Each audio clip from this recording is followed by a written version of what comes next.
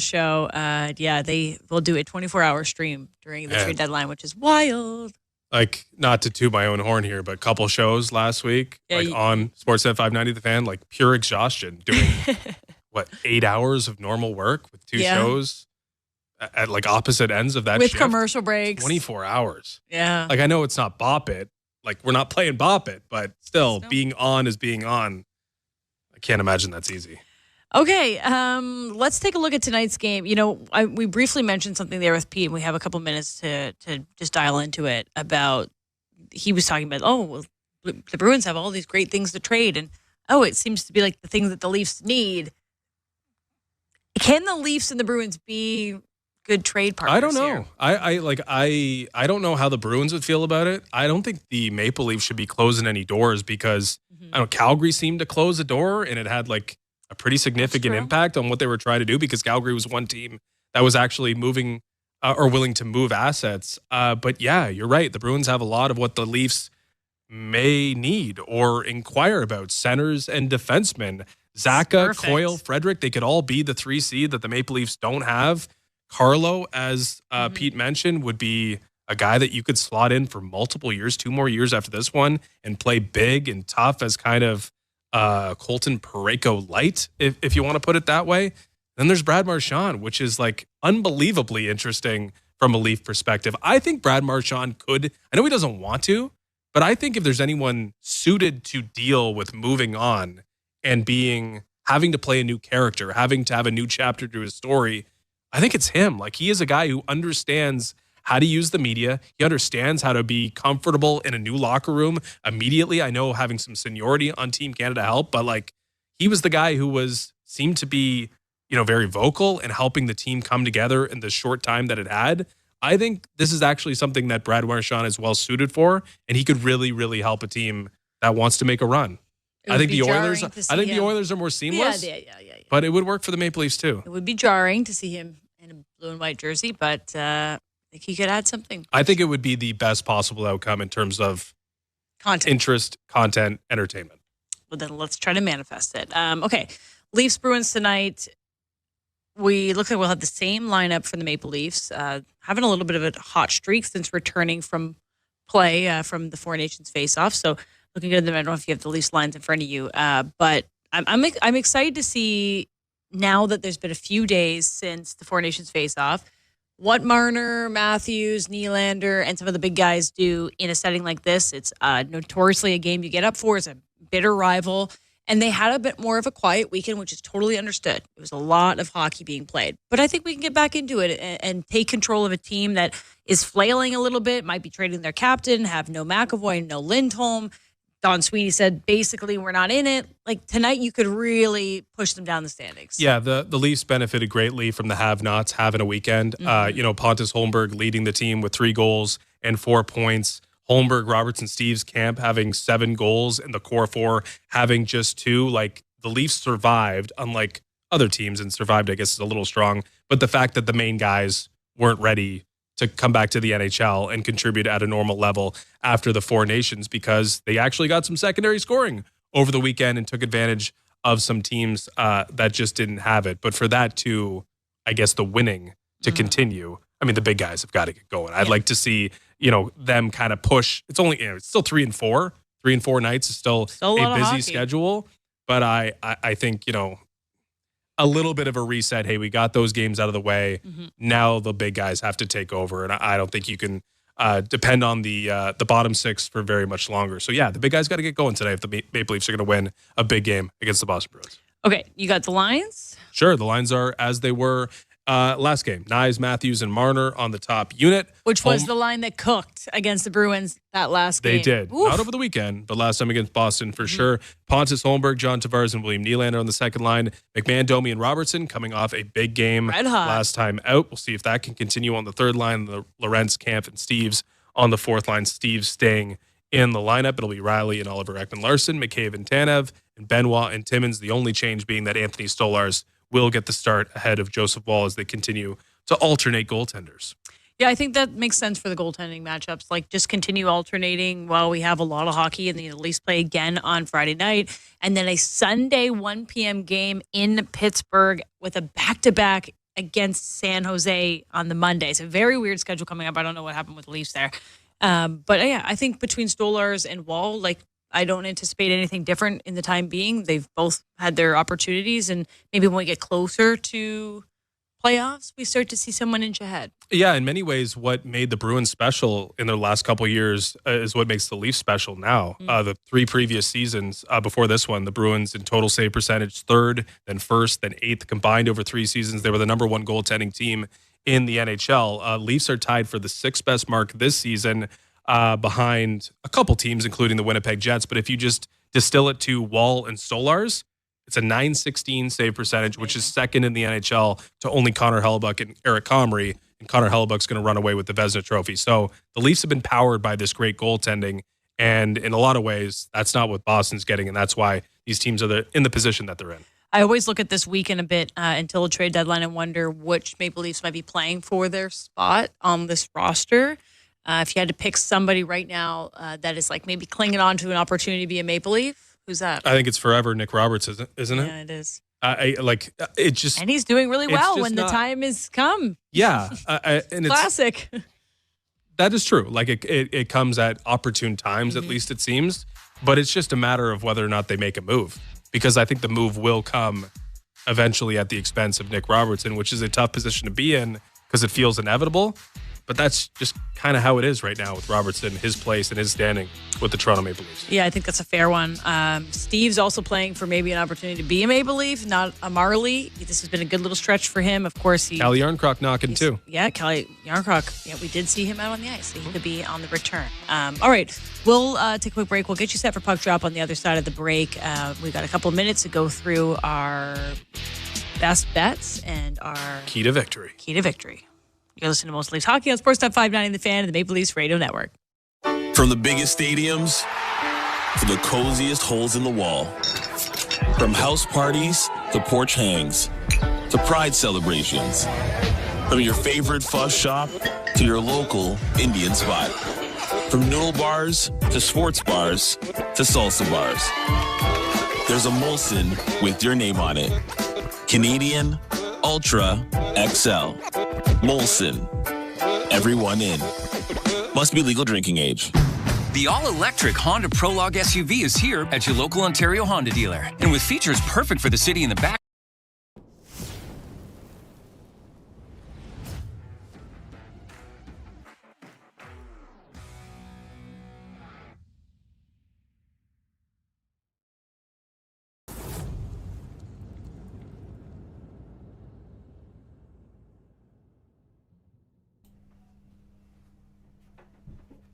What's up, insiders? How we doing tonight? Thank you for hanging out with us, the Leafs and the Bruins, the Celtics and the Raptors. It's going to be a fun night here on Toronto Sports Insider. We're getting ready. The chat is getting fired up. Miss V is ready to chat it up. Big Hawk, Kyle Barclay. Big shout out to everybody here in the chat already as we get things started. Now, don't forget, hit that like button down below, exit out of the chat, hit the like, share this link out. Let's get more hockey fans here to cheer on our buds while we take on the Bruins tonight. As well, please hit that subscribe button and turn on the bell if you're new here. We do all kinds of sports. I'm going to be behind the scenes doing a lot of setup for March Madness and the SickKids Bracket Mania campaign. It's going to be a lot of fun. Go Leafs, go! We'll see you back in the chat. Full-time all-wheel drive and advanced safety systems. Visit your local Subaru dealer today. Hear every note of U2's epic journey, from their post-punk roots in the streets of Dublin to groundbreaking live experiences around the globe. Plus, exclusive commentary from rock's most dynamic band. U2 doesn't have a genre because it's in that discovery of new territory that we come alive. U2 X Radio, Channel 32, and at home with the SiriusXM app on your phone, computer, Alexa, TV, or other internet-connected devices. NHL Morning Skate. I think general managers must sit back in their chairs, Gord, and they must say, okay, if we make a coaching change here, chances are that at least for 10 games, we're more than competitive, and we're probably going to win much more than we lose. Coaches are probably yelling an expletive, right? About, whatever, how that particular trend is going. So you're right. So far, it's like perfect. NHL Morning Skate with Scott Laughlin and Gord Stiller. Weekdays, 7 a.m. Eastern on NHL Network Radio, Sirius XM 91, and the Sirius XM app.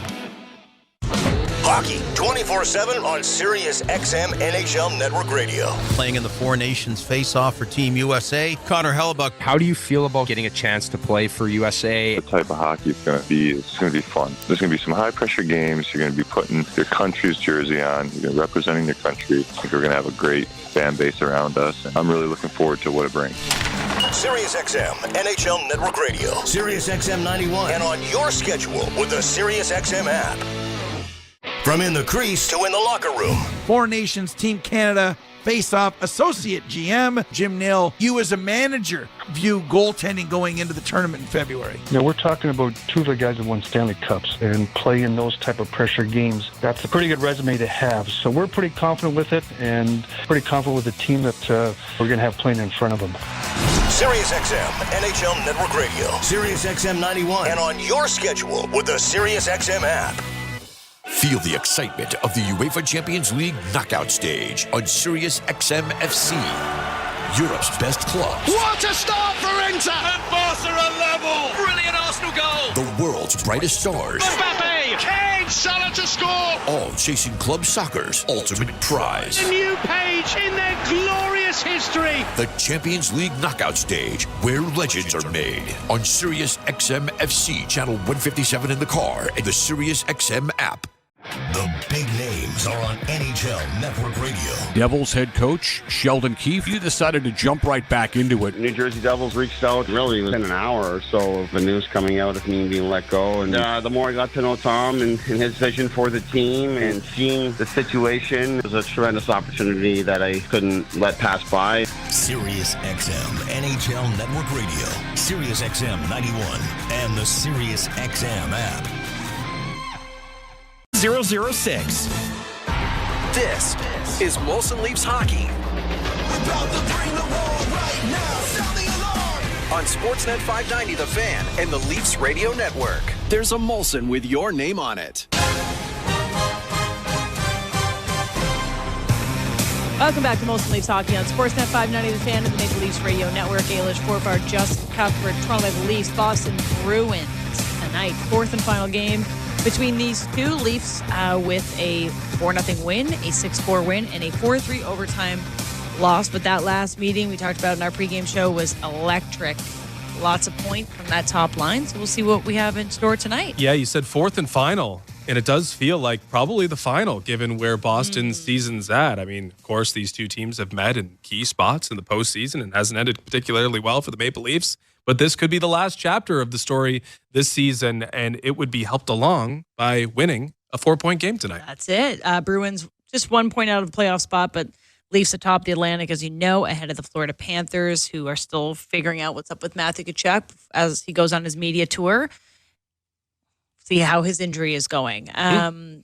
Okay, let's go to your key to victory, Justin. The key to victory is brought to you by your Ontario Honda dealers. Get home ice advantage on every drive with the new Civic Hybrid, proudly made in Ontario. Available now at your Ontario Honda dealers. Yeah, we talked about it a little bit before the break, but the grace period's over. The big guys have to show up. The big guys have to be good again because the have-nots can't carry you through forever. The top line only had a goal in 2 points. You mentioned how good they were last time against Boston, but over the weekend, 2 games, 1 goal combined, 2 points combined. Matthews' goal came into an empty net.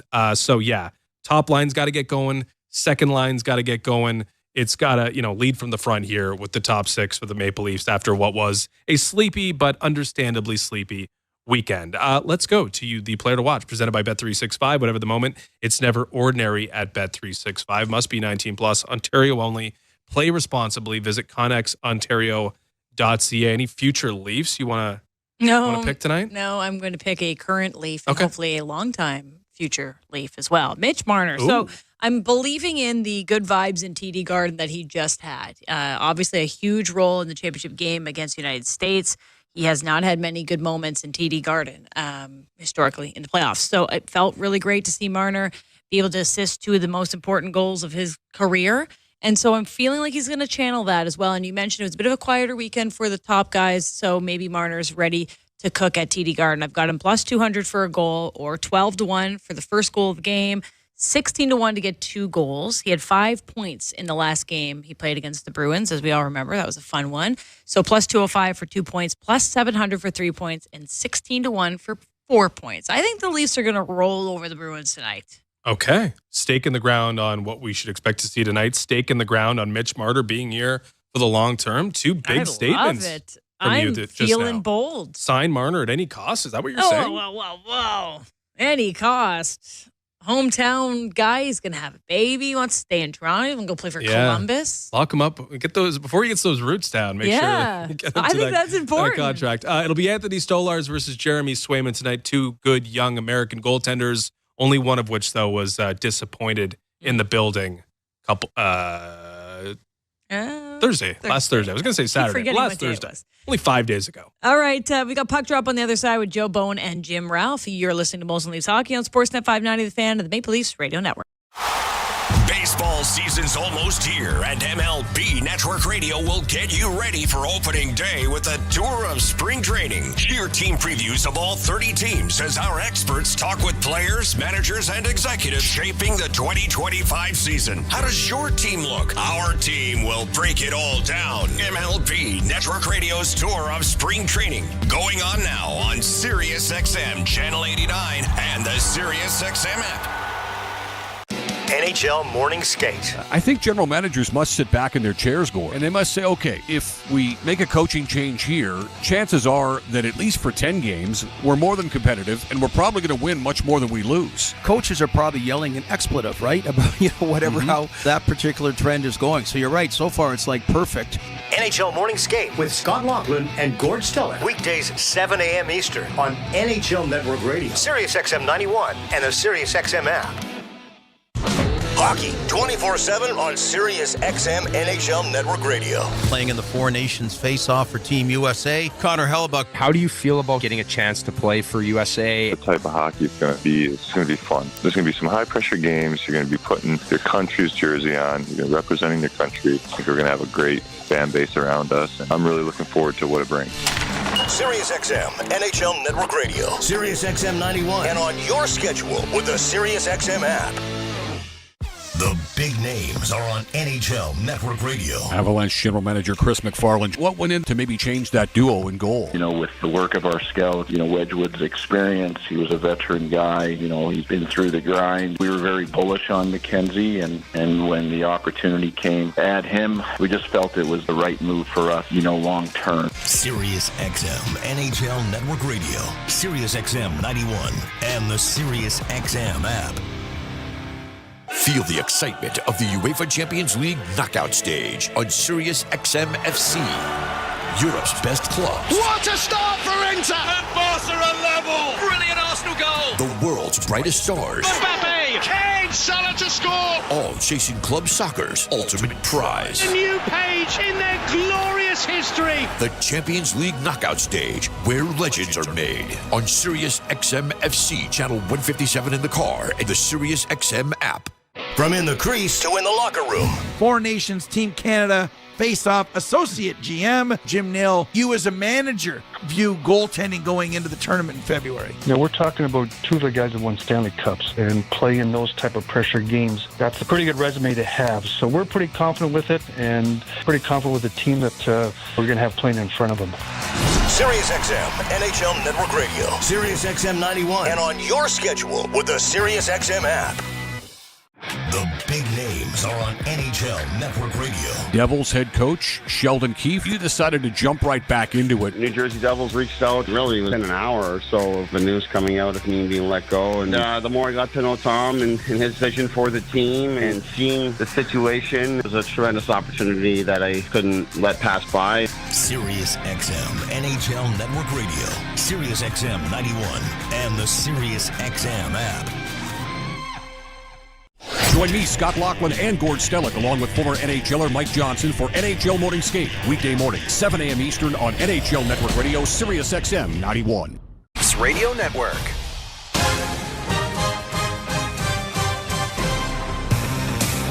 Good morning, Jim Ralph with you as the Leafs are in Boston, continuing this road trip after a big win in Chicago the other night, beating the Blackhawks by a score of 5-2. And the heroes of the Hemp Huts tonight, brought to you by Molson. Molson everyone in. And it will be Anthony Stolarz in goal for Toronto. 11-5-2 with a 2.13 goals against average and a ridiculous 9.28 save percentage. Jeremy Swayman, 18-18-5, 2.98, 8.98 is save percentage.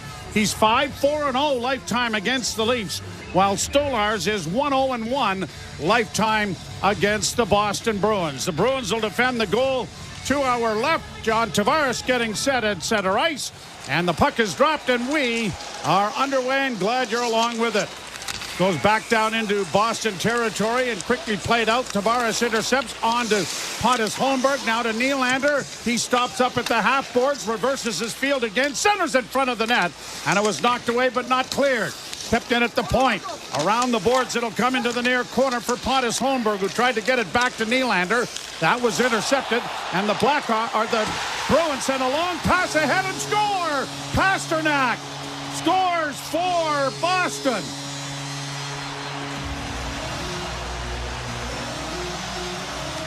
Well, the Leafs shutdown pair of McCabe and Tanev get caught. Morgan Geekie was close to being in behind both defensemen as well. As right after the puck was turned over, the Bruins flew the zone. And it was David Pasternak who absolutely owns the Leafs. And now has continued a point streak up to 15 now. Walking in alone on Anthony Stolarz and just snaps at blocker side. So the Bruins strike early and have a 1-0 lead. Puck back of the Toronto goal. And that was against the Leaf shutdown pair of Tanev and McCabe as the centering pass comes into the goal crease. Taken to safety by Mitch Marner, and he's going to get it elevated into neutral ice. Nyes gets it down into Boston territory. Played up on the wing then by the Bruins through center ice for Coyle. That's broken up at center, and Matthews trying to find Marner, but he couldn't settle a high pass down. Bruins back in their own zone, leading 1-0 on an early goal. Played back into the Toronto end and around the boards. Chipped along, brought out by Domi. Axe gets it down into Boston territory. Played back to the point, kept in there, and a bouncing puck in on goal, kicked away by Swayman. Trying to get to it there was Robertson. He was too well covered, and it's back down into the Toronto end. Played around the boards for Benoit. Benoit gave the puck away. A centering pass. Big save made by Stolarz. The rebound in the front of the net, and it comes back up on the left wing, and Bobby McMahon will get the center and chip it in over the line. Leafs have given up a couple of quality scoring chances already, and one of them is into the back of the net. Lead pass in on Stolarz. He'll play it into the corner. Knifed up on the boards. And we got a whistle here for a hand pass. And the face-off is going to come in the Toronto zone or just outside the blue line. Diving attempt made by McCabe to intercept the pass, but Pasternak, wow, that was close to being offside at the blue line. Now that you get another look at it, wasn't it? Pulls up in time, but how we got, and then it went through Chris Tanev as well. Yep. I think can block shots from 30 feet. Wasn't able to get a piece of one from about 60. Bruins send it down into the Toronto zone. That bounced away from Stolarz. The Leafs are able to get it up on the wing and get it out at center. Play it in over the line. Marner after it into the corner. Gets a hit in there. The puck around the boards on the near side for Camp. Camp has it knocked back. Now it is Steves playing it around the boards. I think I misidentified him as Marner, but it's Steves, 46. Back to the near side, and out come the Bruins out at center ice. And an offside at the Toronto blue line. So it'll come out into neutral ice. I'm not sure what the call was. It didn't look offside, did it? Hey, you and I on offsides are not doing real well. I watched the replay of it 5 times, and I still say it's offside. And I still think the nice goal in Seattle was a high stick. We're talking about the Tavares play at the blue line in Chicago for the empty net goal, where we both were in complete agreement that this was about 6 feet offside, which turned into being onside and the goal counting. Unless they blew it up to show that he pushed it over the line. To me, it looked like he carried it over. We never did get that view on our screen, that's for sure. Bruins back in their own zone, bank it ahead. Pasternak getting it to the line, broken up by Toronto. They'll regroup it back in the Leaf zone. An early 1-0 lead for the Beantowners, who are battling for a playoff spot. Leafs will send it down into Boston territory.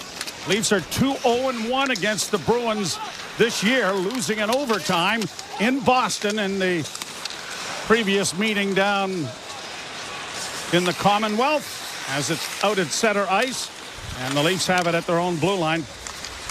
Playing it through center, and Nyes will launch it high in wide of the Boston goal. Back after it is Zadorov. Played into the corner. Matthews trying to free it up. Played it around the boards. The Leaf defense will pinch, but they don't get it back to Marner. And now here the Bruins breaking in against Morgan Riley and Marner. And Marner makes a great play to break it up and sends Matthews back the other way. He's just going to shoot it in, though, at the end of his shift. Witherspoon goes back for it for Boston. Bothered there by McMahon. The Leafs come away with the puck with Robertson working the boards.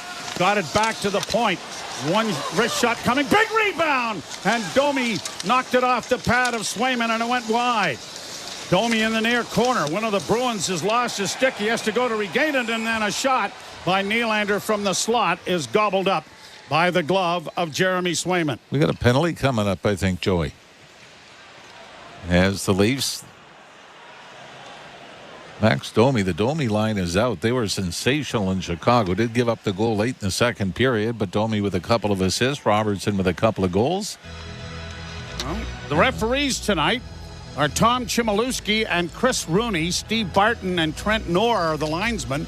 And I think you're right, although we haven't seen or heard any kind of a infraction from the officials. Yep, the Leafs are, in fact, on the power play.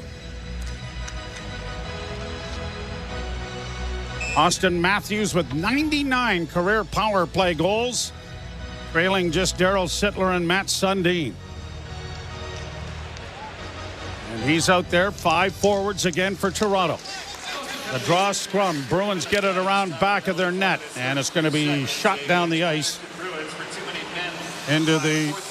Oh, too many men on the ice? Too many men on the ice, okay. Marner dropping the puck back for Nylander. He comes through center. On the left wing for Matthews to Tavares. Back into Matthews. Around the boards it'll go into the corner, and Nyes dropping it back for Willie. Nylander into the far corner. Gets it back to the point. D to D. It'll come over here to Matthews. Back to Marner. Just kept in to Nylander. Closing. And when he tried to make a pass, it was partially blocked. Comes back to the blue line. Marner keeping it alive to Tavares. Now to Nylander. Nylander trying to get in front. Matthews with it on his backhand. Didn't deliver the shot. And the Bruins are going to get it out. And get it out and down the ice. Well, at least fortunate there wasn't a shorthanded break. Bruins were a little gas from the time spent in the offensive zone. Morgan Riley starts out with a minute left to go in the power play. Second unit on, and Robertson is carrying the puck through center. Got it to the line and in on the left wing. Gets it to Bobby McMahon. McMahon playing it back for Robertson. It's intercepted. Bruins break it out at center. Coyle gets it in on the right side for Marchand. Marchand spun around. He'll send it towards the net. It's gloved and thrown aside by Stolarz. Leafs get it up for McMahon. McMahon engaged by Coyle. McMahon dropping it back now, and with some speed coming out of his end is Domi. He'll drop it back for Robertson, and at the blue line, it's whistled down on the offside. You got to watch because Brad Marchand, he holds Bruins records, most overtime goals, 16, and he had the overtime winner, did he not, earlier in the year? Yep. Against the Leafs. Most shorthanded goals in Bruins history at 31. And most goals in the postseason in elimination games. 10. He's a lifetime Bruin. There's all kinds of speculation going on as far as the trade deadline. Would the Bruins move Marchand? Would Marchand want to move from Boston? Some tough decisions have to be made by the teams that aren't in the playoffs at this particular point, whether you're close enough to get in or not. It's a little different this year for the trade deadline, isn't it? There's a lot of teams that are still in the hunt. Well, especially in the East, yeah, a little more separation in the West. Down into the corner for Matthews. Back of the net. 10 seconds left in the power play. Marner against the boards to Matthews. Centering pass. That was tipped by Tavares, but knocked away. And the Bruins, as the penalty box door opens, get it to the Leaf blue line and in. Working wide is Zadorov, but he lost it. The Leafs come away with the puck back of their goal. Nylander. A quick pass. Too far for Riley to reach. Bruins shoot it right back in again around the boards to the far corner.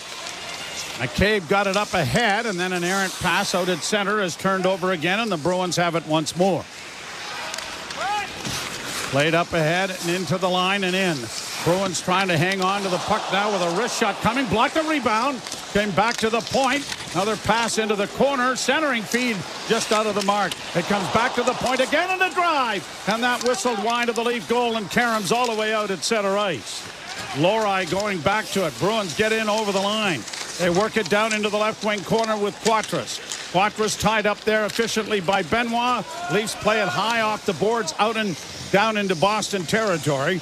12.5 minutes to go in the first period. Bruins on top 1-0 on a Pasternak breakaway goal. And the puck ends up going up into the crowd and out of play. 1-0 in favor of the Boston Bruins. You're listening to Molson Leaf Hockey on Sportsnet 590 The Fan and the Maple Leafs Radio Network. There's never a wrong time to escape to Radio Margaritaville, a channel with songs to put the lime in your coconut and transport you to an island state of mind. With unforgettable Jimmy Buffett music, beach anthems, and concert.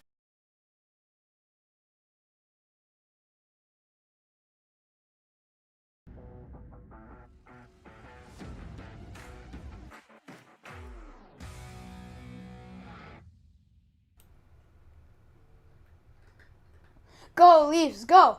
Go Leafs, go! Go Leafs, go!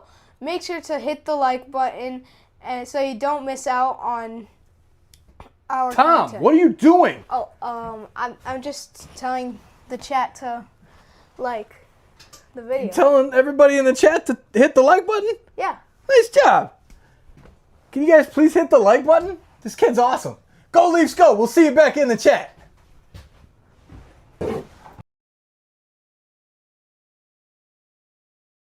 And on your schedule with the SiriusXM app. NHL Morning Skate. I think general managers must sit back in their chairs, Gord, and they must say, okay, if we make a coaching change here, chances are that at least for 10 games, we're more than competitive, and we're probably going to win much more than we lose. Coaches are probably yelling an expletive, right? About, whatever, how that particular trend is going. So you're right. So far, it's like perfect. NHL Morning Skate with Scott Laughlin and Gord Stellick. Weekdays 7 a.m. Eastern on NHL Network Radio, SiriusXM 91, and the SiriusXM app. Radio Network. First period brought to you by Bet365. Whatever the moment, it's never ordinary at Bet365. Must be 19 plus. Ontario only. Play responsibly. Visit connexontario.ca. Kind of an amazing stat from the last 4 games. And that goes back to the Seattle game, Seattle and Vancouver before the break. Leafs have scored 15 goals with 12 different players during that stretch. And of the 12 that have scored, only 2 of them have multi-goals, and that's Pontus Holmberg with 3 and Nick Robertson with 2. Wow. Even the defense have 4 goals, which have outscored the top 4. The Robertson family had a big night the other night. 5 goals in total. Sent down into the Toronto zone. Bruins come up with it in the near corner, back to the point, kept in on the backhand, down along the boards. It goes around back of the net. Timmins in pursuit, trying to get there away from Kostelic. And now it's into the near corner, and a collision in there ensues as it comes up on the wing for Bobby McMahon, but he doesn't clear it. And now it is pushed to the right wing side, and Robertson has it there. He'll send it back. Oliver Ekman-Larsson brings it out at center. He hits the line on the left wing side, sends a long, easy shot in on goal that is gloved by Swayman. And he will hold for a face-off coming in the Boston zone. As a result, 11:32 to play in the first period. It's Pasternak from Lohrei and Zacha. The opening goal that came 29 seconds into the first period. Yeah, Leafs just haven't been sharp. Even on the power play, did not generate much. Although since 2011, when Boston won their last cup, they missed the playoffs twice and gone to the finals twice. So missing the playoffs again will be only the third time since 2011 if they can't get in right behind Ottawa and Detroit. And Columbus. Boy, Columbus just want to be the best story of the league. It has to be. Absolutely. Played around back of the net. Centering pass. Tavares couldn't get his stick on it, especially with the Goodrow situation and everything else in Columbus. My goodness. Back to the point, kept in by Riley. Goes D to Tavares in the slot. His wrist shot was blocked. Now Tavares to Nylander. Nylander tried to get it back to the point. Does. Now a wrist shot doesn't make it through the crowd in front. Nylander knocking down a pass. Gets it off to Riley. Back to Willie, but it bounced over his stick. And the Bruins are going to get it out at center with one man back. 3 Bruins across the blue line. A pass in front. Shot blockered away nicely there by Stolars. Back to the point. It comes to the near side. Lohrei with a shot. That stopped. The rebound goes around back of the net. Lohrei playing it back to Marchand. His shot was well wide. It comes to Carlo at the left point.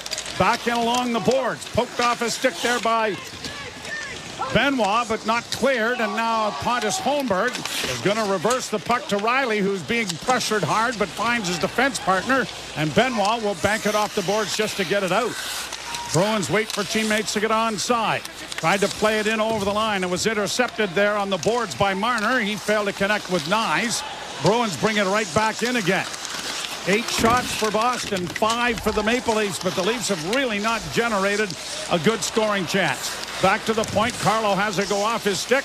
Marner is able to free it up. Got it back off the skates of Matthews and got it out at center ice. Bruins have to clear as there was a delayed offside, but Toronto gets it ahead, and here's Austin Matthews coming to center. Matthews to the line, way offside on the right wing.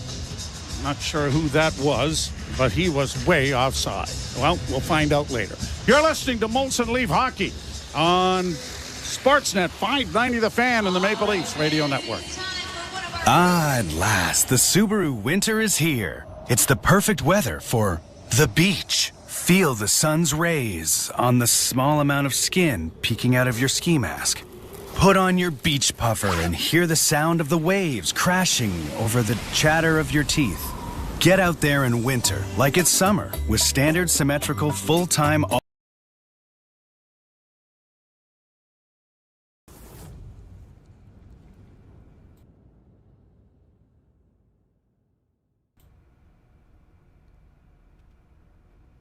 What's up, insiders? Thanks for hanging out with us tonight for the Maple Leafs game. Now's the time of the show for you to let us know in the chat where you're watching from.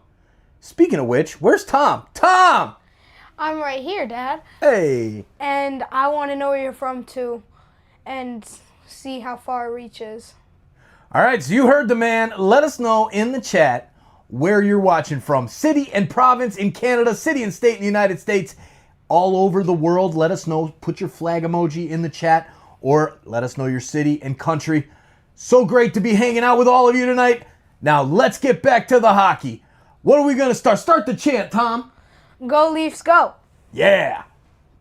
$1,000 loyalty bonus. OAC conditions apply. Range based on combined city and highway. Bonus available when you lease or finance through HFS at a standard rate. See HondaOntario.com. You're listening to Toronto Maple Leafs hockey.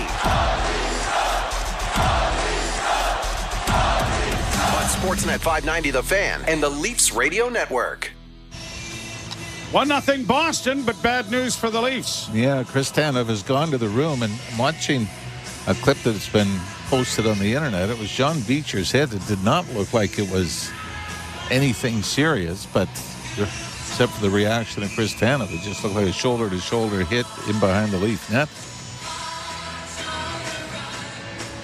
Face off outside the Boston blue line. 9:45 to play in the first period. 1-0 Boston. does it always seem if you lose a defenseman, it's in the first period? Yeah. Okay. Just so you can play with 5 the rest of the way, right? Yeah. Bruins win the face-off. Pass was blocked by David Camp. Camp gets it again and gets it in deep. Steves will go into the forecheck. Played around the boards. It's going to be trapped at the blue line, sent towards the front of the net, but it caroms into the left wing corner. Camp and Steves in there. Steves is bowled over from behind. Puck goes around to the far side. He'll get after it in the far corner. Lorenz unable to reach it. The Bruins will play it around to the near side, and pinching down there is McCabe to get it back of the net. David Camp off a skate, and the Bruins come away with it. They'll get it to center and down into the left wing boards.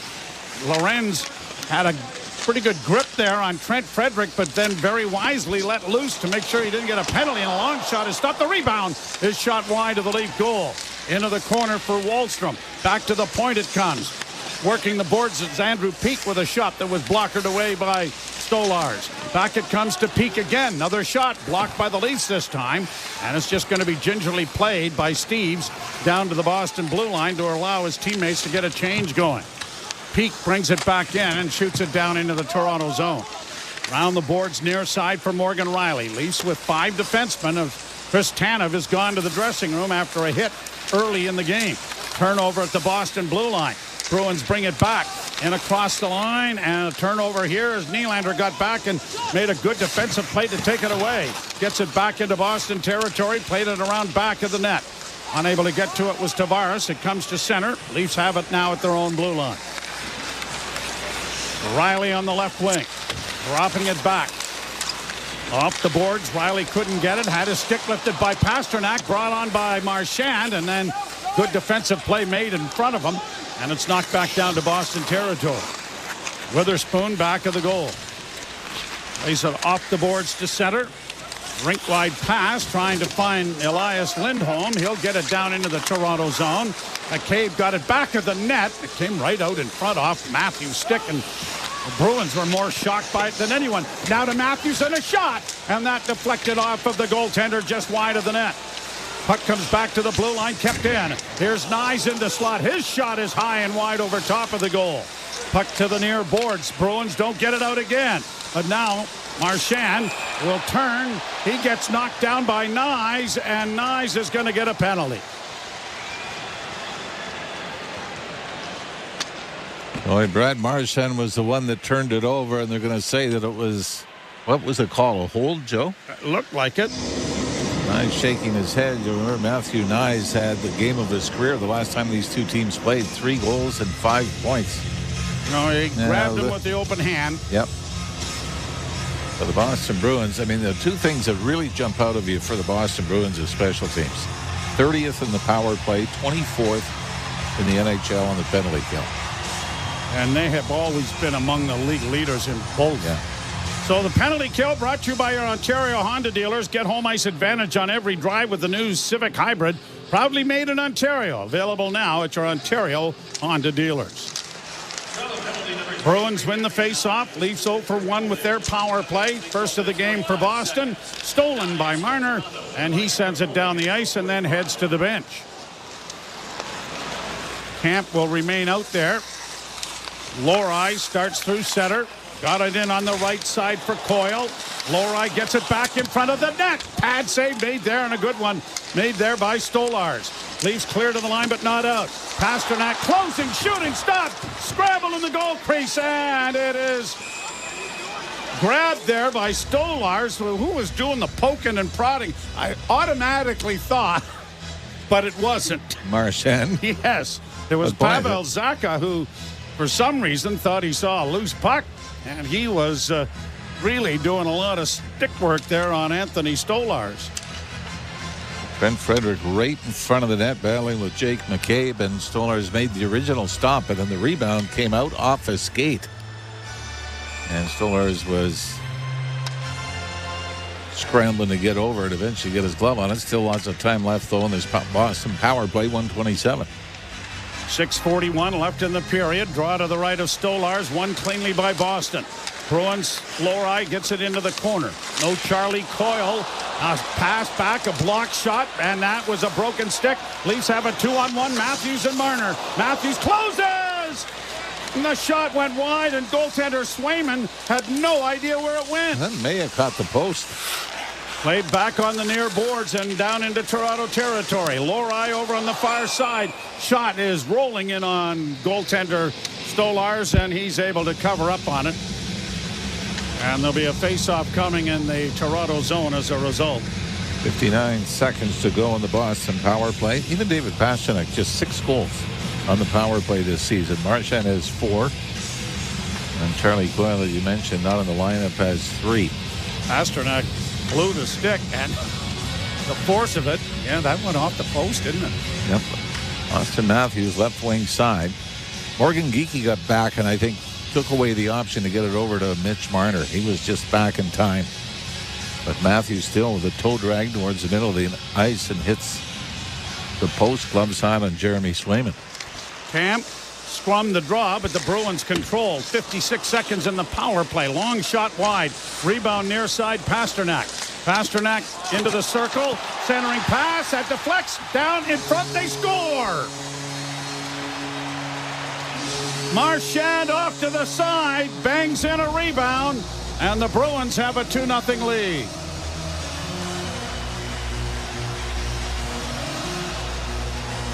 But not a lot of sharpness at either end of the ice from the Leafs. And, not unlike their game Sunday against Chicago, where they seem slow to react to everything. And here, it's a fortunate break. Shot comes off a skate, hits Jake McCabe in the face, and then drops down onto the stick of Brad Marchand, who just stuffs it between the pads of Anthony Stolarz. Actually, Stolarz kicks out his right pad after it hit McCabe and then kicked it right onto the stick of Marchand, who put it in. 21st of the year for Marchand on the power play. That's number 5 in that department. And the Leafs have dug themselves a hole, 2-0. Bruins with the attack again. Shot from the blue line, deflects wide of the net. Riley back of the goal, flipping it ahead for Nylander. He turns the puck over, but gets it freed up then. And it is Tavares turning in his own zone. Timmins goes around back of the net. And they're getting a change of players going for Toronto. And Timmins makes a long outlet pass that is intercepted and then shot right back into the Toronto zone. Hit into the corner, and a centering pass goes off a skate. McMahon will punch it out at center, but not get any further. Bruins bank it back to the blue line and in over the line. Benoit takes his man out efficiently. Puck back of the net with a good hit there by Cole Kopke. It goes into the corner, off the boards and back towards the blue line. Bruins with it again, but they have it knocked away. And Domi working down the left wing, breaking in on goal. Was he hooked? No, says the official. Puck comes back to the point. No, yes, it was hooked. The back official has his arm up, and now the call is being made.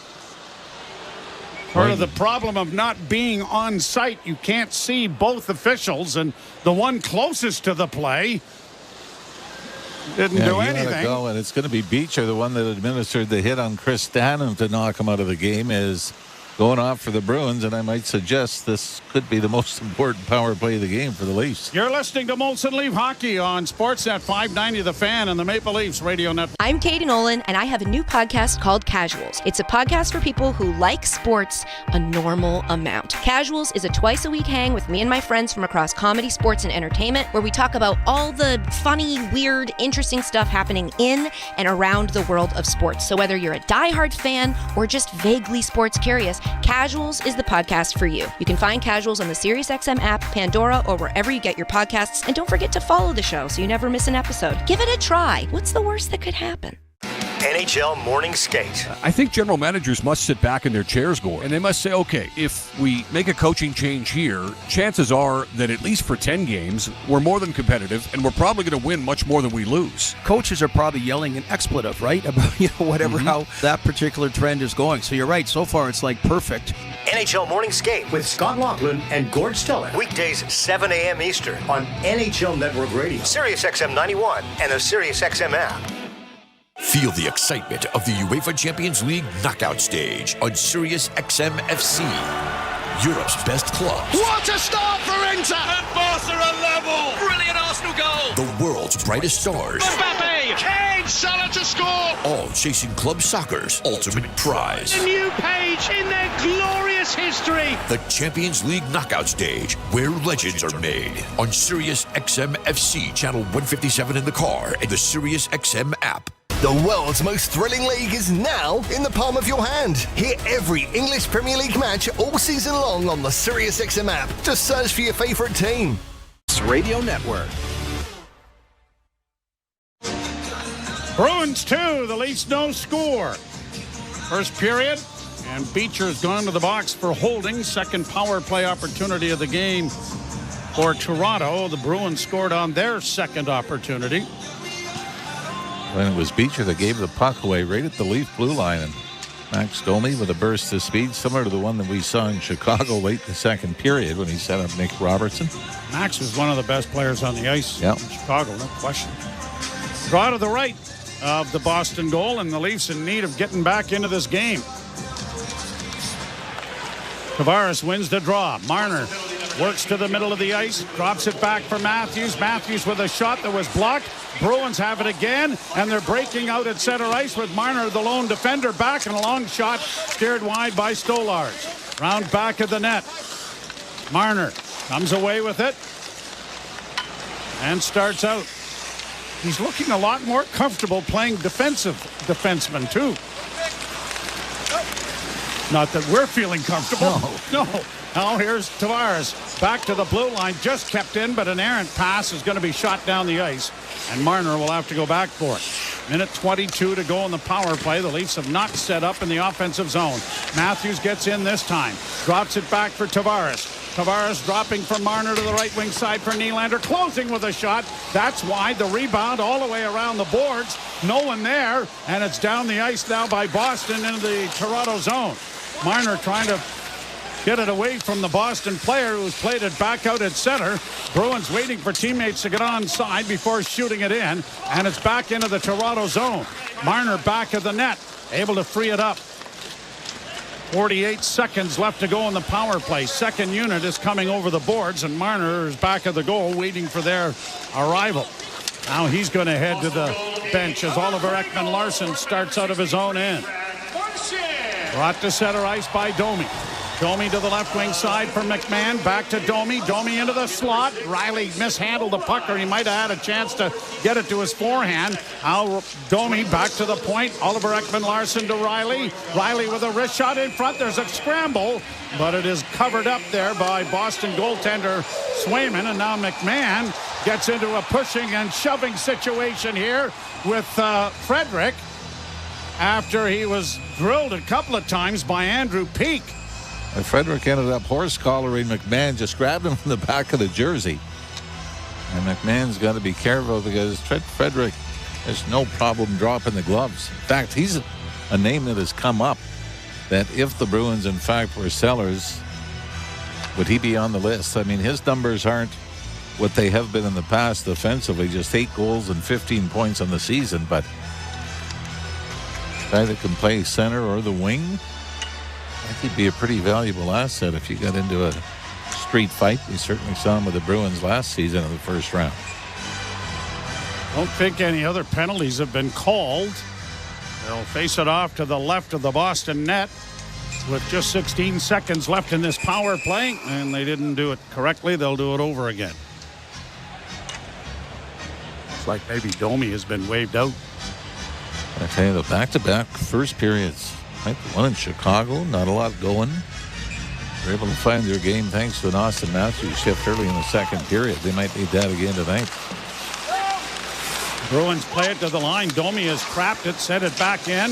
McMahon curls out of the corner, banks it back to the point. Riley can't send it to the net. Got it to Domi. Centering pass at front, didn't reach its intended receiver. I don't know if it rolled off the stick or whether the Bruin player got just enough to slow it up. But a Leaf was right in front of the net. And the puck never reached him. Now Camp, penalty has expired. In across the line, Camp rings the boards with it. Round back of the net, a hit there by Lorenz. Pins it up against the boards right behind the Boston goal. They continue to fight for it as it does come free. Geekie trying to get it ahead and gets it out at center ice with 2 minutes and 4 seconds left to go in the period. Brought in by Alex Steeves. Steeves into the left wing corner. Steeves plays it around the boards to the far side. Kept alive there by Camp. Steeves got it freed up to go into the near corner off the stick of Lorenz. Lorenz has a man in front but didn't see him and now gets the shot away and it deflected wide. Steeves was all alone behind everyone and Lorenz couldn't get it to him. Bouncing puck in on goal. Camp trying to center and it's intercepted. He had Swayman swimming as it's brought back now by Boston. Pasternak unable to get around a defense, but then the Leafs, Steeves lost an edge. Leafs are able to get it out and into neutral ice. Leafs are changing. Bruins after it in the corner with Marchand. Marchand had it knocked away there by Pontus Holmberg. Tavares gets it out. Pass on the near wing for Connor Timmins. He'll play it in over the line. Glove down there nicely by Peak and got it out at center. Nylander backhanding it right back in. Minute to go in the period. On the boards now for Tavares. Tavares working around back of the net. Tavares holds up. Nylander takes the puck and gets around back of the goal to the near corner. Works back to the point. Drops it off now for Oliver Ekman-Larsson. Down into the corner for Timmins. Centering pass. Tavares was there, but it was knocked away into the corner. And the Bruins will get it to the line and out. Coyle trying to get it the rest of the way, and he does, into Toronto territory. OEL starting back up ice. Makes a move to the right wing side and gains the zone. Into the corner. Tried to center. Got it back off his skate to Nyes. Nyes plays into an empty corner. No one there to get to it. Bruins have played it out and down the ice. Leafs are going to get no icing. Good hustle by Boston to deny it. For the Leafs might have had at least a face-off with 12 seconds. And then a shot stopped by Stolarz on a play right at the side of the net. And time will run out. Wow, almost 3-0 here, but Anthony Stolarz comes up big. Well, again, just lack of attention to detail, right? Not being hard on pucks. Boston on a very simple play dumps it in, but boy, Stolarz just robs Morgan Geekie, who is wide open to his left. Hit him in the mask, I think, the first time, and and then dove over and got his glove on it the second time. And the third opportunity hit the side of the goal, right at the goal post. So Geekie is 0 for 3 on pretty good scoring chance. When shots on goal in the first, they've got it at 15-7 for the Bruins, and the Leafs have the extra power play. 15-7, indeed. Well, it is a 2-0 Boston lead, and we'll step aside and have Ailish Forfar and Justin Cuthbert join us after this commercial break. You're listening to Molson Leaf Hockey on Sportsnet 590 The Fan and the Maple Leafs Radio Network. I'm Alex Cooper from Call Her Daddy. I have 2 brand new exclusive channels right here on SiriusXM. First, there's Unwell Music, fun, feel-good music for the girls.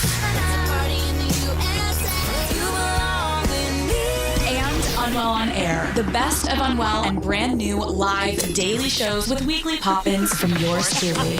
Unwell Music on Channel 3 and Unwell on Air on the SiriusXM app. NHL Morning Skate. I think general managers must sit back in their chairs, Gord, and they must say, okay, if we make a coaching change here, chances are that at least for 10 games, we're more than competitive, and we're probably going to win much more than we lose. Coaches are probably yelling an expletive, right? About, whatever, how that particular trend is going. So you're right. So far, it's like perfect. NHL Morning Skate with Scott Laughlin and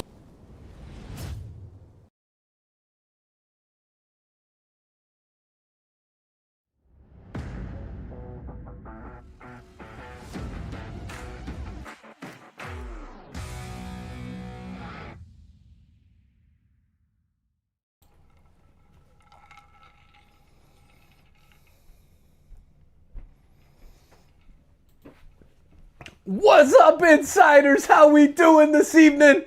Oh man, what is going on? This Boston takeover thing we're letting the Bruins have a couple, just make them feel good.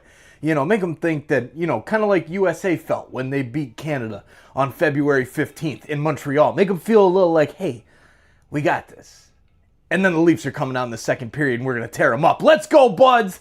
I just got my Christmas present. Look at my new cup. I don't need to use. We're working on some new TSI cups as well. But I've got this awesome We the North Raptors cup. Oh, yeah. This is awesome. Just got it as well. I got a new hat. Oh, yeah. Let us know in the chat who you think is going to score for our Maple Leafs in the second period, because we are going to tie this game up real soon. Wayne Johnson, Edson Leal, B-Man, Denny Rodriguez, Brad Smith, Richard Fewer, Owen Redmond. Oh my goodness, there is all of the OG insiders are in the house. Got my new Leafs cap here. Can we see it? Look at that. I don't even know what side the logo is on here. But yeah, that's pretty good. I like that. As well. Look at this. We got, all right, there you go. Matthew Zadomi says, Mark Duffney. I love it. Mark Duffney, good to see you, man. Get that wave going. All right, I got a little clearance item here on Fanatics. Oh, yeah. We're ready for March Madness, ladies and gentlemen. That's really loud and annoying. But there you go. No name. I'll get my own name put on here at some point. But apparently it's reversible, and that's why it was so cheap. So if anybody wants to go on Fanatics, maybe I should put the link in the description for this jersey. It's on clearance right now. It's really, really cheap. So, because I don't like spending money on jerseys. I think it's crazy expensive. Usually they charge, the ticket price on this thing was $200 American. $200 for a piece of cloth? Anyways, that's not why we're here. We're here to hang out and talk Toronto Maple Leafs hockey. What are we good? We got to get something going here. They're looking okay. I've got the game on upstairs at the couch, and I'm working on building another couple PCs to get ready here for March Madness and our Sick Kids campaign. And the Buds don't look horrible right now. So I think we're going to be okay in this one. We're just giving them that lead. Let's just give them a little bit of a lead here and make them feel good. Let Brad Marchand get, thinking he's something cool since I talked nice about him for the Canada game. And then we'll go, we'll come back and score some goals here in the second and the third. All right, I love it. I get mine blank too, says Brad Smith. Cheers, Brad Smith. That's the way to do it. You can put your own name and stuff. But we'll go to Maple Leaf, the store there at the ACC, and we'll get the jersey put on the back. TSI Mike. How about that? All right.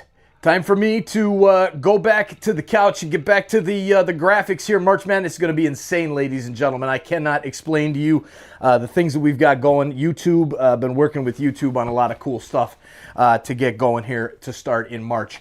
Go Leafs, go! Next time you see me, I'm going to be wearing this bad boy instead of the TSI hoodie. We've got some new merch coming. New website coming real soon. www.torontosportsinsider.com. Only up from here, ladies and gentlemen. Cheers on our way to 100K. We the North. We the North. Raptors are hanging in there against the Celtics tonight, too. Doing better than the Leafs right now. Back to the intermission report. We'll see you in the second intermission. Being down 2-0. They had 2 power plays in the period to the one that Boston had, but Boston actually cashed on the period. You said it was a rough period all around. It was most rough for the shutdown pairing of Jake McCabe and Chris Tanev. Chris Tanev didn't finish the period, banged up on a hit from John Beecher. And then on the second goal, after the sliding McCabe couldn't knock down the Lurai pass, he has a puck deflect off his face and bounce right to Brad Marchand to bang in the second goal and the 21st of the season for Marchand. So it was a pretty bad period, insult to injury in a lot of ways. Maple Leafs have a lot of work to do over the final 40 minutes. Yeah, the nightmare starts, not just the scoreboard, as I alluded to, but yeah, the Chris Tanev injury could be tough. I'm no doctor, but that hit looked like he, was kind of laboring a little bit, hip, shoulder, or something. It was a good hit from Beecher, and you could just see he was already going to the bench, looking like he was hobbling, and then went straight to the locker room after sitting there for a little bit. You can't even imagine what Tanev not being available for the Leafs would mean to this team. I mean, a good thing is the trade deadline's down the road, but I don't know. There's something very irreplaceable about the way he plays, especially him and McCabe, and you felt it right away when his presence isn't in the lineup. You just can't have Chris Tanev getting hurt at this point because he's been one of the brightest stars for the Leafs. Yeah, and it's going to be scrambly with 5 defensemen, but it feels more scrambly without the guy who is the shutdown guy, the stabilizing force back there. You're, mixing and matching pairings, and Simone Benoit's had a bit of a rough go of late, and Connor Timmins might be a little banged up himself, and that third pairing is not installing much confidence. So, yeah, it's kind of scramble mode, and you're already chasing the game. So, yeah, lots to dig out of in terms of the hole that you find yourself in after 20 minutes. I will say the best part of that period was Anthony Stolarz for the Leafs. He, specifically at the very end of the period, he made 3 point-blank saves on Geekie that were all unbelievable, just at the side of the net. Glove save, pad save, neck save, and it with the dying seconds of the period, and there's just no urgency of the Leafs to come get Geekie. They let him have 3 shots before anyone really got in his way. A lot of watching, a lot of stick checking from afar, and just because the period was close to ending doesn't mean it ended, and he could have scored another one, and it would have been a 3-0 lead going into the first period. So a lot of credit to Stolarz for standing on his head multiple times that period. Yeah, Leafs got to get going. We're now 7 periods into the return from the Four Nations face-off. It feels very sloppy. It does not feel like they're in a rhythm, and I guess that could be considered not excusable, but understandable. But, when is the point where that's not excusable anymore? Yeah, they got to settle in back into this regular season. We saw kind of nothing offensively from the top guys again, and we mentioned how little they were able to produce offensively over the weekend with the lower the players of lower importance really leading the charge offensively. You got to start taking over shifts one by one here if you're the top 6. Tavares, there was a lot of rest, and you got to get the motor going again. Same goes with William Nylander, who did not play in that emotional game on Thursday night. And then Matthews and Marner I don't think we can talk about what happened last week anymore. This team's got to refocus and get itself going here in Boston. All right, a 2-0 lead for the Bruins after 20. We'll take a quick break. We'll come back with the Out-Town scoreboard, get you set for the second period. You're listening to Molson Leafs Hockey on Sportsnet 590, The Fan, and the Maple Leafs Radio Network. From the biggest stadiums to the coziest holes in the wall.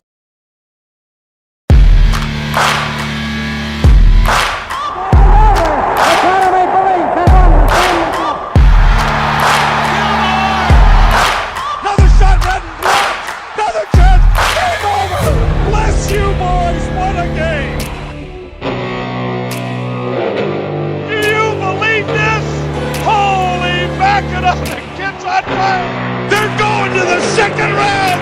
Do you believe this? Holy Mackinac! Point taken. 2-0 Toronto.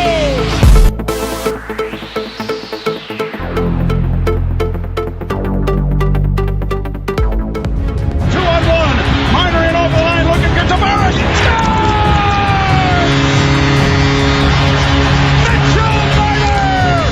Thank you for finding us. Thank you for sharing out the link and bringing more hockey fans to our awesome community here on TSI. And let's get back to the hockey. Go Leafs, go! Let's tear them up. Get him on his stick. Score! Changing the world, one insider at a time. We'll see you in the chat. And holy Mackinac, go Leafs, go.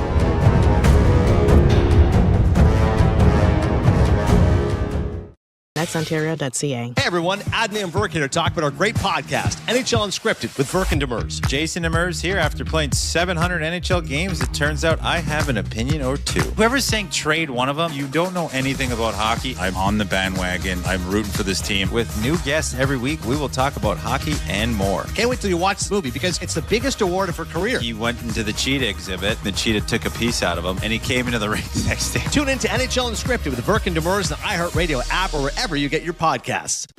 The all-electric Honda Prologue SUV is here at your local Ontario Honda dealer. And with features perfect for the city and the backcountry, like all-wheel drive for tougher winter roads and a range up to 450 kilometers on a full charge, you may think Honda made an electric SUV just for Ontario. Get up to a $12,000 Honda bonus on all remaining 2024 Prologue models. Plus, qualified Honda owners get an additional $2,000 loyalty bonus. OAC conditions apply. Range based on combined city and highway. Bonus available when you lease or finance through HFS at a standard rate. See HondaOntario.com. Heard of Uline? You know, the have-it-all in stock, ready-to-deliver shipping and industrial supply specialists. the company that does things for you that are unheard of, like keeping 41,000 items in stock in our own warehouses. With customer service reps on the line to get you what you need when you need it 24/7, 365 every time. Maybe you heard it here first. Want to hear more? Visit uline.ca. ULINE, your shipping and industrial supply specialists. You're listening to Toronto Maple Leafs hockey on Sportsnet 590 The Fan and the Leafs Radio Network.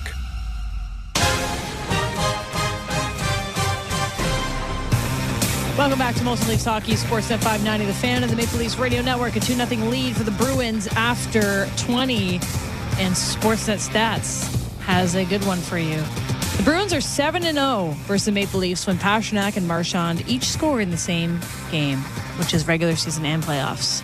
And that just happened, my friends. So maybe we end the streak tonight. Yeah, it happened very quickly in the span of 20 minutes. A sloppy 20 minutes for the Maple Leafs. Yeah, I mean, that makes sense. When those two guys get going, it means good things are happening for the Boston Bruins, and that's something Leaf fans know a lot about, unfortunately. But we're 9 days away from the trade deadline, right? If my math is correct, is something of that sort.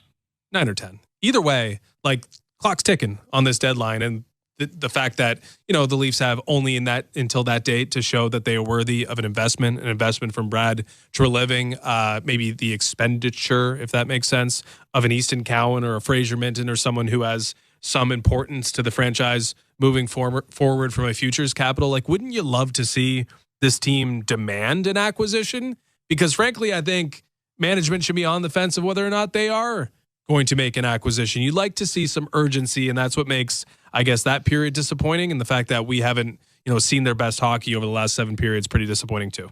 Okay, we got to get a NHL scoreboard in before we take a break. The NHL scoreboard is presented by Bet365. Whatever the moment, it's never ordinary. Bet365 must be 19 plus. Ontario only. Play responsibly. Visit ConnexOntario.ca. It is a busy night in the NHL. My scoreboard is not loading as I'd like it to be. I can get it for you. But I'm going to get it right here. Sorry. I have it. Do you want it? I got it. I can do it. The Blue Jackets are up 2-1 on the Dallas Stars. That's just starting the second period. It's 2-0 early. Flames leading the Washington Capitals. Montreal Canadiens have a 2-0 lead over the Hurricanes. It's 1-0 Ducks over the Sabres. End of one. Also end of one. Flyers with a 2-0 lead over the Penguins. Oilers and Lightning knotted at 0 about 10 minutes into that game. Rangers up 2-1 on the Islanders. And still to come tonight, 4 games. Seattle and St. Louis, Detroit and Minnesota, Florida, Nashville, and Chicago and Utah will serve as the nightcap. Yeah, I don't know what's going on here, NHL.com. You got to load those scores for me. Get the Sportsnet app, bro. That's what saved me. That's right. Honestly, that is what saved me. Way to go, Sportsnet. Okay, folks, it is a 2-0 lead for the Boston Bruins after 20 minutes. Jim Ralph and Joe Bowen will have the call of the second period next. You're listening to Molson Leafs Hockey on Sportsnet 590 The Fan and the Maple Leafs Radio Network. I'm Katie Nolan, and I have a new podcast called Casuals. It's a podcast for people who like sports a normal amount. Casuals is a twice-a-week hang with me and my friends from across comedy, sports, and entertainment, where we talk about all the funny, weird, interesting stuff happening in and around the world of sports. So whether you're a diehard fan or just vaguely sports curious, Casuals is the podcast for you. You can find Casuals on the SiriusXM app, Pandora, or wherever you get your podcasts. And don't forget to follow the show so you never miss an episode. Give it a try. What's the worst that could happen? NHL Morning Skate. I think general managers must sit back in their chairs, Gore, and they must say, okay, if we make a coaching change here, chances are that at least for 10 games, we're more than competitive, and we're probably going to win much more than we lose. Coaches are probably yelling an expletive, right? About, whatever, how that particular trend is going. So you're right. So far, it's perfect. NHL Morning Skate with Scott Laughlin and Gord Stellick. Weekdays, 7 a.m. Eastern on NHL Network Radio, SiriusXM 91, and the SiriusXM app. Feel the excitement of the UEFA Champions League knockout stage on SiriusXM FC. Europe's best clubs. What a start for Inter! And Barca are level! Brilliant Arsenal goal! The world's brightest stars. Mbappe! Kane! Salah to score! All chasing club soccer's ultimate prize. A new page in their glorious history. The Champions League knockout stage, where legends are made. On SiriusXM FC, channel 157 in the car, and the SiriusXM app. Join me, Gord Stellick, and Scott Laughlin as we recap the night that was on NHL Morning Skate, weekday mornings at 7 a.m. Eastern on NHL Network Radio, SiriusXM 91. the biggest names in the game. Trying to get behind Ristolainen, walks in, put it between his legs, shoots it, score! NHL play-by-play on SiriusXM.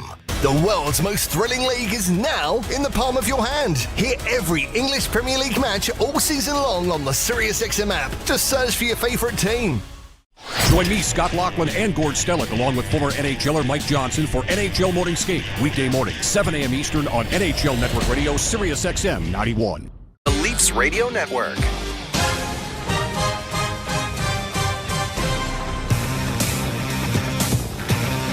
Big period for the Bruins and, bordering on disastrous for the Maple Leafs. They're down 2-0. Pastrnak and Marchand scoring the goals. Pastrnak with an assist. Lorei with a pair of assists on the 2 goals. And that bad news turns to worse when you consider that Chris Tanev left the game early in the period. We've not had a wide shot of the Leaf bench to see if Tanev is back. So we can't tell you whether he is, but I doubt very strongly that he is going to return. He played, 49 seconds of ice time in the first period? Yep, 2 shifts. So the Leafs to the left and the Bruins to the right as it's chipped down into Boston territory. Yeah, Leafs PR just tweeted he will not return. All right, very good. Played out at center ice, up on the left wing for Pastrnak. Got it over the line. Tavares is there. Plays it back now for McCabe. McCabe to his new defense partner, which is Benoit, and Benoit carries to the line and in. He goes to the front of the net. The puck goes around back of the net, and now Benoit is trapped, and the Bruins are breaking 3 abreast at center. Across the line, Pastrnak, and Benoit got back in time to take it away from him. Played high to the near boards, but Robertson couldn't come up with it. Oliver Ekman-Larsson's pass hits a skate, and it's Marchand driving the net. Taken to the boards efficiently there by Morgan Rielly and knocked down. Although it looked like Marchand had a pretty good grab on Rielly's arm as he dragged him down to the ice. Puck back in along the boards. Rielly playing it around DeWall to the near side. No one there. And Marchand trying to keep it in, but it comes out into the neutral zone. Shot in by OEL, and into the zone it goes. Out of the net came Swayman. Played it up on the wing. Chipped by Matthews deeper, but it is now played off the boards by Boston. And Timmins is able to keep it in momentarily. Nyes working along the boards. Puck comes free. Here's Domi back to the point. Just kept in by Timmins. Returns the favor. Saucered back. One-timer to the front of the net. And it was deflected over top of the goal. And a high stick making contact here. And there'll be a face-off coming outside the blue line, I believe. How about this for David Pastrnak against Toronto? 32 games now. This is his 32nd game regular season against the Leafs. 23rd goal, 43rd point. Well, it seems like anybody, if it was Ovechkin, Malkin, Crosby. Boy, which, when you look at those careers, are doing it against more teams than just one. Yes, they are. But Pastrnak has enjoyed playing against Toronto. Flipped into the Toronto zone. Back of the net. Losing it almost there was Stolarz, but it's played around on the boards. Cleared back in around back of the net, and Ekman-Larsson gets it up on the left wing. Long lead pass, well out of the reach of Domi. Goes to the Boston blue line, and they'll get it out into neutral ice. The linesman got taken down. Played by the Bruins back into Toronto territory. Rielly plays it around the boards. Took a bit of a hit. Got the puck out at center, but it's a high stick that's making contact with it. Oliver Ekman-Larsson steps into Matthew Poitras. Poitras has got a sweater full of Oliver Ekman-Larsson, and now Ekman-Larsson back over on the other side has someone else to chew on, and that is Witherspoon. Things starting to heat up a little bit here. I got a cross-checking penalty coming up, but who's it going on? Is it going to be Domi? Or was it Poitras who went over and kind of gave Ekman-Larsson the shot after the fact? No, he still haven't said anything. Domi might have had the first cross-check, but then Poitras goes right after Ekman-Larsson after that and gives him a shot. And And it looks like it's Max who's going to the penalty box. Boy, out of all that, that's a penalty. Wow. And the Boston Bruins can like Craig Berube's on the Leaf bench shaking his head. So this will be the second power play opportunity for the Bruins. Penalty kill brought to you by our Ontario Honda dealers. Get home ice advantage on every drive with the new Civic Hybrid, proudly made in Ontario, available now at your Ontario Honda dealers. Boston power play was 1 for 11 in the 4 games coming into this one. Bruins win the face-off and control the puck. A shot deflects to the near side, and that was blocked on a good play in front of the net by McCabe. Comes back to the point. Onto the right wing side, looking for Pasternak on the near boards. Didn't reach him. He'll get it again on the near half wall. Trying to get away there from Marner. Carries down into the corner. Back of the net for Marchand on the right wing side, and it's intercepted and shot out and down the ice by Toronto. Bruins go back to recover the puck. Lori getting it ahead on the right wing. Almost intercepted and then stolen by Steven Lorenz. He's going to play it deeper into his own zone to allow a teammate to shoot it down the ice now. Minute 15 to go in the power play. Leafs penalty kill this season is 14th in the National Hockey League. But they gave up a goal in the first period. In across the line comes Boston. Along the boards, far side, Lindholm. Tried to play it around the boards. It'll come to the near side. Kept alive there on the near boards by Witherspoon. Now back over on the far wing it goes. Trying to get a pass back. Good stick there. Intercepted but not cleared by Toronto. Lowry keeps it alive. Bruins down low. A centering pass made by Marchand is intercepted. Leafs play it around the boards, but Pasternak is there to keep it in. Got it freed up for Elias Lindholm. Lindholm has it knocked away. 3 Leafs are trying to clear it, and they finally do. And it's down the ice with 28 seconds left in the penalty.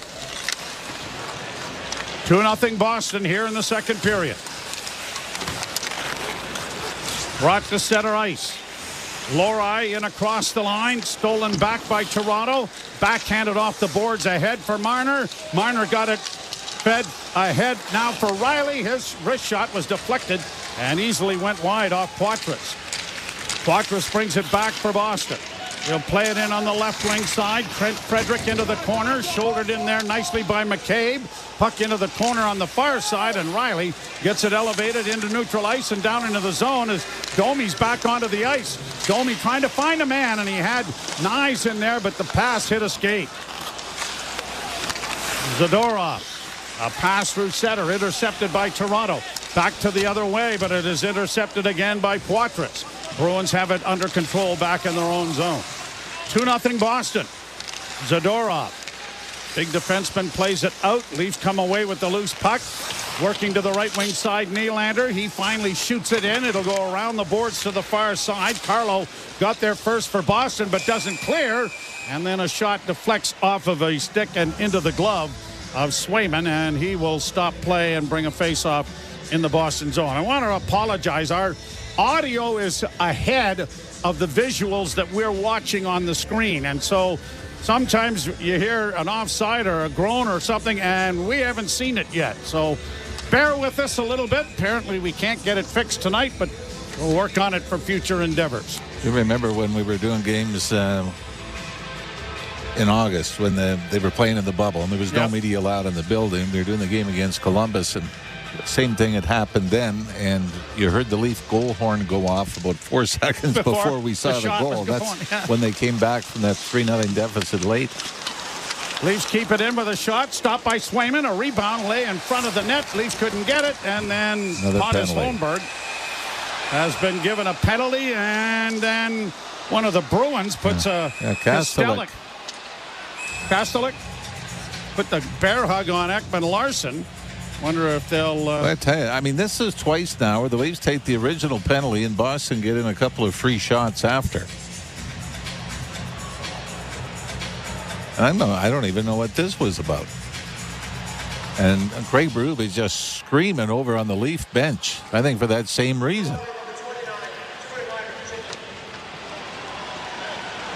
So Holmberg is going to pick up the tripping penalty, but again, I think Craig Berube's hand. How many free shots do you get after the whistle?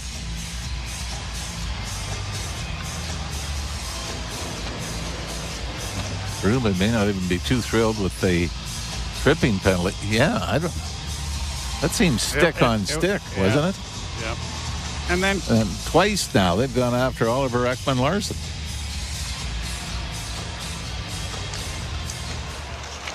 Well, a shot deflects over top of the Leaf goal off a face-off win by Boston. Benoit rings the boards, but it is trapped on the far side by Pasternak. Pasternak to the top of the circle with a shot. That stopped. There was a big rebound. Leafs trying to get it off the boards. Marner was tripped, but he got it ahead to Matthews, who can't get in. This has got to be a penalty. Yeah.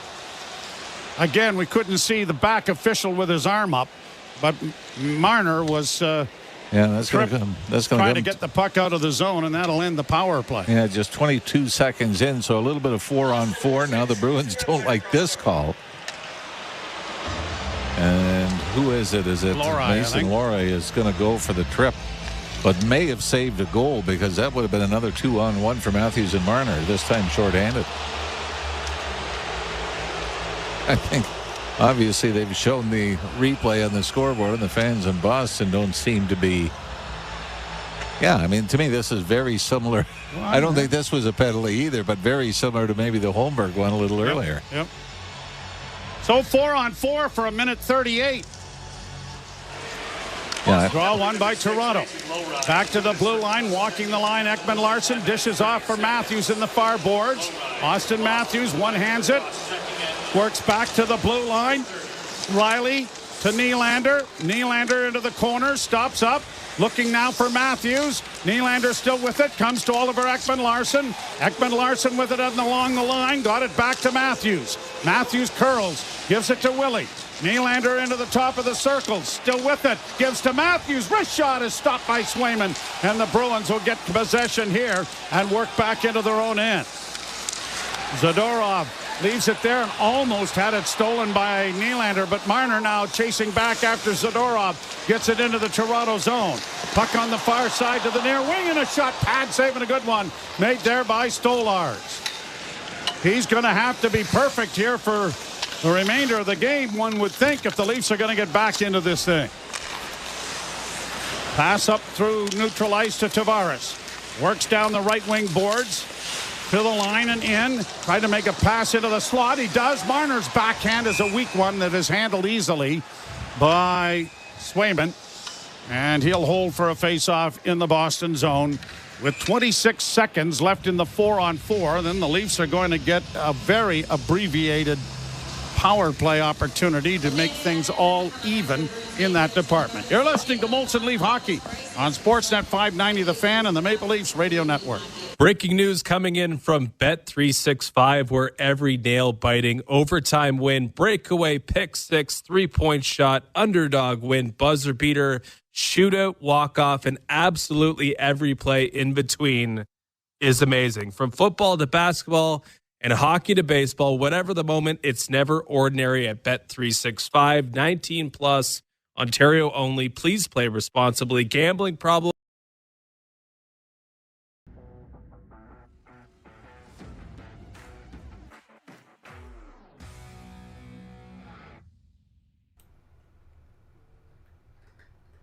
Go Leafs, go! Go Leafs, go! Go Leafs, go! Make sure to hit the like button and so you don't miss out on our content. What are you doing? Oh, I'm just telling the chat to like the video. You're telling everybody in the chat to hit the like button? Yeah. Nice job. Can you guys please hit the like button? This kid's awesome. Go Leafs, go! We'll see you back in the chat. 1,000 items in stock in our own warehouses. With customer service reps on the line to get you what you need, when you need it, 24/7, 365, every time. Maybe you heard it here first. Want to hear more? Visit uline.ca. ULINE, your shipping and industrial supply specialists. You're listening to Toronto Maple Leafs hockey. He scores! 5-hole goal! On Sportsnet 590 The Fan and the Leafs Radio Network. Leafs trail 2-0 to the Boston Bruins. The Leafs have won 10 of 11 games against teams out of the playoffs, which would include the Boston Bruins at this particular point, which is a reflection, I think, on what has transpired as far as the coaching staff is concerned. Well, that hasn't been the norm, right? Was it last year? The year before, it would have been the difference between first place and second place had they been 5 games better against teams out of the playoffs. So, and that's right now. That's the difference as to why they are in first place. Leafs turn the puck over, get it into the Boston zone. Back to the blue line it comes. Played along the boards, a saucered pass in front looking for Tavares that didn't materialize. Nylander couldn't reach it either. And the Bruins are able to break it out at center ice. To the line and in on the right side. Stolen back by Toronto. Pushed ahead by Tavares. Given off now on the right side for Nylander, who gains the zone. Left wing side, Tavares. Bad angle to shoot and centering pass. And Nylander couldn't make contact. Kept in at the blue line then by Pontus Holmberg, who fanned on his shoot in. And the Bruins are taking advantage of that to shoot it down the ice. Stolarz does a nice little fake. He handles the puck extraordinarily well. One of the real good skills he has. Brought to the line and in by Toronto, but off the stick, and it's going to be brought out at center ice. Bruins turn. Brought in now by Mason Lohrei in across the line and into the Toronto zone. Puck along the boards, far side. Marner gets it to Timmins. Timmins with a rink-wide pass off the skate of Matthews down into Boston territory. Matthews rubs out his man on the boards as Peak was taken there. Timmins is able to get a loose puck. Back of the net, too far for Matthews to handle. Kept in at the blue line and around the boards. It'll come to Timmins to the near side. Back it goes to Marner. Quickly over on the left wing side. Gets it back again. Wrist shot coming in traffic. Didn't make it through. And if it did, it went off a body and went wide. Kept alive now by Bobby McMahon. Back to the blue line. Benoit looking for a return pass. Trying to get it. No, it's deflected and it's going to come out at center ice as McCabe couldn't reach it. Now the Leafs bring it back in with Marner. Into the slot for Domi. Trying to load up a wrist shot, but it was partially blocked. And the Bruins are going to get it out at center and send it down into the Toronto end. And Benoit stands into one of the Bruins along the boards right at the Toronto bench. Pass ahead at center for Toronto to Robertson. His wrist shot was off the mark wide. Kept in at the blue line by Toronto's OEL. Back into the corner for Domi. Back to the point. That was blocked. Its centering pass was chipped back into the corner. Leafs get there with Robertson. Robertson trying to come out, going to the net with it. And it bounced off a side and went over top of the goal. Good effort there by Nick Robertson to drive the net with that. Leafs get it up on the wing, and now Toronto with Robertson pushes it on.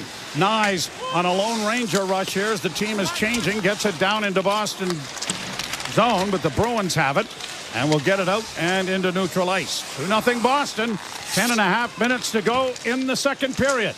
Leafs in across the line. Left wing side, back of the net. And it's knocked away from its intended receiver, and the Bruins break it out at center ice. Brought on by Kopke, who gets it down into the Toronto zone. Played around the boards on the far side. Marchand back to the point. A shot. Good save made, and a penalty coming here against somebody. And it appears to be the Maple Leafs. I think it's going to be Steven Lorenz, maybe with a cross-check or interference is going to be the call. And again, Craig Berube very unimpressed. This was the point shot was coming, and a Bruin went down face first in front of Stolarz. McCabe getting the penalty, I believe. I thought I heard 22. I thought it was Steven Lorenz was in the vicinity as well. Yeah. Oh yeah, this is called drawing the penalty. Go to the net, and as soon as there's contact, go down, and the referees say, "Yep, that's enough." Kostelek got drilled by Benoit and then punched him, but there was no penalty call there. And Kostelek trying to coax Benoit into something extra. Bruins with their third or fourth power play. Win the draw. Get it down low. Centering pass. Big save. Rebound. Scores. Geeky off to the side. And Stolarz couldn't get across. And the Bruins own a 3-0 lead and have scored 2 power play goals. The 30th best power play in the league has scored 2 power play goals.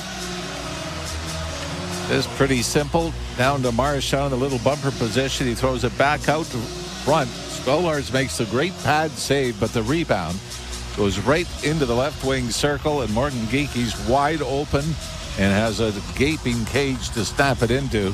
And the Leafs are in big trouble here halfway through the game. Exactly halfway through. 10-minute mark of the period for the power play goal, and Geekie has his 19th as well as his 3rd on the man advantage. And a centering pass stolen. Oh, what a chance that was. As the Leafs made a bad error in their own end. Nylander gets across the line and in. Leafs with a shot that is deflected off the blocker of Swayman, and it's going to carry him all the way out at center ice, and Pasternak sends it down into the Toronto end. Banked off the boards, and it ends up going into the Boston bench. Swayman made a difficult save tonight. I can't remember. No. One? No, I wouldn't think so. No, it's 21-11 favoring the Bruins. You're listening to Molson Leaf Hockey on Sportsnet 590 The Fan and the Maple Leafs Radio Network. MLB Network Radio gets you ready for opening day with a tour of spring training. The best time of the year. Hear interviews with all-stars. This is Mookie Betts. I'm Adley Rashman. I'm Aaron Judge. And insights and analysis of all 30 clubs. The biggest thing here in spring camp is there's a different aura. Offensively, this guy is just a machine. Talk baseball with our experts on Channel 89 in the car. And listen to your favorite.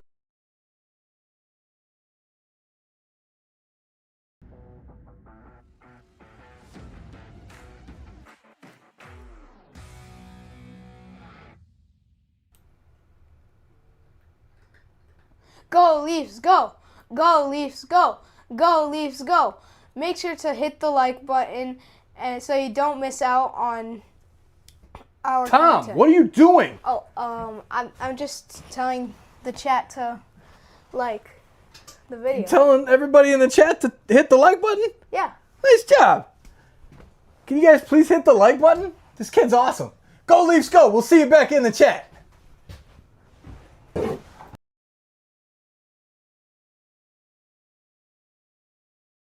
That's a pretty good resume to have. So we're pretty confident with it and pretty confident with the team that we're going to have playing in front of them. SiriusXM NHL Network Radio, SiriusXM 91, and on your schedule with the SiriusXM app. The world's most thrilling league is now in the palm of your hand. Hear every English Premier League match all season long on the SiriusXM app. Just search for your favorite team. Leafs Radio Network. Leafs trail 3-0 to the Boston Bruins. Last regular season win for the Leafs in Boston almost 3 years ago, March 29th, 2022. And it has been the little shop of horrors, hasn't it? Well, certainly. How many game sevens in the 2003, 4? Yeah. Draw one by Toronto, played off the boards to center. Leafs get it down into Boston territory. Lorenz in with a hit to try and spin the puck free. It comes back to the blue line and out. Now trying to work it back in was David Camp. And it is grabbed off by the Leafs in the center ice area. Lorenz will get it back in over the line. Lindholm and Marchand assisting on the Geekie goal.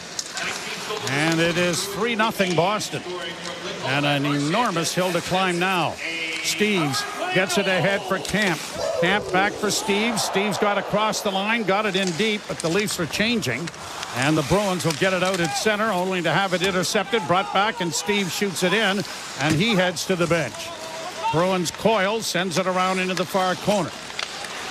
Now they'll regroup it back of their own goal, and the Bruins get it out and to the Leaf blue line. Marchand turning, swings it around back of the net. Morgan Riley tied up his man. Domi trying to help out, but gives it away. Puck goes back in to the far corner, and the Leafs trying to get it up the boards, but aren't having any luck with it as Oliver Ekman-Larsson couldn't get it there. Centering pass for Coyle. Got away from the Domi check. Plays it around back of the net. Witherspoon couldn't help him out. It comes back to the point, though. Zadorov with a shot that's blocked. Grabbed off by Coyle. Back to Zadorov. Shot in front of the net, but it was easily blocked by Riley, who gets it out. And Nyes will get it the rest of the way down into Boston territory. Gets a bit of a rub in there on Zadorov. Got the pass in front of the net. Matthews was coming late, but never did get the puck on his stick. Bruins send it back into the Toronto end. If you've joined us late, Chris Tanev left the game after 49 seconds of ice time that he had in the first period.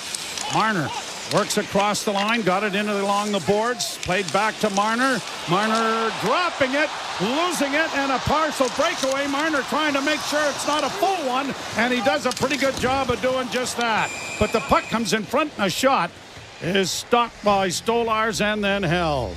Well, it's been that kind of night, hasn't it?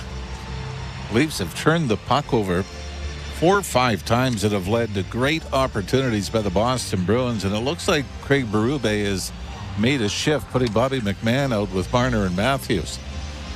Marner trying to do a little drop pass to Connor Timmins, and he was in no man's land. Yeah, really. the wrong guy was swimming around in behind him, that being Pasternak, but Marner made a great effort to get back and disrupt him just enough to deny really a decent scoring chance.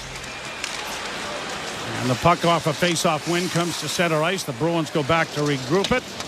And they'll flip it in as Zacha gets it into the area back of the Toronto goal. Snapped around the boards to the line, but not out by the goaltender. Kept alive now by Boston. A pass to the near side. Pasternak a shot. That was deflected wide as Tavares got tangled up in front of the net with one of the Bruins. And now Nylander gets the puck out at center, and Tavares will push it off to Morgan Rielly. Rielly into the left wing corner for Tavares. Tavares stops up. Looks to find Willie, but it went off his stick and away down into the near corner. They return the favor. Nylander coming out with it. Got it in front, but Tavares was being screened out of the play there and really never did get his stick on it as the Bruins send it back into Toronto territory.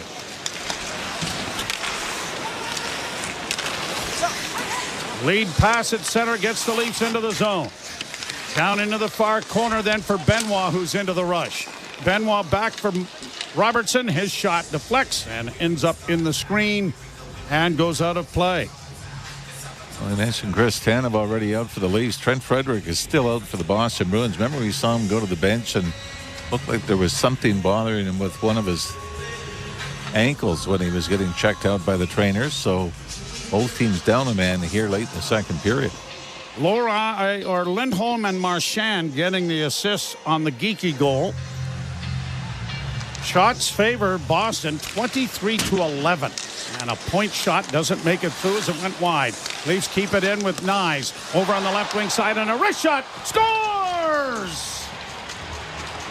Morgan Rielly coming off the left wing.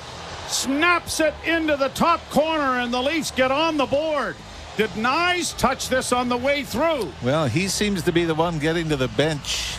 No, it's Morgan Rielly. Yeah, Nyes is right behind him. Morgan Rielly, who last scored the final game before the break in Vancouver. That was late in the second period to make it 1-1. And this may have bounced in off Wotherspoon. The Boston defenseman, Nick Robertson, was there. Did that glance off somebody? It seemed like a pretty harmless looking shot from the top of the left wing circle. That beat Swayman far side glove side, but I think that might have bounced in off his own man. 499 points for Morgan Rielly in his career. He trails only Thomas Kaberle 520 and Boreas Salming 768. And Rielly gets his 7th goal of the season. And the Leafs at least are back into it. Domi knocking his man down. Oh, if they're going to give Domi a penalty for this, wow. With everything else that's gone on. Yeah, I'm having now Domi is incensed, and I'm sure if we get a look at Craig Berube, he's going to feel the same way. Boy, this is a number of marginal calls, and what happens is what you've let go. I think that's the disappointing part, but Bruins again could get back to a 3-goal lead here. You're listening to Molson Leaf Hockey on Sportsnet 590 The Fan and the Maple Leafs Radio Network. Ah, at last, the Subaru winter is here. It's the perfect weather for the beach. Feel the sun's rays on the small amount of skin peeking out of your ski mask. Put on your beach puffer and hear the sound of the waves crashing over the chatter of your teeth. Get out there in winter like it's summer with standard symmetrical full-time all-wheel drive and advanced safety systems. Visit your local Subaru dealer today. Breaking news coming in from Bet365. Must be 19 or older. Ontario only. Please play responsibly. If you or someone you know has concerns about gambling, visit connectsontario.ca. The all-electric Honda Prologue SUV is here at your local Ontario Honda dealer. And with features perfect for the city and the backcountry, like all-wheel drive for tougher winter roads and a range up to 450 kilometers on a full charge, you may think Honda made an electric SUV just for Ontario. Get up to a $12,000 Honda bonus on all remaining 2024 Prologue models. Plus, qualified Honda owners get an additional $2,000 loyalty bonus. OAC conditions apply. Range based on combined city and highway. Bonus available when you lease or finance through HFS at a standard rate. See HondaOntario.com. You're listening to Toronto Maple Leafs hockey. Holy mackerel, what a move! On Sportsnet 590 The Fan and the Leafs Radio Network. Fifth power play of the game coming for Boston. Max Domi knocking down Poitras, and then a heated discussion between Chris Rooney and Craig Berube, the lead coach. I know we get the replays, but this is an awful call. Both players go to the boards, especially when we've already seen it. How many times has Oliver Ekman-Larsson been punched in the face or grabbed around the throat? So a big kill here for the Maple Leafs if they entertain getting back into the game. Bruins win the faceoff. On the right wing side, and a shot goes down into the corner for Marchand. Marchand to Pasternak. Pasternak, far half boards, gets it back into the slot for Lindholm. Lindholm to Pasternak again. Back to the point. Here's Lohrei. Had it knocked away. Breakaway opportunity for the Maple Leafs. Steven Lorenz. Camp is with them. Shoots. That is stopped by Swayman. And he holds on. Boy, Lorenz did have the option of trying to go to Camp, but Camp was really too close to him, wasn't he? Both left-handed shots, and Camp ended up on the right side. And this is after Mason Lohrei simply fans on it from the point. And the Leafs take off. I mean, I think he makes the right play, right? You got to get it to the net. If you make that pass and if it's picked off or intercepted, you're in big trouble going back the other way. But, boy, what a great opportunity for the Leafs to get back to within one on the Bruins here. Yeah. The other thing was Camp was coming down the right wing as a left-handed shot. Yeah. Had he been a right-handed shot, you're going to get another 2 feet to work with there at least, right? With the pass, but I think you're right. Get the puck on the net. So the Bruins dodge a bullet there, and the Leafs fail to get within one. Shot down into the Toronto zone. Stolarz couldn't trap it. Comes back to the blue line and out at center ice. And here's Marner breaking along with Matthews. Marner closing in with a pass in front. And Swayman got a right pad in the way, and now Marchand breaking the other way, 2-on-1. Good defensive play made by the Leafs. Timmins to deflect the pass. Bruins keep it alive. Working the power play now, and the Leafs have had 2 good short-handed opportunities. Marchand loses the puck to Marner. Marner starts back up ice. Marner to center.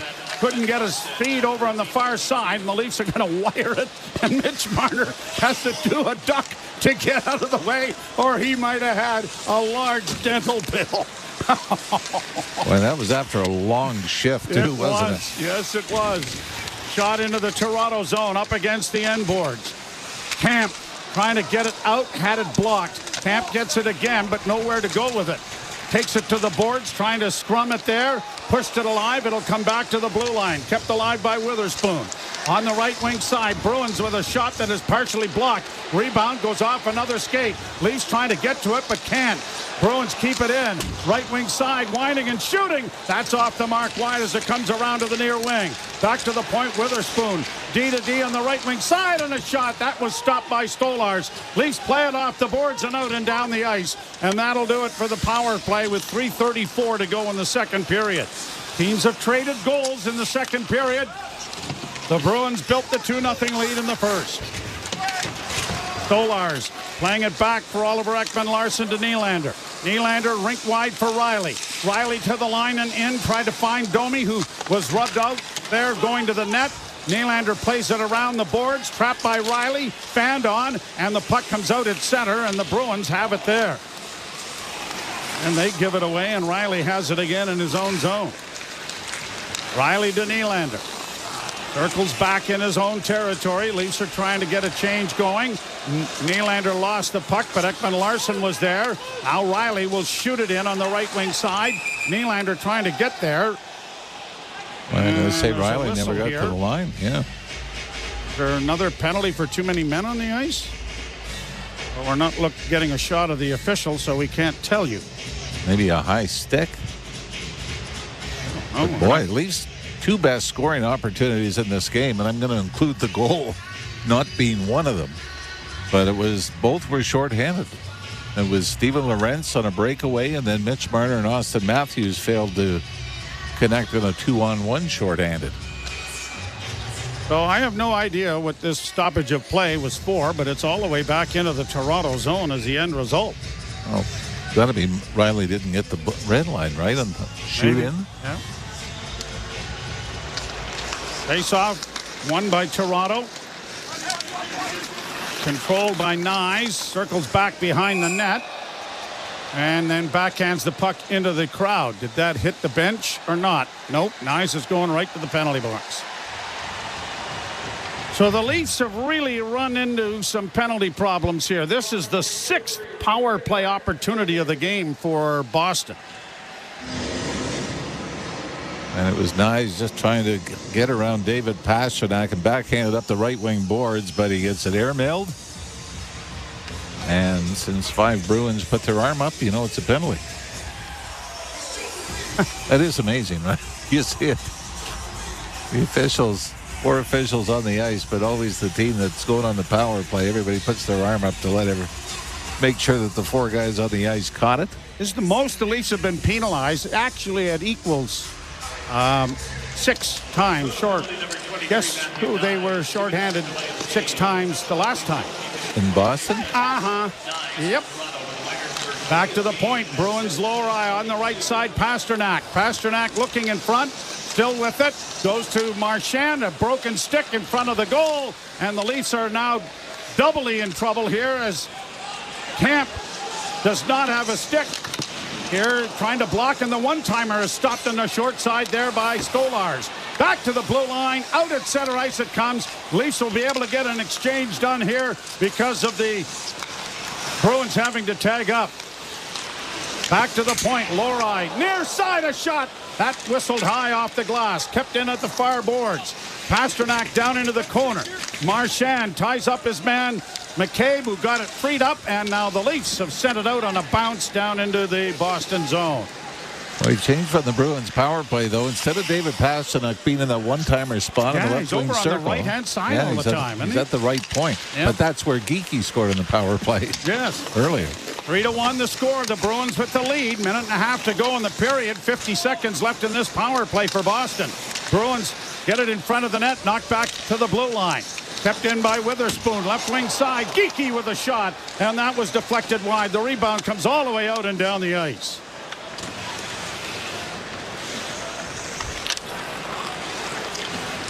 Back go the Bruins.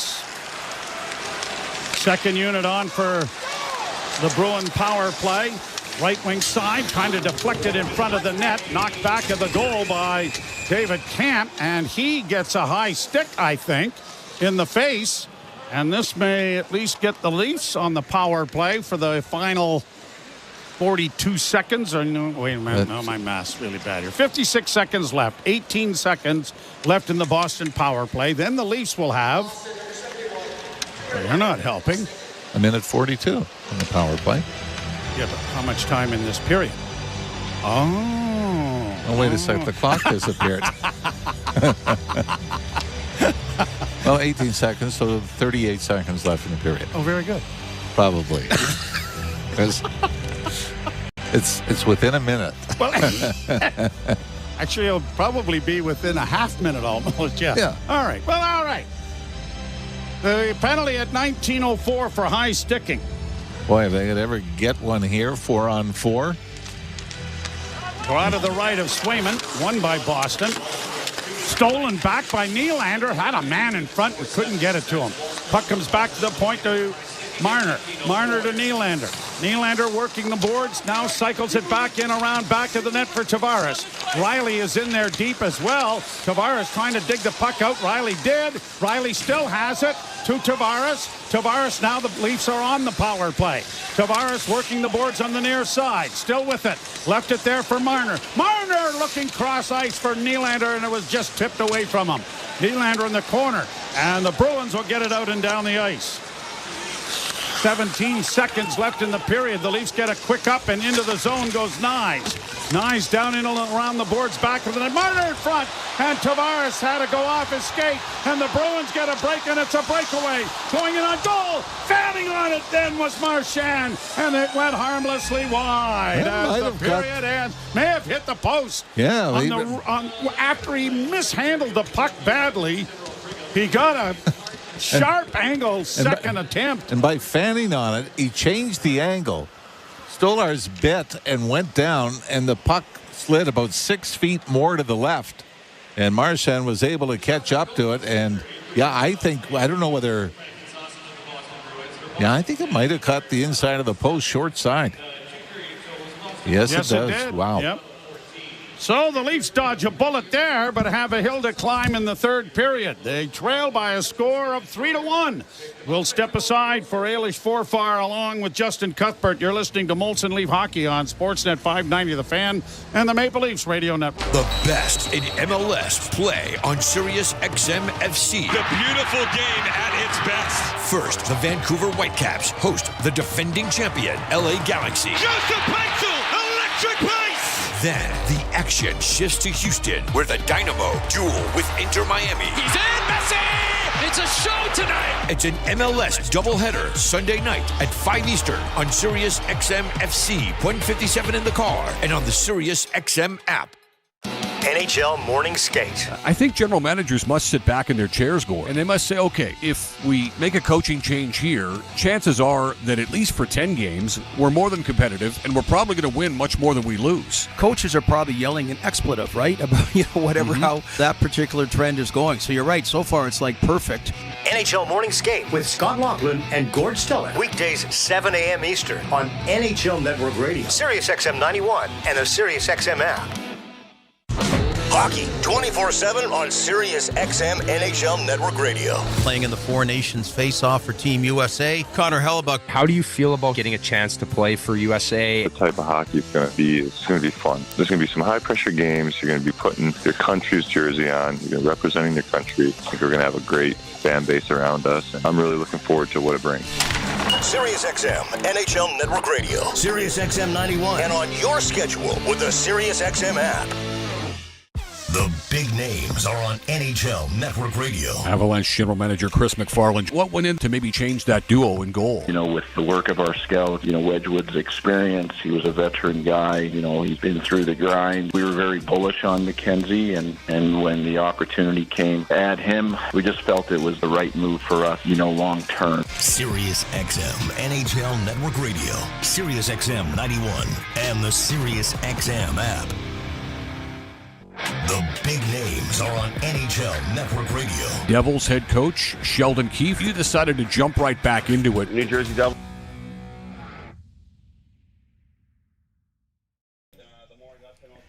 What's up, insiders? How we doing? Go Leafs, go! Go Leafs, go! Go Leafs, go!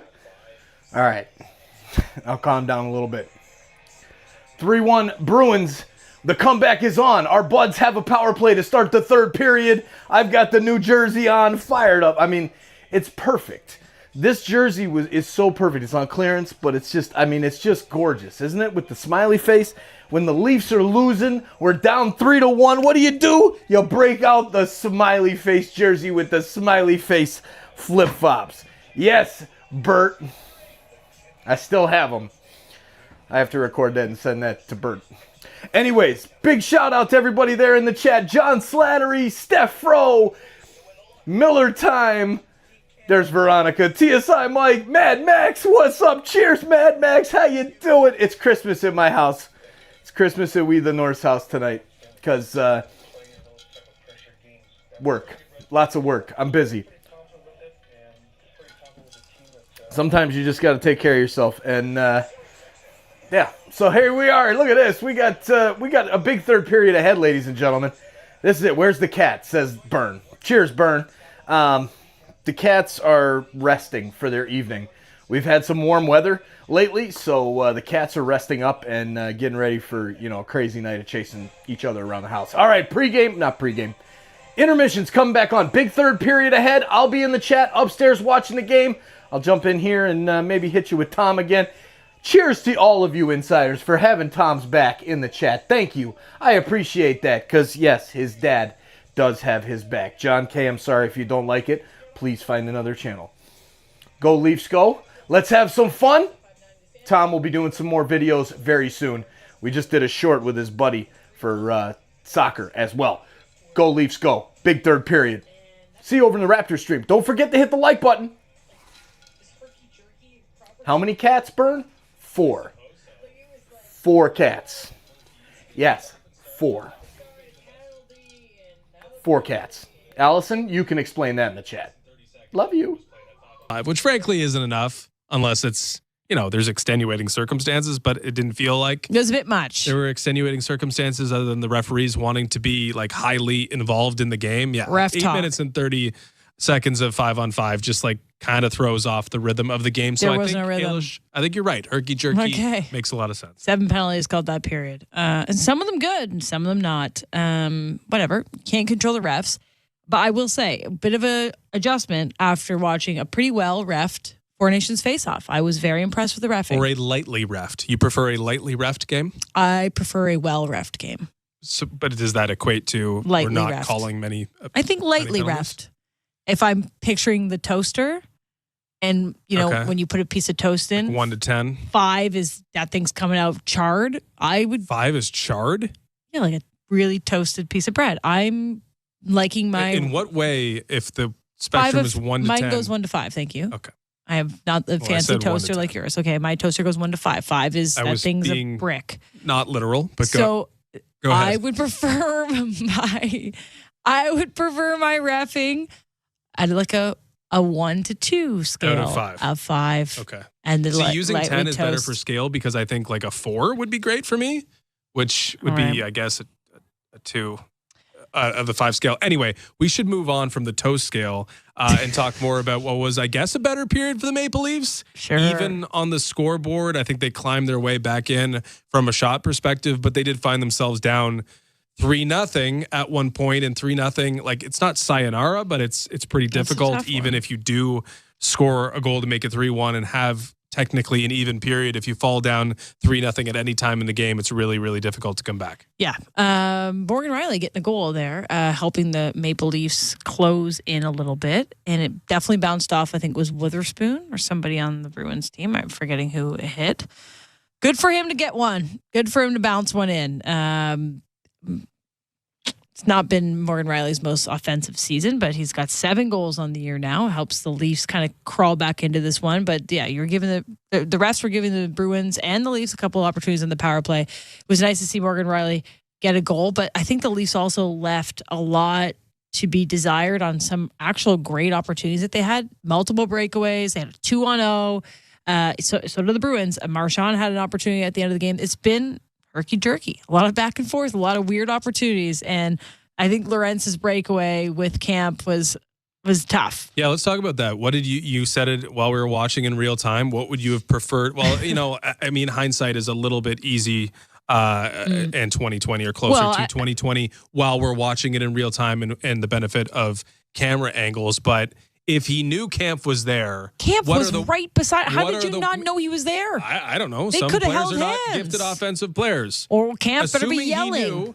Assuming he knew Camp was there, what are the options? Like, what should Lorentz have done? Well, I was telling you off the air that we saw it later on, like a shift later, like a pass off the pad, where instead of shooting it into the gut of Jeremy Swayman or the neck of Jeremy Swayman where you're not going to get a rebound, you fire one hard off the pad, and David Camp's there. But David Camp's also lefty, so it was a bit of a tough spot for him. He'd have to really open his body up to get the rebound. But, I mean, whatever he chose to do, which was to shoot it at the goalie's chest, wasn't the right option. I think he was panicking. It's a 2-on-0.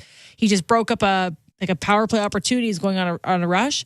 We had a saying, pass off the pads, which is what we saw later on in that period where I think it was Marner that passed off the pads to Austin Matthews. Little pop action. we used to call it pop, and my college coach would we used the acronym POP, and you just yell pop, pop, pop, and then people knew to pass it off the pads to you, and it was great, and it worked. So Kampf should have been yelling pop. It probably wasn't the best play on a 2-on-0, but let's say you wanted to try to eat it in the goalie's gut. Exactly. If you want to try to thread, knowing he's there, do you just shoot low on that side? That's what I would because do. it could be a goal. Or put it in the net. If you get it over the pad, but if it hits the pad, you might have a rebound opportunity with Kampf. No, that's what I would have done. But once again, it complicates it a little bit because Kampf was so close to him. Like, I swear they could have touched. Like, they could have reached their hands out. But also, Kampf being a lefty makes it more difficult. But if you're Kampf, you almost open up anticipating the rebound to come to you, and you're like opened up like you're on a power play wing. So yeah, you kind of have to pass it a little bit backwards because you got to get it on their forehand. Yeah, right? it was which a tough, makes it a little bit more vulnerable. We're really looking really in depthly at this play. But that was the most exciting part of the period. That was. But there was a couple opportunities for the Leafs, couple opportunities for the Bruins. Marchand had a breakaway at the end of the game, and he kind of lost the puck and then actually hits the post, I think, at the end. So herky-jerky. Yeah, herky-jerky and not overly favorable for the Maple Leafs, again, who fell behind 3-0 in the game, in the period, on a geeky power play goal. And it wasn't like, it was actually pass off the pad too, in some ways, but it was just way too easy. You know, like, it's kind of a fortuitous. You get a rebound that falls right on the stick of Geeky, but the rebound is created from a quality shot created out of something that could have been denied if the penalty killers were a little bit more in tune with what they're doing. Off the pads. And Chris Tanev obviously was not available. But again, this is a power play that ranks, is it 30th in the league at this point? And that was like a real quick and easy dissection of the Maple Leafs penalty kill. It's just off. Like, the Maple Leafs have not found the rhythm yet. This game has been weird because of the refs, but also because the Maple Leafs just don't seem to be in the normal midseason group. And Maple Leafs did announce officially that Chris Tanev would not return to the game with an upper body injury. So hopefully we get more post-game. We'll take a quick break. We'll get you the out-of-town scoreboard, get you set for the third. You'll listen to Molson Leafs Hockey on Sportsnet 590, The Fan, and the Maple Leafs Radio Network. Hey everyone, Adney and Burke here to talk about our great podcast, NHL Unscripted with Burke and Demers. Jason Demers here. After playing 700 NHL games, it turns out I have an opinion or two. Whoever's saying trade one of them, you don't know anything about hockey. I'm on the bandwagon. I'm rooting for this team. With new guests every week, we will talk about hockey and more. Can't wait till you watch the movie because it's the biggest award of her career. He went into the cheetah exhibit. The cheetah took a piece out of him, and he came into the ring the next day. Tune in to NHL Unscripted with Burke and Demers, the iHeartRadio app, or wherever you get your podcasts. The all-electric Honda Prologue SUV is here at your local Ontario Honda dealer. And with features perfect for the city and the backcountry, like all-wheel drive for tougher winter roads and a range up to 450 kilometers on a full charge, you may think Honda made an electric SUV.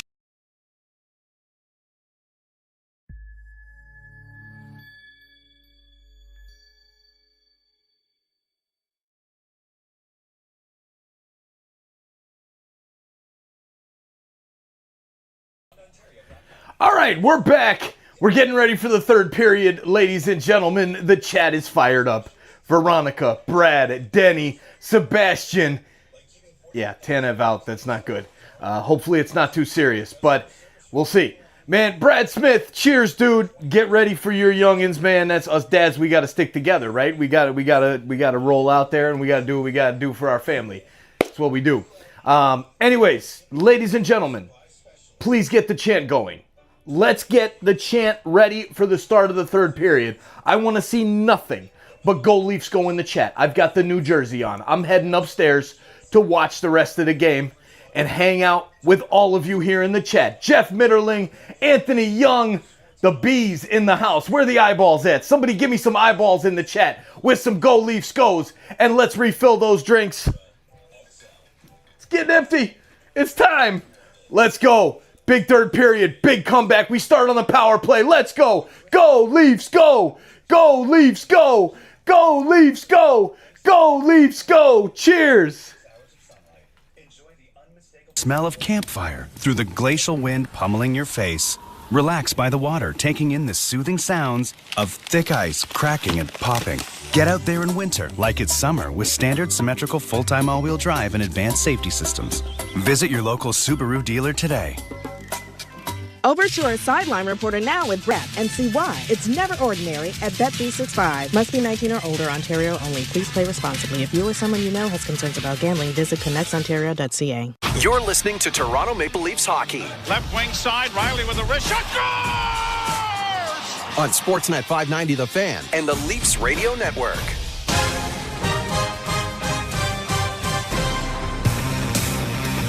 Welcome back to Molson Leafs Hockey on Sportsnet 590 The Fan and the Maple Leafs Radio Network. It's a 3-1 lead for the Bruins after 40 minutes. Let's take a look at the NHL scoreboard presented by Bet365. Whatever the moment, it's never ordinary at Bet365. Must be 19 plus. Ontario only. Play responsibly. Visit connexontario.ca. It's a busy night in the NHL. It feels like it'll be exclusively busy nights in the NHL moving forward, given that, they took 2 weeks off to throw an international competition. But going to be busy scoreboards as we go here. Tonight, the Columbus Blue Jackets have a 4-3 lead just starting the third period over the Dallas Stars. Flames up 2-0 end of second over the Washington Capitals. That would be a good win for the Flames. It's 3-0 Montreal leading Carolina. The Ducks are up 2-0 on the Sabres. Flyers up 5-1 on the Penguins. That's end of two. Lightning have a 3-1 lead about midway through the game over the Oilers, who continue to struggle since the NHL's resumption of their season. Rangers up 4-1 over the Islanders. Blues with a 2-0 early lead over the Kraken. Wild have the same lead over the Red Wings 2-0 after one. And the Panthers are up 1-0 over the Nashville Predators. Only one more game to come tonight. It will be Chicago visiting the Utah Hockey Club, the Utahns. You can't pick Anthony Stolarz for this answer. Who's been the best Maple Leaf tonight? Boy, oh boy. Exactly. Boy, oh boy. Do I have to answer? No, I think you answered by not answering. We'll see if the third period brings us somebody for Jim and Joe to put on their 3 stars list that's wearing the blue and white. All right. Joe Bowen and Jim Ralph will have the call of the third period next. You're listening to Molson Leafs Hockey on Sportsnet 590 The Fan and the Maple Leafs Radio. And the Oscar goes to... Conan O'Brien here. This year I'm honored to be hosting the 97th Annual Academy Awards, and to celebrate, we're featuring some of your favorite actors, directors, and Oscar Award winners like Al Pacino, Tom Hanks, Quentin Tarantino, and many more. It's the Oscars on Conan O'Brien Radio all week long on Sirius XM Channel 104. Your home for Conan O'Brien Radio. Catch up anytime by searching Conan O'Brien on the Sirius XM app. The big names are on NHL Network Radio. Avalanche General Manager Chris McFarland. What went in to maybe change that duo in goal? With the work of our scout, Wedgwood's experience, he was a veteran guy, he's been through the grind. We were very bullish on McKenzie, and when the opportunity came to add him, we just felt it was the right move for us, long term. Sirius XM NHL Network Radio, Sirius XM 91, and the Sirius XM app. The big names are on NHL Network Radio. Devils head coach Sheldon Keefe, you decided to jump right back into it. New Jersey Devils reached out really within an hour or so of the news coming out of me being let go. And the more I got to know Tom and his vision for the team and seeing the situation, it was a tremendous opportunity that I couldn't let pass by. Sirius XM NHL Network Radio, Sirius XM 91, and the Sirius XM app. Feel the excitement of the UEFA Champions League knockout stage on Sirius XM FC. Europe's best clubs. What a start for Inter! And Barca are level! Brilliant Arsenal goal! The world's brightest stars. Mbappe! Kane! Salah to score! All chasing club soccer's ultimate prize. A new page in their glorious history! The Champions League knockout stage, where legends are made. On Sirius XM FC, channel 157 in the car, and the Sirius XM app. The best hockey lives here. Burns gets it back, stick handles to the backhand, moves in front, score! NHL play-by-play on Sirius XM and the Leafs Radio Network.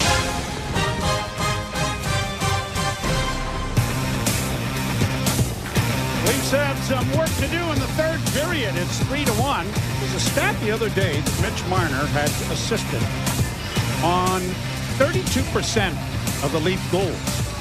He has not drawn an assist or on the last 14 Leaf goals that have been scored. That would have been maybe Seattle? Yeah. So we're underway. Leafs to the right, Bruins to the left. And Boston will bring the puck to center and launch it down into the Toronto end. Stolarz out of the goal to punch it up on the wing, but he almost gave it away, and then a wrist shot goes high off the stick of Witherspoon. Leafs back in their own zone. Riley from Nyes and Oliver Ekman-Larsson. The Leaf goal that has cut into the Boston lead. Nylander across the line for Tavares. Tavares trying to play it into the slot area, but it's intercepted. Down the ice it goes. Leafs are on a power play here for the next 17 seconds. Rink wide, finds Morgan Riley. He'll hit the line with Tavares, who takes the drop pass. Tried to get it into the slot. He does. Here's a chance for Marner. Scores! Never mind assist. Let's get a goal. And Mitch Marner snaps it over the glove hand. And it is 3-2. This comes on a broken play where Austin Matthews actually stumbles as the puck goes past him.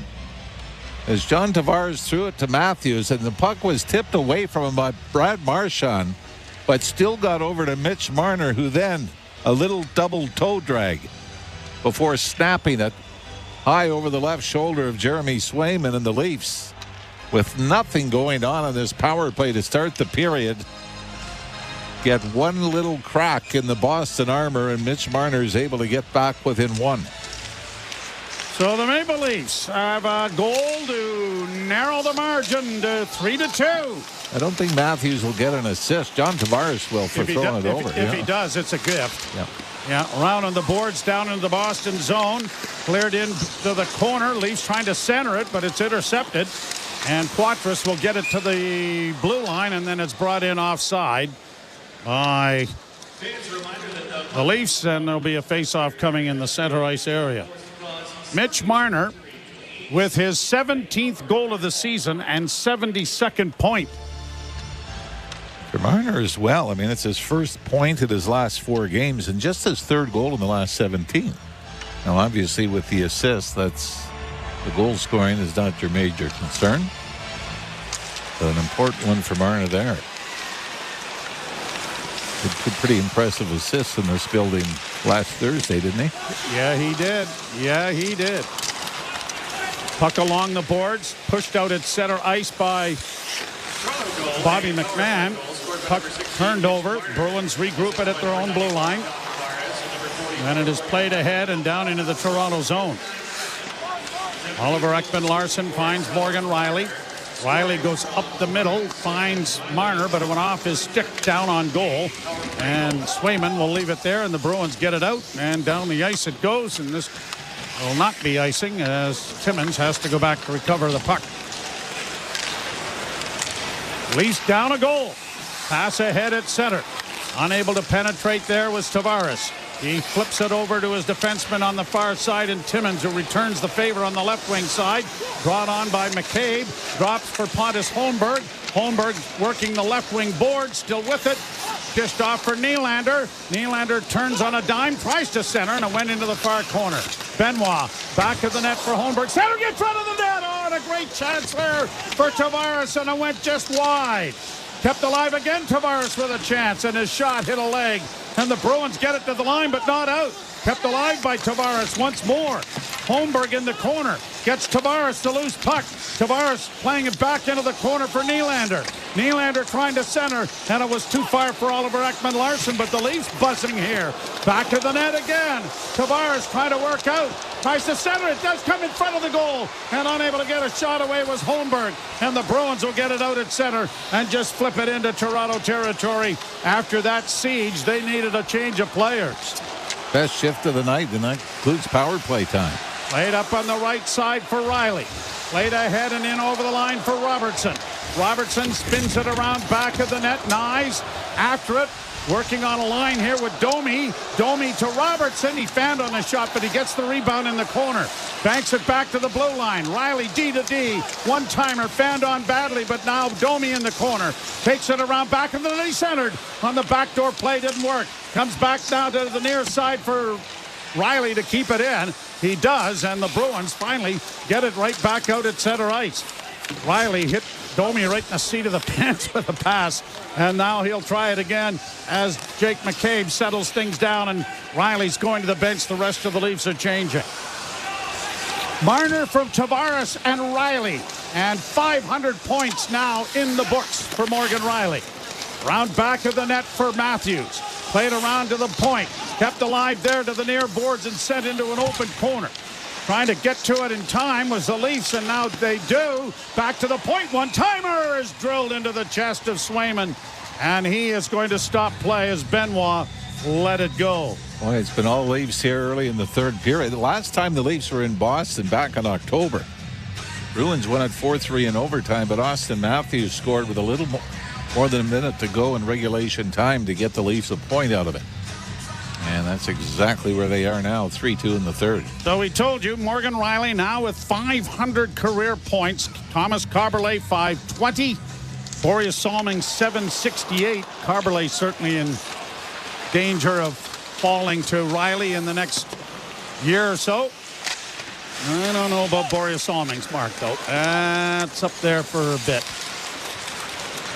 Out at center ice come the Leafs, led on the right wing side. Trying to flip it in, and a rolling puck in front of the goal. Oh, Matthews deflected it just wide. Matthews back of the net, still with it. Got it off on the boards to the point. Now to Marner, down into the corner for Matthews. Matthews tries to make a move there, but couldn't get around Lindholm. The puck is shot out at center by Boston to relieve pressure, but it won't have enough to go for icing. Well, it actually did, but the linesman waved it off fairly early on. Up on the wing for Pontus Holmberg. Down in on the left wing. Goes around back of the net.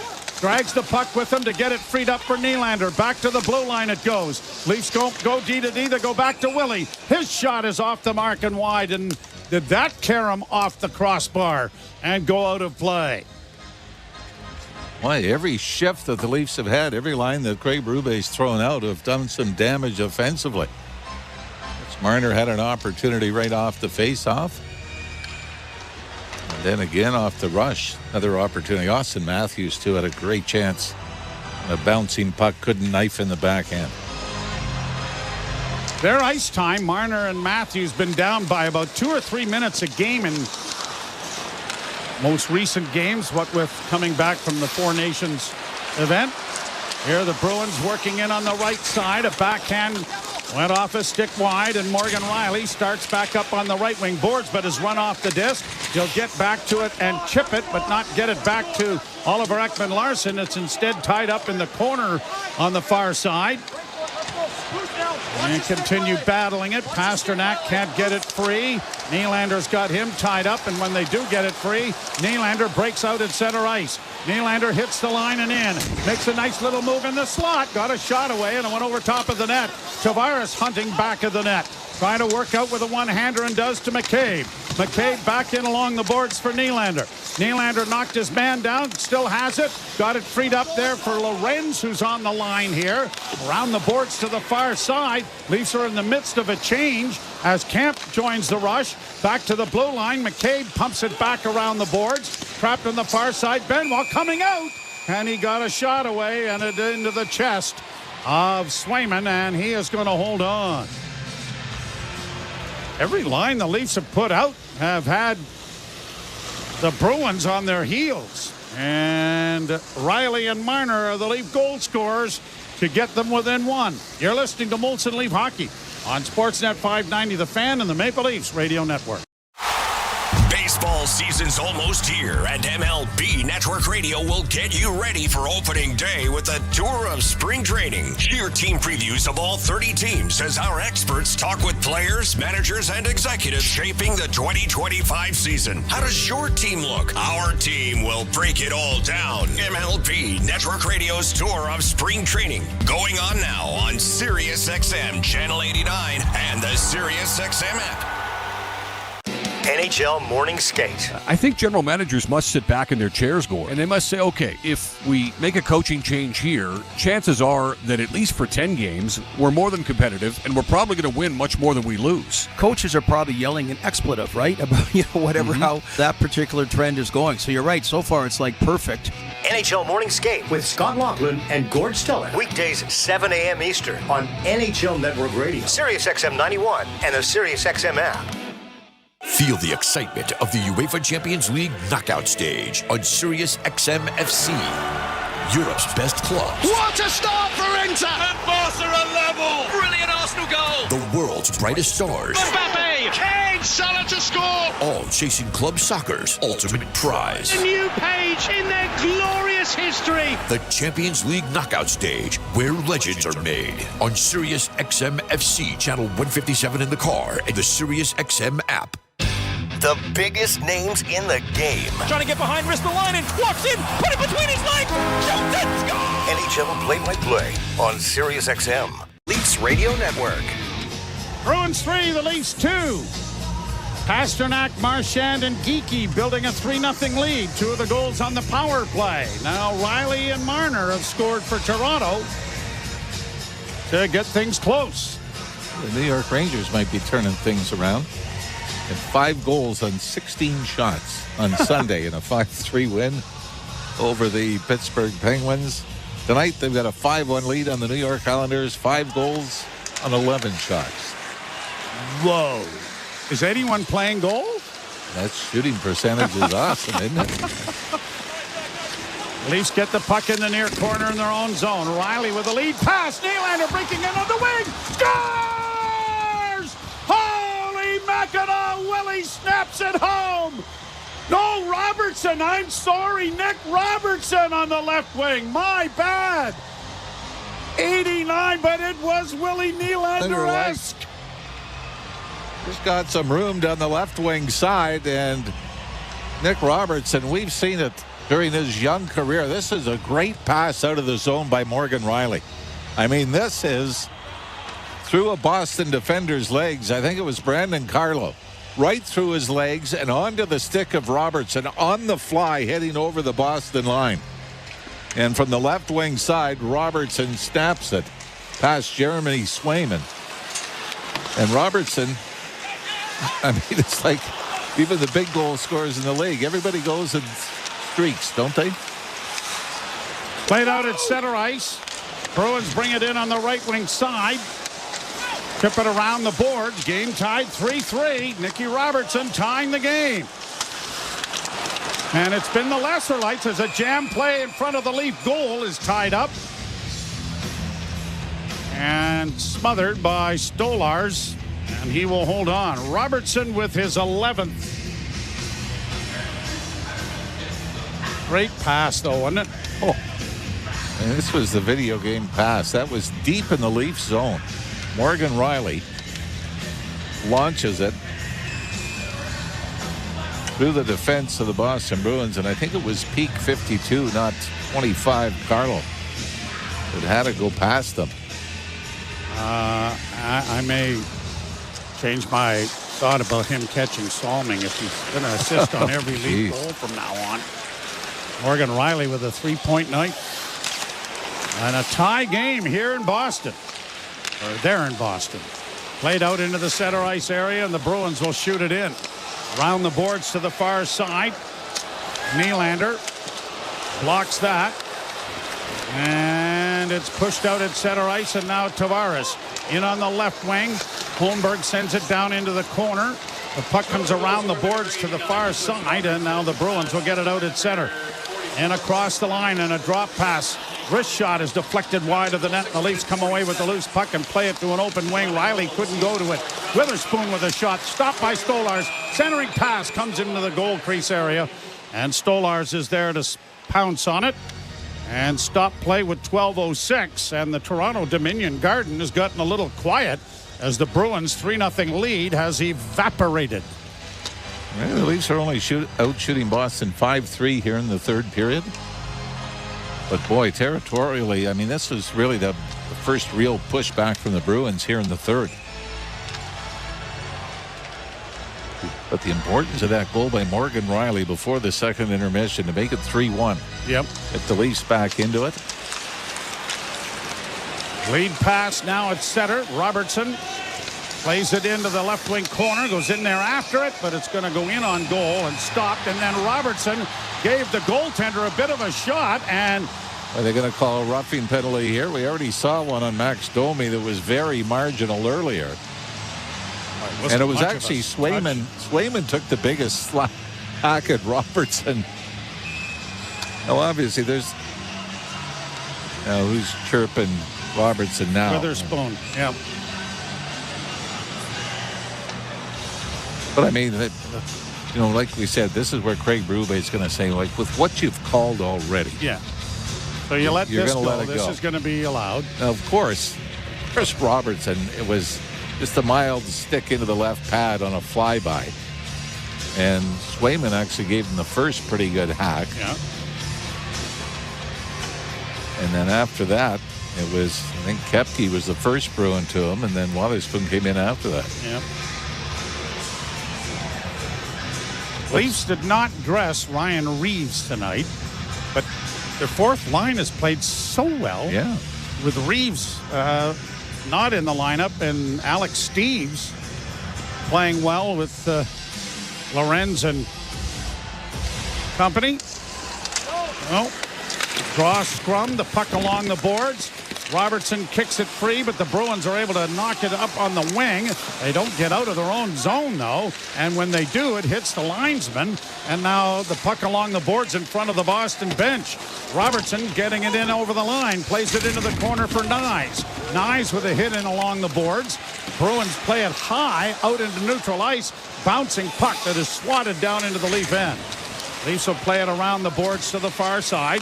And now a return pass brings Morgan Rielly, who's had the hot hand in this one. A goal and 2 assists. 501 career points. Back of the net, Marner trying to center, and he did, but there was no one there, and the Bruins are able to break it out with Marchand bringing it in on the right side. Missed a hit, but the puck comes back into the slot. Centering pass in front, knocked away, and then it trickled back towards Stolarz, and he's able to pounce on it and bring a face-off in the Toronto zone. Whenever you've got a multi-goal comeback, usually that means your goaltender's got to be perfect from a certain point on. And Stolarz has certainly done that to give the Leafs an opportunity here. Shots 30-21 favoring the Bruins. Yeah, and this hasn't been an easy game in that there's been a lot of scrambly plays, a lot of redirections. Even the Marchand goal in the opening period, off his skate, off Jake McCabe's head, off Stolarz, and for the rebound found the back of the net. Well, it was exactly the 10-minute mark of the second period when the Bruins made it 3-0, and since that point, it has been the Leafs who have clawed back into the game and have it tied 3-3. That third goal coming at 6 minutes and 40 seconds. Leafs win the face-off. McMahon around back of the net, and it's flipped high to center, but knocked with a high stick.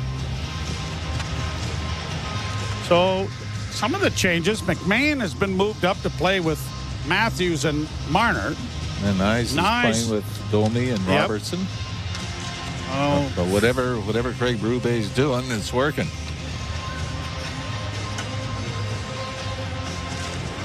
Face-off will be in the center ice area. Leafs control.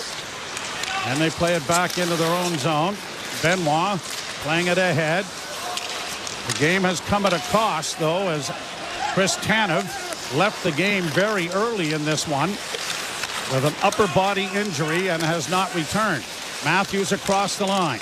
Matthews holds. Snaps it into the corner. McMahon sends it around the boards. It'll find the point, and Oliver Ekman-Larsson keeping it in to play it back from whence it came. Rielly pinches on the other boards to try and keep it alive. And then Marner got knocked down there by Charlie Coyle and fallen upon. Puck goes around the boards to the far side, and Marchand starts out at center ice with it. He'll flip in and then peel to the bench. Leafs go back behind the net. Ekman-Larsson starting out with it. Onto the right wing side. Nylander to the line and in. Nylander down into the right wing corner. Tried to center. Got it back again. Fan on a pass. Taken to the boards, but holds it with his skates. Trying to get some assistance there from Tavares. But the Bruins are able to pry it free, and Lori will get it to the line, but not out. Tavares keeping it in right at the blue line. Sends it off on the left wing side for Holmberg. His shot was blocked, and it deflects over in the far corner, and now Pasternak starting out of his own zone. Can't get into the Leafs zone with any motion, and the Leafs have it back in the corner with McCabe now running out of real estate and gave the puck away. Bruins come out in front and they score.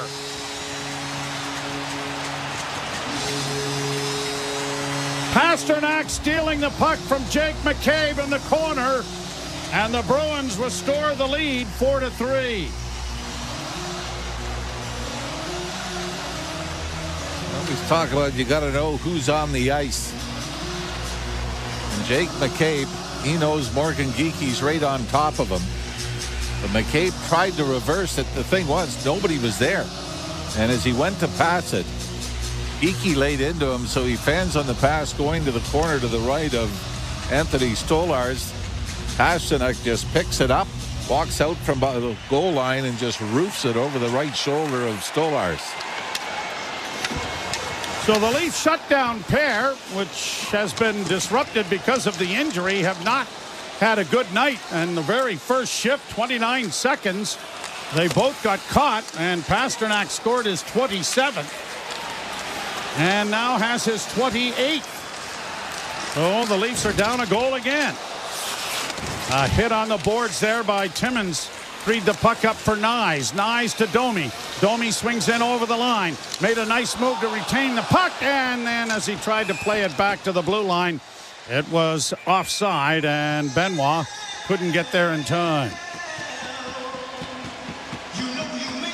8:51 to go in the third period. And Pasternak, who has been a Leaf killer, gives them a one-goal lead. You're listening to Molson Leaf Hockey on Sportsnet 590 The Fan and the Maple Leafs Radio Network.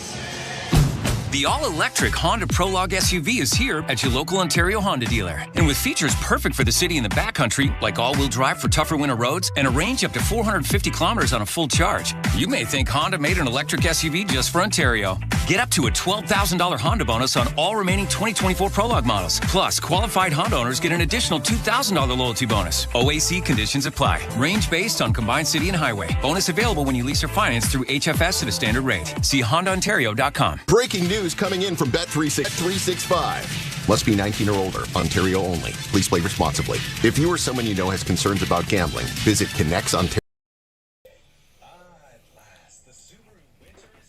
What's up, insiders? All right, come on, let's go. Boston just scored. It doesn't matter. We're coming back. We're doing it. We did it once. Let's do it again. We were down 3-0. We made it back to tied. We got 10 minutes. We got to get loud in the chat. Let's go. Stand up, chat. Go, Leafs, go. Go, Leafs, go. Go, Leafs, go. Sorry, my Blue Jays hat. It's ready for Blue Jays season over hot here. Big shout out, Blue Jays today on YouTube. If you haven't watched over there, go check it out. They're doing some spring training games. The guys over there talk all game long. They hang out. They do all kinds of cool stuff, and they keep you up to date on the Blue Jays. Check them out. Now let's get back to the hockey. Go, Leafs, go. Come on, chat. Go, Leafs, go. Go, Leafs, go. Go, Leafs, go. Winning goal, and never mind any of that other stuff. 4-3 Boston.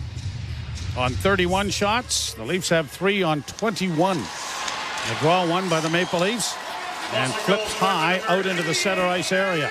A hit by Nylander almost freed the puck up, and then it's played off the boards to center ice. Played back in over the line, quickly played right back out again, and it's turned over, and now Camp out with Nylander and Lorenz on a forward line as it's played down into the Toronto end. Bruins lose it. Riley back of the net. Or at least Camp back of the net. Couldn't make a play. It comes free. Banked back to the blue line. Bruins hold. Long shot. Deflected off a body in front of the net, and it comes around the boards to the near side. Pasternak holding the puck up against the near boards. Had it stripped away by David Camp. Camp is going to skate it out at center. Makes a move and sends it back into his own zone to allow the forward grouping to change. Morgan Riley will stretch it out and wait for teammates. Marner goes to the right wing side. Timmins dropping it back for Riley. Riley with a pass ahead and over the line. Marner trying to find Matthews. It bounces away. Bobby McMahon overskated it and then slipped. And the Bruins will get it out at center, and Coyle sends it deep into Toronto territory. Into the boards area for Lindholm. Round back of the net. Reversed there by Timmins. Played into the corner for Marner, but he couldn't come up with it cleanly. Benoit trying to steal it, and then it was shot on goal, and it's stopped. And has it been shot into the stands? Off a glass, says the official. So no penalty against Connor Timmins, who is trying to desperately get it out of harm's way in front of his own goal. That's the first time Anthony Stolarz has given up 4 goals in a game. You got to go back to November 6th. In a loss in Florida when he gave up 4 goals on 23 shots. Now, because of the time he missed with the injury, that's only a 6-game stretch. But to show the consistency that he has had when he's been able to stay healthy and be between the pipes. Pasternak goal is unassisted. That has them up 4-3 with 7:19 to play in the third period. Tavares lost the draw. Shot goes wide of the Leaf goal. Into the corner and swept back of the net by Andrew Peeke. Now he gets it again on the near boards. The Leafs are able to steal it back, and now Morgan Rielly starts out. Rielly had his pocket picked by Pasternak. Pasternak in on the right side. A little toe drag move. Can't get it by McCabe this time, but the bouncing puck comes into the goal crease, and it's cleared to the line, but not out. And then the Leafs do get it out, and Nylander has one man to beat. Nylander to Tavares, shooting, and it's into the chest of Swayman and held. Wild scramble first at the Leaf blue line to get it out, and then across the Boston line, and Tavares with a decent chance. It was a third attempt at the Leafs finally pried it away from the Boston defenseman trying to hold the line. And I'm surprised that Willie Nylander, Joe, was able to get this pass to Tavares. As it was Nylander and Tavares that were both battling. Nylander takes off, sifts over to the right wing side. But he had to feather that perfectly. Yeah, a little saucer. Yep. Draw one by Toronto, but it is cleared in front of the net. Back to Marner. Marner works in with a pass. Couldn't get it to his man. Another shot from the blue line to it deflects wide of the goal. Bruins will get it out and play it over on the left wing side for Marchand, who got knocked down on the play. And the Leafs get it back out for Matthews. Matthews turning back in his own zone, and now the Leafs will regroup. Ekman-Larsson on the left wing. Off a stick and into the zone, courtesy Marner. Down around back of the net. Bruins come away with it. Look to move up ice and now flip it high to center. And Marchand will just shoot it in on goal, and it is smothered. And the same little tap on the pad that Robertson gave at the other end is a Marchand calling card, if you will, and nothing ever seems to happen with it.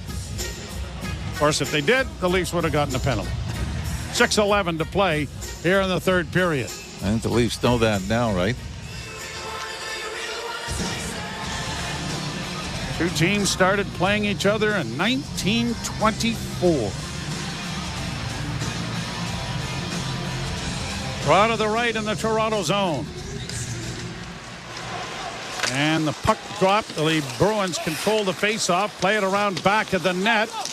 Kostelic played it back behind the goal. Trying to come out with it now is Poitras. He's tied up there by McCabe. McCabe had a pretty good grab on him, but no call. Then it goes around back of the net again. Poitras after it again. Challenged there by the Leafs. The puck goes into the corner, and David Camp, with a little bit of skating room to his liking, gets it out at center, only to have it stolen back, and then not seeing it was Domi, and the Bruins get it back into the Toronto zone.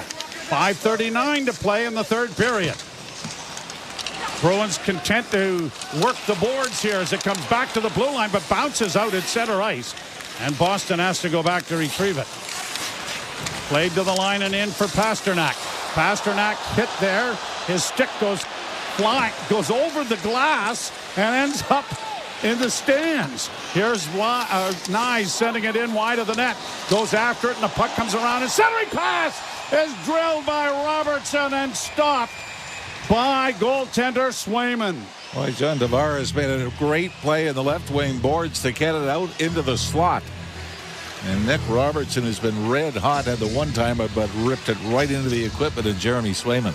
It is a 4-3 Boston lead. You're listening to Molson Leaf Hockey on Sportsnet 590, The Fan, and the Maple Leafs Radio Network.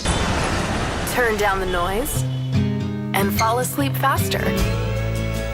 Drift off to indie sleep. Got the music in your favorite sounding loud. A channel that wraps you in an atmospheric mix of hushed indie sounds, dream pop, and instrumentals.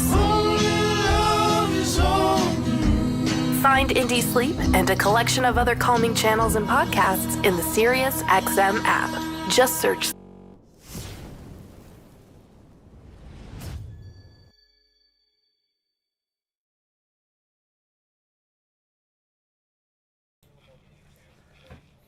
What's up, insiders?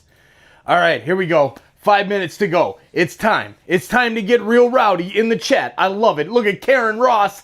Go Leafs, go. Go Leafs, go. I love it. Come on, buds. We're down 4-3. We've got plenty of time.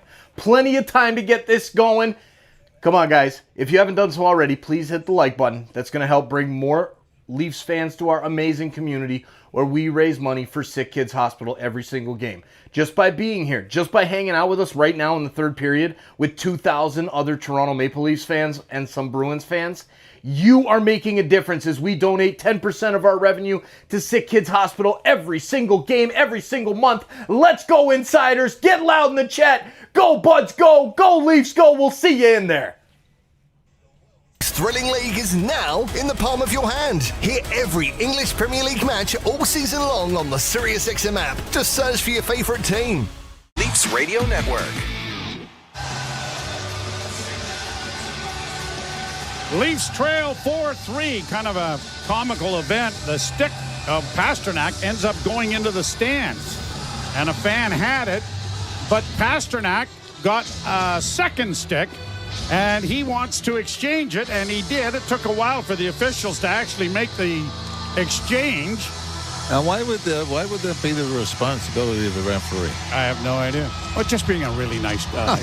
Chris Rooney was the one. The best part, well, the whole thing was Pasternak has scored 2 goals with the stick that went into the stands. So he's given the guy another of his sticks, but not the one that has 2 goals in it already. He's not stupid. That is funny, though, because you always see if there's a meaningful home run hit, they want the ball back. Yeah. Draw one by Toronto. Riley gets it into the corner. Nylander mishandles the puck, and it's out at center. Then Nylander stole it back for a second. And the Bruins get it into the Toronto end. Bouncing puck to the far wing. Tavares unable to reach it, but then is able to knock it down. Plays it along the boards and into the corner from Pontus Holmberg. Holmberg takes his man to the wall and then is pitchforked to the ice. And it's backhanded high and out down past Morgan Riley into Toronto territory. How's that not icing? Did Riley touch it? Maybe he did. If he did, it should have been a high stick. At any rate, Riley brings it out. Tries to shoot it in for a bank pass, but it turns into an icing as it caromed the wrong way, and it'll come all the way back into the Toronto zone. When's the last time we've seen that work in that building? I don't want to talk to you. But you have to get it into the corner so it bounces out. I know. So your goaltender doesn't play it. It play was the exact same corner and the exact same attempt by Morgan Riley. Yeah. They used to say that at the old Olympia that Fat Stelvecchio knew exactly where to throw it into the right wing corner for Gordie Howe to have it come back out and whatnot. But those were literally pieces of wooden board that were the boards those days. The old Olympia Stadium, icing waved off in the Boston zone. 4:16 to play, almost a turnover here. Matthews comes away with it. A centering pass was out of the reach of Timmins. It comes back to the point, and it's going to go out at center ice, and Timmins has to go back for it. Up ahead to Matthews. Matthews breaking in on the right side. Got a shot away. And it is a tough shot to make. Zadorov was hanging on to him, but he managed to get the stick around, and Swayman maybe makes his best save of this period. So Matthews did have a step on Zadorov. A nice little chip pass by Mitch Marner to the middle of the ice.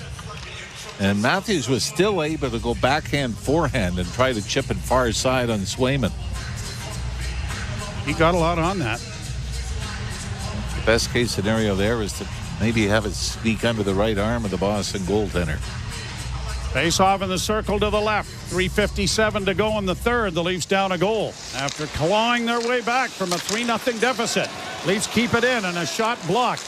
Rebound kept alive by Toronto on the far side. Domi got it around back of the net. The Bruins come out with it, and it'll be pushed ahead by Witherspoon to center and then shot into the Toronto zone.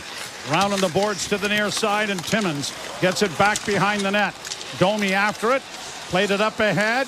A nice pass to the left wing was way out of the reach of the intended receiver, and right back down into the Toronto zone it's play. Up ahead, Nyes can't get free, but Camp does. He ran into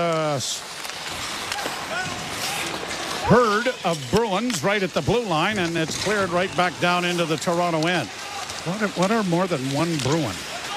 A gaggle. No, that's geese. I knew that. I'm sitting there. That's why I paused.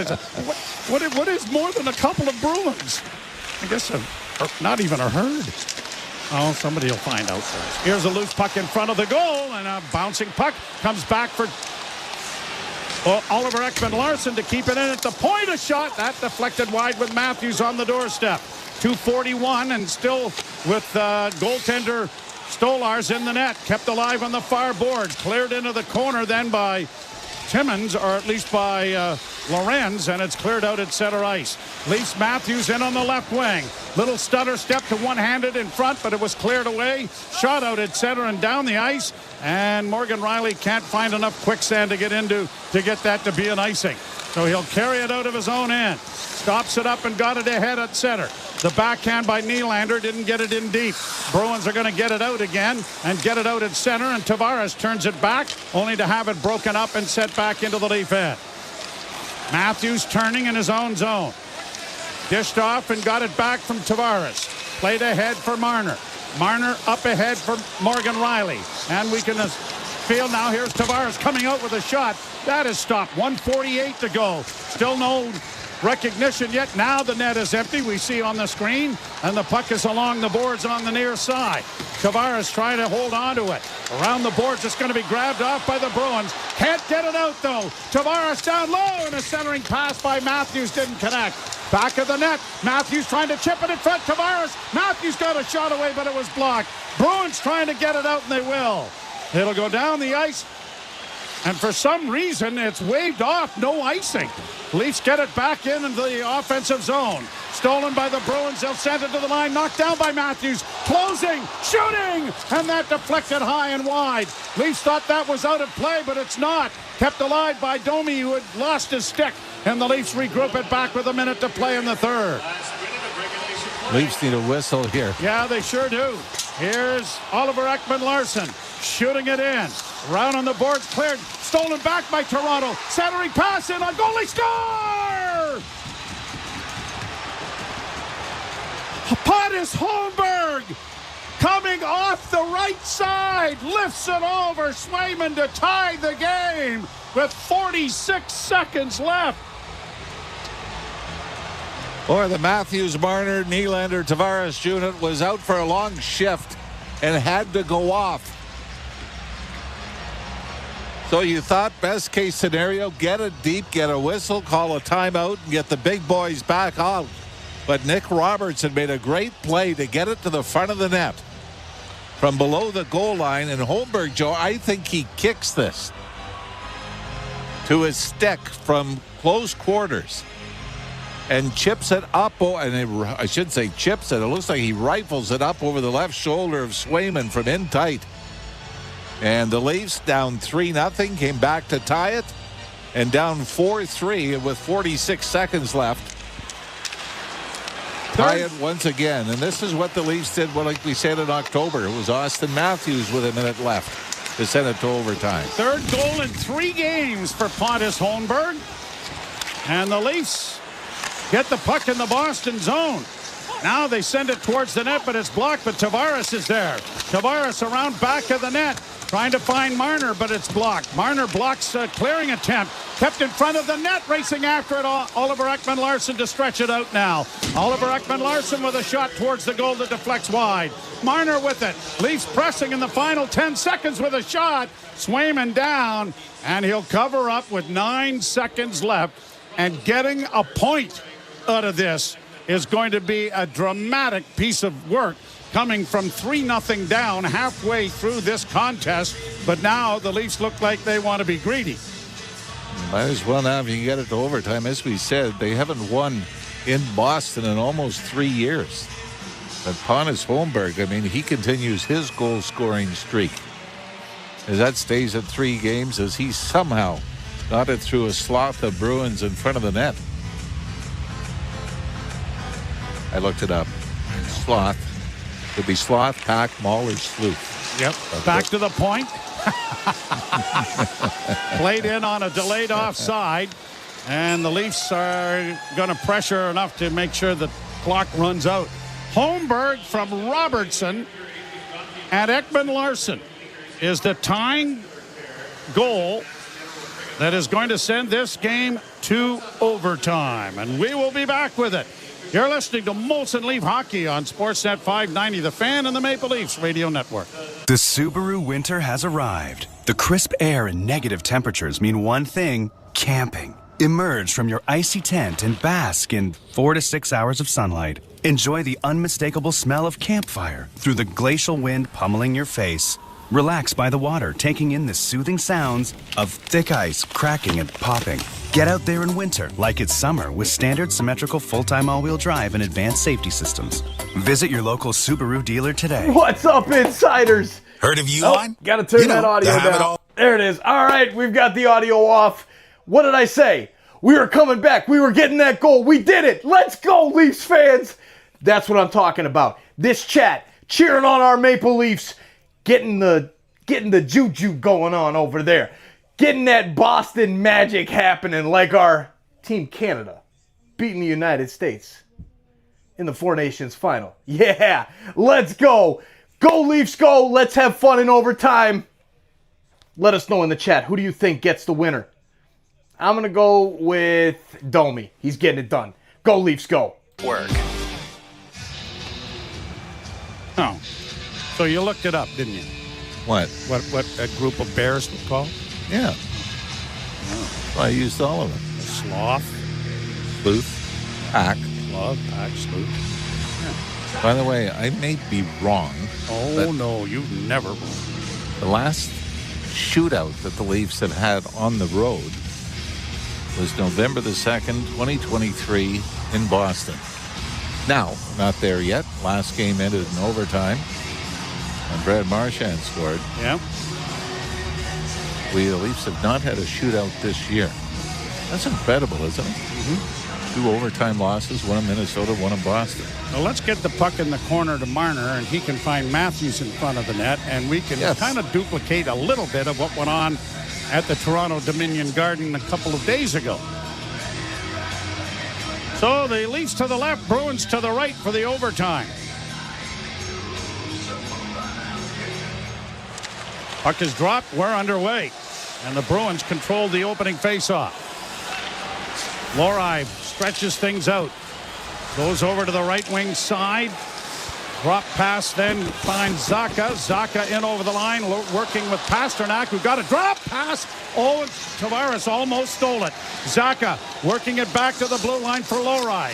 To Zacha again, trying to come in front, and Riley took it away from him. Now against the boards, it is Tavares trying to work it out, but it comes all the way back. And it'll be dropped back behind the net for Marner. And the Leafs are making a change of players, and now Marner starts out. Marner works through center. Marner with speed in over the line. Marner dishes off on the left wing side for Oliver Ekman-Larsson. Back to Marner, who plays it all the way back to Anthony Stolarz. Stolarz holding the puck. Leafs are getting another change in. Matthews starts out of his own zone. Matthews to center. Austin Matthews in on the left wing with a drop pass. Back in for Matthews, and it went right by him. Matthews stops up on the near boards. Having difficulties there with Marchand, but steals it back. Taken to the boards and kicks it free back of the goal. Matthews in the far corner. Back to McCabe. To Matthews, closing, doesn't shoot it. Goes around back of the net, still with it. Tried to flip it in front. Knocked away there by McCabe. It goes to Nyes, shooting, and into the chest and held by Swayman. Again, he had Austin Matthews going to the far post. But Nyes, I think, does the right thing. Even maybe play for a rebound, but good puck control by Austin Matthews. And the Leafs got lucky. Boston flipped it out. Jake McCabe knocked it out of midair. But the Bruins almost picked it off and took off in an odd man rush the other way, and Austin Matthews was able to retrieve it. So the face-off in the Boston zone is controlled by the Bruins. Lori pulls away from Tavares and works his way to center. And across the line with a shot. Steered wide of the net by Stolarz. The puck back of the goal. The Leafs have it there. A pass up on the right wing to Tavares. 2-on-1 break here. Tavares in over the line, going right to the net, and his backhand went high over top of the goal. Bruins will get it out into the center ice area, but it's stolen back. Marner with a play in front of the net. Tavares to Marner! Sends it in front of the goal. It's blocked, and the Bruins will start back up ice.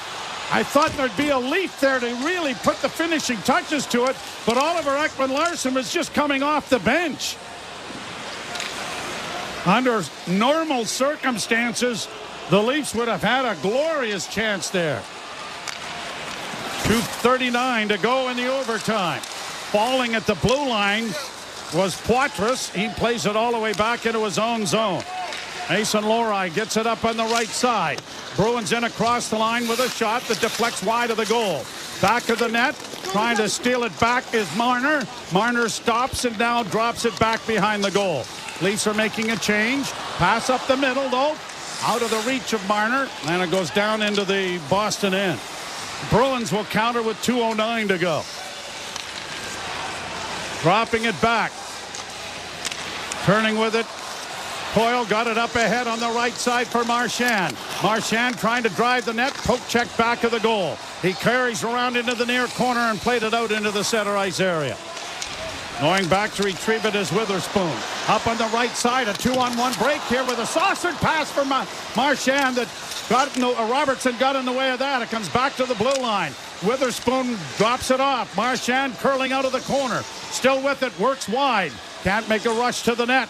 Works it back towards the blue line, then carries it out at center ice. Minute 28 to go. Bruins are changing. Marchand to the line. Dropping it off now for Zadorov with a shot into the glove of Stolarz. And he will stop play with a minute 20 left in the overtime. As you mentioned, the Leafs have not had a shootout game this year. No.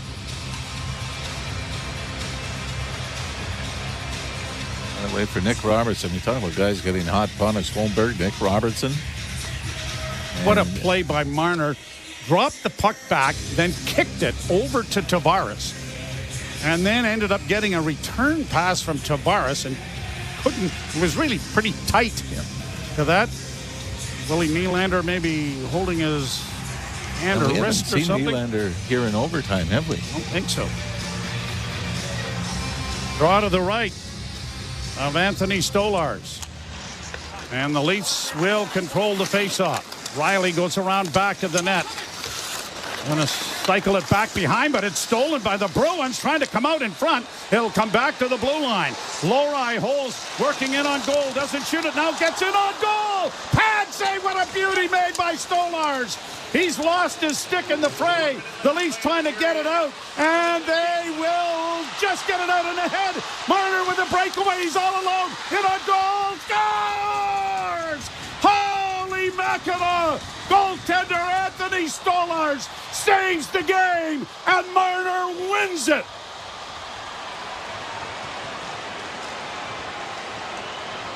Down 3-0 midway through the second period. Down 4-3 late. The Leafs use some unlikely heroes to get them back into the game, but it's a regular face of Mitch Marner to play the role of hero in overtime. Remember, he had the overtime winner against the Oilers at home, and here after Anthony Stolarz makes a great stop. And I don't think he knew where the puck was, Joe, after he made the save. He and Morgan Riley were both down. The puck was flipped out of the zone. Austin Matthews propelled it from the Leaf blue line down into the Boston end. And Mitch Marner settles the puck down as it's rolling. And then fakes the shot. That's a similar goal that he scored in the playoffs a number of years ago on in a penalty shot against Tuukka Rask, where he faked like he was going to his backhand, went back to the forehand, and just dragged it around the left pad of Jeremy Swayman to give the Leafs a 4-3 win in Boston. Pardon me, 5-4 win in Boston. And the thing is, they really only played 2 periods in Chicago and were able to get the win. They played 1 period and an additional 4 minutes and 9 seconds. Well, they didn't give up too much after the. At the 10-minute mark, nothing was going offensively. At the 10-minute mark, we said at the end of the second period, did Swayman have to make a difficult stop? And the answer was no. So the Leafs were able to turn things around Marner's in the third period. Second of the game, his 18th of the season, and the first person that he wanted to hug down to give Anthony Stolarz a big congratulations. Yeah. Is Stolarz going to get an assist on this? I'm not sure. I think it was Matthews is going to get the assist. Yeah, well, we do have the 3 stars, Yes. and you might have to help me with this one. All right, hang on. I will. I'm going to do it right now. 3 stars are brought to you by our Ontario Honda dealers. Get home ice advantage on every drive with the new Civic Hybrid. Proudly made in Ontario. Available now at your Ontario Honda dealers. That's all the help I'm going to give you. All right.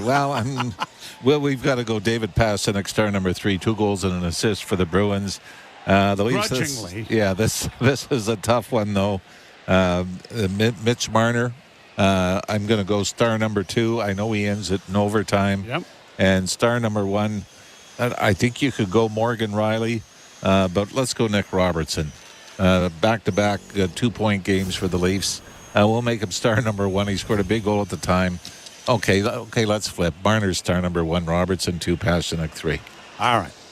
Does that keep everybody happy? Riley, 4. Honorable mention, and Anthony Stolarz in overtime. Well, and we can give Morgan Riley this. He now has 501 career points as a Maple Leaf, 3rd overall, only trailing Thomas Kaberle and Boreas Salmon. Yeah, and that is a tough point for the Boston Bruins to give up. Yes, it was, but a nice one for the Maple Leafs, who will extend their lead. How did Florida do tonight? They were up 2-0 in Nashville. Tampa was up 3-1 in Edmonton. So for the Leafs, it might have been a game where it was win to stay ahead of the pack, because it's now 4-1 Tampa. All right. And 2-0 Florida at the end of 2 periods. Good. Well, the Leafs will still hold a single-point lead with a game in hand on the Florida Panthers as they travel again on this road trip. And their next stop is against the Rangers in New York on Friday night. We'll have that action for you beginning at 7 o'clock. And then a afternoon matinee in Pittsburgh against the Reeling Penguins. And that is a 1 o'clock start on Sunday afternoon.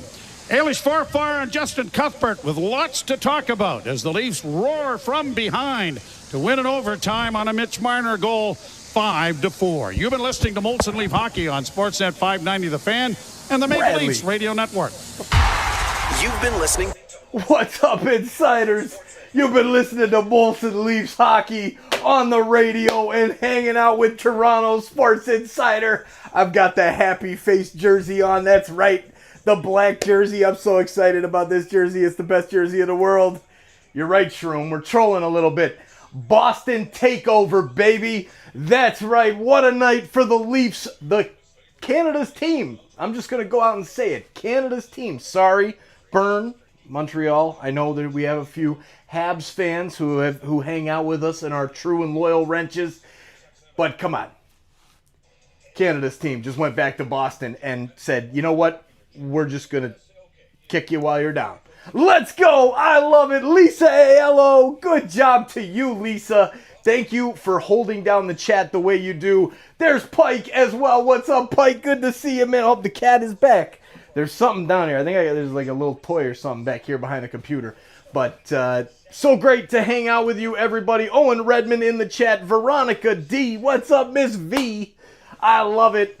Miss V, cheers. I don't have my cup. It's upstairs. I was so excited that the Leafs came back and won because I knew they were going to win tonight. That's why I had this little happy jersey on. The jersey arrived after the game started, after the puck dropped. So let's go. Leafs are buzzing right now, ladies and gentlemen. We went out to the West Coast and we did some work. Then we came back after the break and we're still doing work. Let's keep it up. Tomorrow night is a Raptors game as well. I have a soccer stream for Manchester United over on the soccer channel. Big shout out to SOP True, rank 1 this weekend in EAFC. All right. Rick Smith, hey, I got your email, man. I responded to you. I hope you got it back there. And Rick Smith, a wrench since the days of 200 subscribers. Rick, you're the man, dude. Thank you for hanging out with us. It's time to go. It's time to let the postgame run, like always, until that guy Frank comes on and starts repeating the scores everywhere. But a lot of work ahead over the next few weeks. We're doing big things for March Madness and the SickKids Bracket Mania coming up. We're going to teach the world how to fill out a bracket. Anybody out there, Philippines, Danny Dansoy, you know how to fill out a bracket for March Madness? Where's Popo at? In Mongolia. Do you know how to fill out a bracket for NCAA basketball craziness on March 17th, 18th, 19th, 20th, something like that? We're going to have a lot of fun, and we're going to raise a lot of money for Sick Kids Hospital. Let's go, Leafs. Way to keep rolling. Big victory over the Bruins. We'll see you back in the chat. Good night, everybody. Enjoy the postgame, as always. What a start for Inter! And Barca are level! Brilliant Arsenal goal! The world's brightest stars. Mbappe! Kane! Salah to score! All chasing club soccer's ultimate prize. A new page in their glorious history! The Champions League knockout stage, where legends are made. On Sirius. Hey, Pike. Yes, I did read your email, bro, and I thank you. And I have not looked at it since then, but I will. Because we are starting to plan that stuff out. Because that 100K thing, it's happening real soon. Cheers, buddy. Pike, since the beginning, man. Rockstar. Sending ideas over growing this community. That's why it's insiders, man. 100,000 insiders is coming up. Not subscribers. 100,000 insiders. Pike and all of you in the chat. Good night, everybody. Backhand toe drag. It was a toe drag in overtime attempted before he scored the eventual winner. Mitch Marner is definitely feeling it. But as you said, especially on 3-on-3, I got a little bone to pick with the Leafs, though. Like, we do intermissions here, clearly. Not much post games, a little post game before we go to Leafs talk. They play terribly for 2 periods often and then pull out the victory, and we're negative pretty much the whole show. And they end up getting 2 points, and it happened yet again tonight. So I guess Maybe all the inspires them. The flowers can be presented by the Leafs Talk boys. Maybe that inspires them. Perhaps to perform better. Okay, one last look at the NHL scoreboard presented by Bet365. Whatever the moment, it's never ordinary at Bet365. Must be 18 plus. Ontario only. Play responsibly. Visit connexontario.ca. Okay, the Blue Jackets won 6-4 against the Dallas Stars. Alexander Ovechkin scored, but the Flames beat the Washington Capitals 3-1. Canadians blanked the Hurricanes 4-0. The Sabres got a 3-2 victory over the Ducks. Flyers beat the Penguins 6-1. Late in the third period, the Lightning have a 4-1 lead over the Oilers. Rangers leading the Islanders 5-1. It's 7-0. They kicked the extra point. St. Louis leading the Kraken, just getting started in the third period. It's 2-2 Wild and Red Wings, but 15 minutes left in the third. Panthers have a 2-0 lead over the Predators, so not much ground to be made up potentially on Florida. And end of one, the Blackhawks have a 1-0 lead over Utah. All right, our next Sportsnet 590, the Fan Molson Leafs hockey broadcast, is next Monday night against the Sharks. A couple games to be played before then, but we will be on the air at 7 o'clock on Monday night for Leafs and Sharks. We will see you then. Leafs Talk with JD Bunkus and Sam McKee is next. Thanks for listening to Sportsnet 590, the Fan, and the Maple Leafs Radio Network.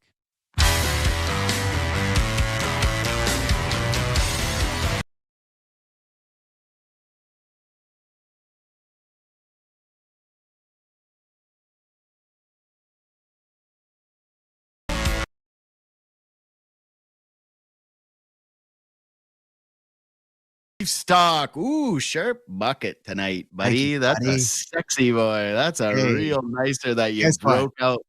I wore it today on the show. When Canada wins a big hockey game, I buy a Canada hat, and I bought a new one for all the. It's a Team Canada kind of week, buddy. Yeah. Mitchie Marner in overtime. We all love him now because he played for Canada. It's just it's go Canada, go. The Kachuk brothers are going on every show in America talking about how fat an L they took. It's a great time to be a Canadian hockey fan, buddy. It's a great time.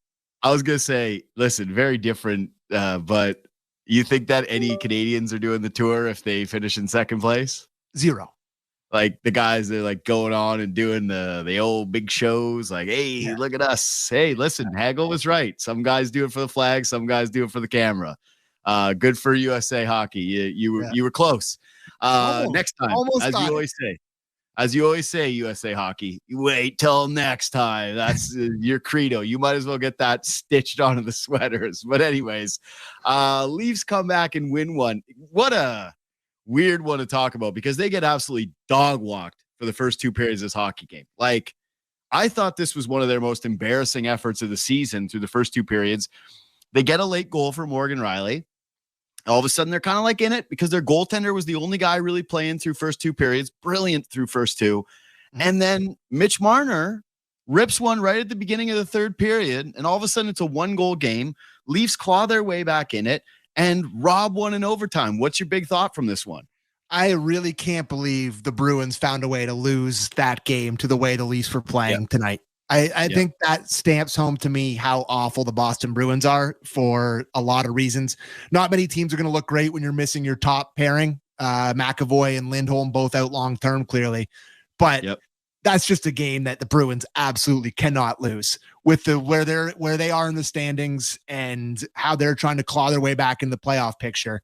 They were better than the Leafs for the first 2 periods, but that wouldn't have been hard for most teams in the NHL, where I thought that the Leafs were just so awful. And, I've sent out this similar tweet for multiple games this season, but I know you don't like when I pick on our old friend Samsonov, but Samsonov and net in that first period, it's 6-0. They scored 2. And they easily could have had 3 more. The end of the period, Stolarz, who was it? Was it Geeky that he robs right at the end? They can't. That's as good as the finish is and as exciting as it is, and it's a great win and Marner in overtime.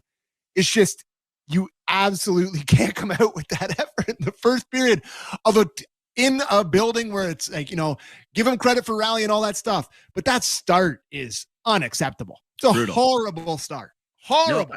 No, I think this game is kind of weird to talk about just because, they were so dreadful. And this was absolutely a bit of a hammer 'em night. I thought that the top 2 lines, excluding Mitch Marner's play, were dreadful. Matthews didn't have it tonight. I think there's a growing conversation to be had about the Nylander-Tavares pairing. They got caved in yet again. I think that they finished a -5 again tonight. Just a brutal effort from those guys. But I think that if we're doing story of the game, it didn't really finish this way because Toronto ends up with the comeback. But the story of the game was Stolarz, who let in 4 goals. They're in this hockey game because of him. You're dead right. I wouldn't even say you don't have to use Samsonov, buddy. How many goalies in the league is it 5-0 in the first period of that game?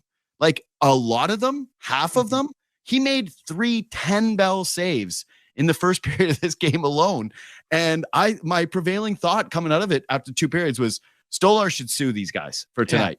He should absolutely be looking to find legal representation to say, this is not right what you did to me this evening because I battled my ass off and I don't like the stats that I'm looking at in the score sheet. Yeah, Bruins finished with way more shots, but you're right about the Boston thing, man. This is just how bad seasons get worse, right?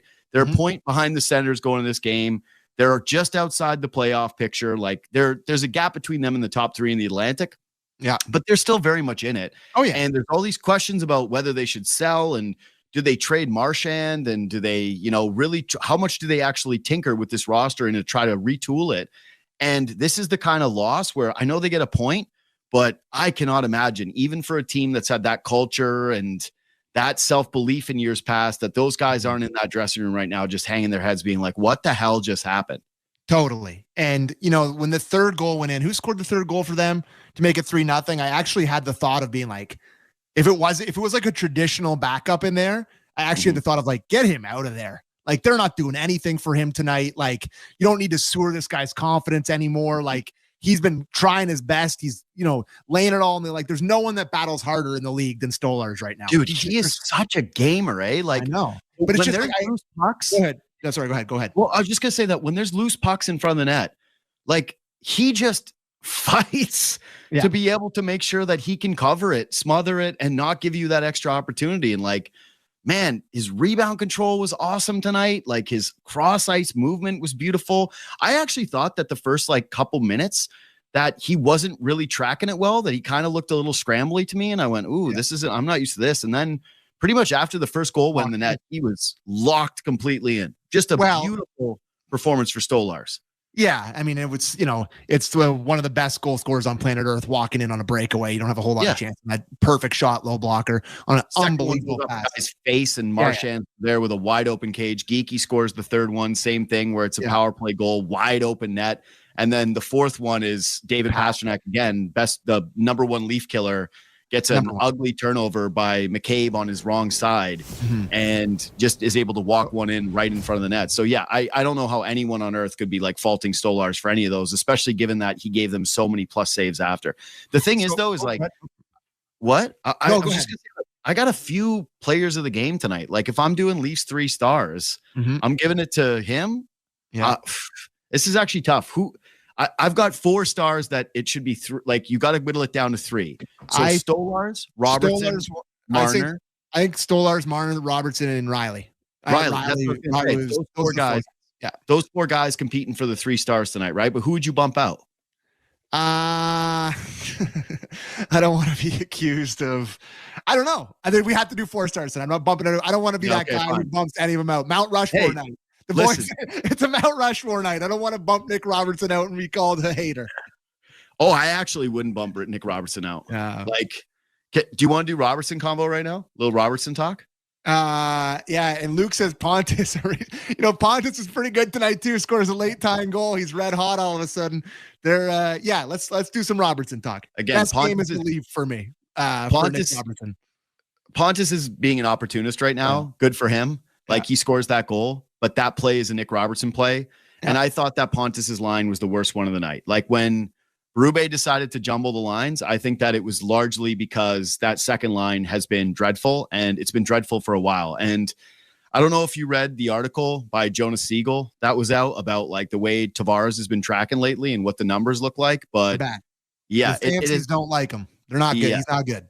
The fancies are really not liking John Tavares, and I really don't know how you could have liked his line whatsoever tonight. And I got to tell you too, like, I don't think this is just a Tavares thing. I think that some of the transition stuff where it ends up in their back of the net, it's like, Nylander, he's second in the NHL in goals. He's having a very good season. There's no question about it. But the same stuff that we criticize Max Domi for at times, where it's like, sometimes you just have to put the puck in deep. Sometimes you just have to do the responsible thing defensively and not cheat. And sometimes the cheating bites you in the ass. And I think it's been happening to him more often than not lately. But anyways, Nick Robertson, to me, this is just a guy who's playing with like a completely different level of confidence. And I don't know if like he's trying to showcase himself or he wants to stay. Like, what exactly is happening here? But there has been a bit of a different bite to his game over the last couple of ones. Like, how many times have you ever seen him go and make that game time goal play where it's like he wins a puck battle, spins off somebody, stays on his feet, and finds a guy in front of the net?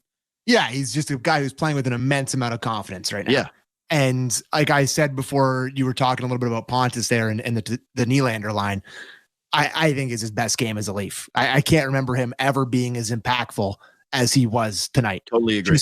Just the not only like he shoots it to the net when he gets his chance, which he's supposed to do and he didn't do for the first half of this season. And then, like you said, the pass.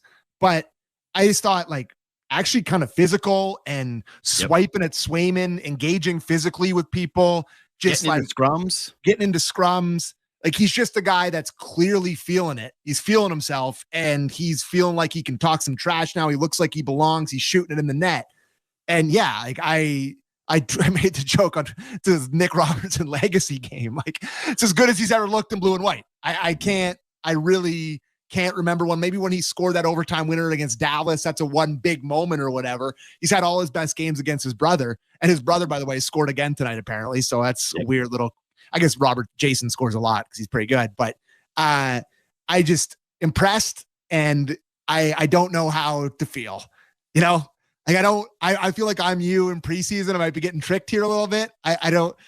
Maybe it's different this time. I don't know if now is the perfect time to sell, or like they actually are desperate from this production from the bottom half and they're finally getting it. I don't know which side of the ledger I land on, buddy boy. I'm struggling. He's played in 137 games. It's really not that much. No, I know. Oh, we're doing the sell ourselves. Okay. All right. I'm okay with it. We can do it. Here's the thing, man. Like it's one of those things. Mess, I wouldn't do this. No, I'm I'm as I'm gonna do the Biden collector. Here's the deal. Here's the deal. That's what's a night like tonight is what scares you about trading him. Yeah. But on the other hand, for me, it's like when I really think about this team in tight check games, that's why tonight it was the big one, is because it wasn't just that he ripped one in the net. People know that when Nick Robertson gets a clean opportunity like the one that he had, he can score it. And ultimately, like, is the expectation that maybe he should have scored more? For sure, but he's been down the lineup. He's been with tough players. He's never really gotten an opportunity to play with like really good guys. He's never been on power play one. So I give him a little bit of grace when it comes to the overall kind of lack of production, even though it's really not that bad for a young guy who, again, plays down the lineup and doesn't get a ton of minutes. Tonight was a bit of a difference. Like, it was just a different feeling. Like, when you saw that player, you went, God, if we saw that version of you, like staying on your skates, playing with some physicality, having that bite that I mentioned, we wouldn't be in this position where you'd be having to make a call like this. Yeah. And so it's a little too late for me to pivot off of the idea that I don't think that he should be available for the Leafs, or that I believe that they wouldn't be better suited with a more playoff style player. But again, when they're struggling to score and Matthews doesn't look right and Tavares is aging, and it's just, he can break, he's got game breaker qualities. And so for a team that isn't able to score, like, I don't think that it's like as hard line as some of our positions have been with Nick Robertson, and as disappointing as some of the streaks have been, and as hard as we've come down on him as a player, and as much as I don't think that he's ever going to be in like the Berube trust tree, right? Like, he's a mistake away from being back to the 10 minutes a night. God, it's just, it's understandable to be confused. It's understandable to be confused with a game like that. I don't know. I don't know. He was just, and he almost scored like a couple of shifts before he sets up the tying goal, where the puck bounces out to him, and it's a one-timer, and he just like, he has a millisecond to hit it, and he hits it hard, and Swayman traps it, but looks behind him, thinks it's going behind him. Yeah, like these three games coming out of the break. I mean, he was good against Chicago. He scored 2. He was noticeable that night. Even the game against Chicago, you don't give as much credit to as like even a banged up Bruins team in a physical game, like in TD guys Garden. were getting hammered in that game. Like, multiple guys leave that game hurt, whatever. But yeah, I think he's been really good in the 3 games coming out of the break here. And depending on which way you look at it, it could be perfect timing for both sides of things. Yeah, that's what I was going to say, that this is still the best case scenario. Yeah, that he's just shooting in the net. And he's the reason basically, or one of the big reasons you win this game tonight. And it's a big 2 points. And I think I saw on the update in the intermission that Florida was winning. So you got to keep pace with them. And, you know, he's a huge reason they win tonight. That play he makes off the glass, where it comes in and he makes a great play, digs it out of his feet, gets it to the front of the net, and Pontus makes a good play to kick it up to his stick and shoot it in. It's all Robertson. He just gets it into an excellent spot. And I've never been as impressed with him as I was tonight.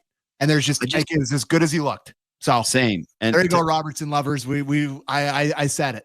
Well, to kind of close on it too, though, it's like, it is the perfect scenario, because either he is bumping up the trade stock and getting a look from some pro scouts who are like, damn, that looks pretty good. Maybe we are buying low on this player. You really hope, that's way of it. You're really hoping it's like the pro scouts like, yeah, after the 4 Nations break, we're really going to drill down on the Leafs and send him out to see Nick Robertson, see how he looks. It's like, well, good timing. Good timing. Or you have a guy that's coming into his own, doesn't get moved, and it's not the right price. You know what? You know what the difference is for me right now, that I actually do feel like the shift is at one point for me, I think you would have moved off of Nick Robertson, period, like just to make roster space for somebody, right? Like, that's been the conversation. And now what he's doing to you is being like, hey, meet a price. Like, if he's going to be involved in a trade that makes sense for the team, for sure, but it's actually got to be something of note. It's not like the Liljegren move, right? I thought it was a Liljegren move that was going to be coming, was, hey, change the scenery, give us a pick, get him off the books, get a roster spot for somebody else. And yeah, it's trending towards a little bit the other way. Or again, you get a player who's playing confident heading into the break and who's got fresh legs. I just thought that was it. He had his legs tonight, and credit to Berube, who went to him more, recognized it, gave him those opportunities. And the thing I probably liked the most outside of the play, the game time goal play, was just that there were guys getting in his face. He was like going to the net a couple of times, and the Bruins were trying to intimidate him with their size. And he just looked like a guy who belonged, yapping back and talking trash, and didn't like freeze up and just kind of stare off into space and do the like smile thing that we've seen from some of the smaller Leafs in the past. Confidence. Yeah, I just like that he was like giving it back and not afraid to mix in a little lumber. I liked it for him. So good game. By the way, beautiful feed from Riley to him on the first on his goal. Yeah. Yeah. I thought Riley was really good offensively tonight, and credit to him. What did he end up playing? Because they went down to 5D. He must have played close to 30 tonight. He felt like he was on the ice all night in a good 27-39 tonight for him. Yeah. He ends up with 4 points tonight, +3, 2 shots on goal, and 3 block shots tonight, in 27 and 39 for Morgan Riley.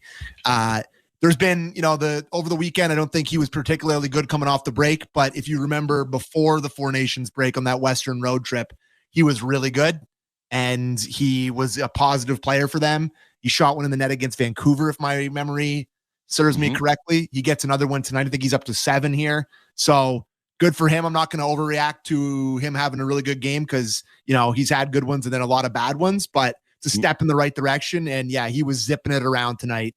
And he gets their first one, which really felt like a big goal towards the end of the second period that kind of gave them hope that they could get back into the game. The guy really wanted. Oh, go ahead. Well, I was going to say, though, can I tell you the reason why you can react a little bit to it? It's like very playoff-y vibes of guys not showing up for a while, and Morgan Riley goes, oh, nobody has it. I'll step up and I'll be one of our best players in a game in, again, Boston. I thought you meant because he's on the road, so he's away from the 8 children and churning the butter. So I thought he was on the road. Yeah, he has been away from his kid for a little while. He's actually fallen asleep in the hotel room. Little room service, just sleeping great. All he has to do is like one FaceTime day, like, oh, hi, yeah. Oh, I think baby's doing good. Oh, I miss you guys so much. Tess, I'm going to tuck in, I think. Yeah. It reminds me of that Tom Segura joke where he's like, I lie to my wife every day where he's on the road. He's like, I hate it out here. I miss you so much. It's a great joke. That's exactly what he's doing. Okay. Marner. It's amazing, man. Like, I wouldn't exactly call us Mitch Marner fanboys by any stretch of the imagination. But it's always funny when people actually hammer you. Like, I'll do no Marner positive talk and I'll throw one little Marner thing out and I get like 8 tweets and some DMs like, you got to stop gassing him up. Like, is it okay? The Four Nations amazing. The Four Nations changed things for me. I'll fully say it.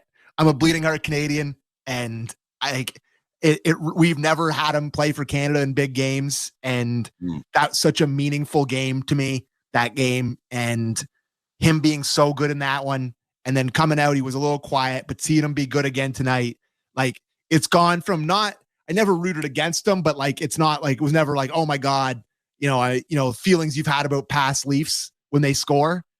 I got to tell you, him shooting that puck in the net in overtime, it got a little let's go out of me. Got a little clap. I was excited. Like the perception flip for me has been massive. I know that may be recency bias and crazy, but I love that game tonight.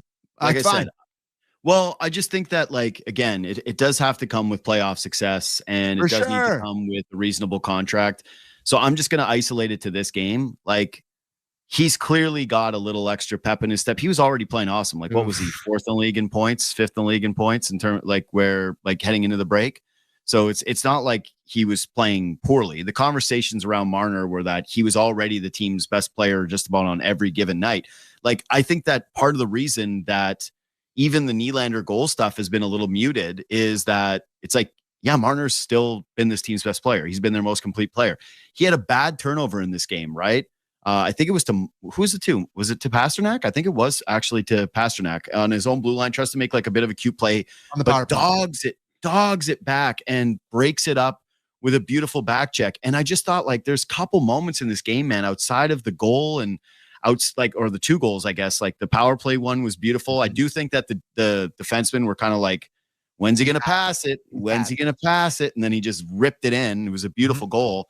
I do love him in overtime because when he gets a breakaway, you and I have both said this, like, he and Nylander are the 2 guys you feel the most confident on the entire team. But just like, you watch him throughout the evening, and there are just so many little things, the little details to his game right now. He's just dialed, man. Whether it's like keeping a puck in his own, the way he reads the play. He's just way ahead of everybody else, man. He is dialed. So, yeah, credit to Mitch Marner, because, again, on a night where I thought that the Leafs were brutal, he and Morgan Riley, Nick Robertson, and Stolarz really stepped up, and I couldn't even tell you who the fourth guy was tonight. Or the fifth guy, sorry. Yeah, no, totally agree. And I just, I guess I'm just in the afterglow of the Canada stuff, but I'm watching him differently. That's all I'll say. And I don't know how long that lasts. Maybe when he's not good in the playoffs, it's the same thing. I'll completely change my tune, which is probably the case. But right now, I'm watching it differently. The reason I said oof during your preamble there was because Luke put in our group here that Tanev, this is from Luke Fox, Tanev leaving TD Garden in a sling will be reevaluated tomorrow. And also I saw that something was bothering William Nylander, kept him out of the overtime session. Tanev is a big worry. That's a big worry. And it was a awkward one. He got pinched. He immediately was hanging. I don't know, I'm not Twitter doctor. I'm not going to speculate. Upper body, obviously, sling, shoulder, arm, whatever. It just, that sucks. That's a big blow. And the Leafs were scrambling on defense for a lot of this game tonight. Scrambling. Really bad. Listen, man, it's just McCabe it's the same thing. Like, we do this stuff with the guys like, hey, they can play their opposite side, right? Oh, you can get away with McCabe doing it, but it's like so much of this McCabe conversation we've had this year, feeling like he's this massive steal, is he gets to be slotted properly with another stud. Yeah. Like, you move him over to the right and he makes the Pasternak play. And it's a bit of a tricky one. It's like kind of in between. There's nowhere to really kind of go with it. It's David Pasternak bearing down on you. In that position, he turned back. Like, he could have glassed it and out. He hesitated, tired brain, turned back. Then he fumbles it on the offside. So it was not pretty. It wasn't, but I'm just saying, when you see that, you start to think like, oh, right. You don't just lose Chris Tanev when you lose Chris Tanev. You also drop McCabe down a level in terms of what you're expecting from him reasonably. Yep, absolutely. And this is, we talked about this. I talked about this today maybe I talked about it with you on Leafs Talk the other night, but like, what happens if one of these top four guys go down? You got McCabe, you got Benoit going into your top four. So you're going to have a decor on Friday night, because if he's leaving in a sling, I think it's pretty easy to speculate that he probably won't be playing at Madison Square Garden on Friday night. That you have a decor that has Connor Timmins, Simone Benoit, and Philip Myers in it. And it's like, that's one guy goes out and that's what your decor looks like. It's like they took the shot on Hakanpää, and Hakanpää is never going to play another game for the Leafs. It doesn't feel like. It's like they really need help from outside the organization desperately. So, all of a sudden, it also looks like there's potential for the right side of your blue line to be McCabe playing his offside. Yeah. Timmins and Myers. Eesh. Yeah. Well, scary. That's ugly. And you are pretty secure in a playoff spot here, and you don't have to really necessarily worry about that. But the difference between finishing in second or third versus winning that division and not having to battle with one of those damn Florida teams in the first round is massive. And you're not going to accumulate enough points with that decor to get that, right? Like, you need to get outside help, because I think they gotta prioritize winning this division, man. Like, they've done the other way enough. You gotta try to play against Detroit or against the Sens or against Columbus or against whoever gets into that bottom spot. You got to do that. And with Myers, Benoit, and Timmins as 3 of your 6, you're probably not going to accumulate enough points to win a division. So it's Brad, you're up, especially after the way they play in that game. They fight back, they get in, they win that game. They need help out, and the trade deadline's coming up. It's a big deadline for Treliving, man. It's a winnable division. There's not a ton of great teams. Like, impact is needed. Well, the big thing for me is the same thing that I've said throughout the entirety of the season, is like, whatever you feel about this Leafs team, they've got goaltending figured out on a different level. Yeah. And that they've got this top pairing that is materially different than anything we've ever seen with the core. Yep. And you lose Tanev, It's difficult to see. I will say this, like you already said, like we're not the Twitter doctor guys. No. But I just, from the look of the play, it's hard for me to imagine, even with the sling, that like a shoulder injury is going to keep him out for. No, I mean, it's not ending his season or anything. Yeah, like, exactly. Like a few weeks, probably, if it's a separated shoulder, right? Isn't that a few weeks kind of thing? Can I give you also a little bit of conspiracy theory? Yes, please. I wondered if Nylander, like I want to see what the Nylander update is. Oh, yeah. Yeah. His ego was bugging him. Well, would it have shocked you if he was benched? No, not at all. But I mean, in 3-on-3, it would have shocked me. Yeah. Yeah, I get for sure. But if you were ever going to like actually make a statement with stuff, that's sort of where it would be. And you had Robertson going and you had Nyes and even Domi, I think, was +3 tonight and had some good moments outside of this 2 brain dead penalties that he took. I thought he had some moments. So yeah.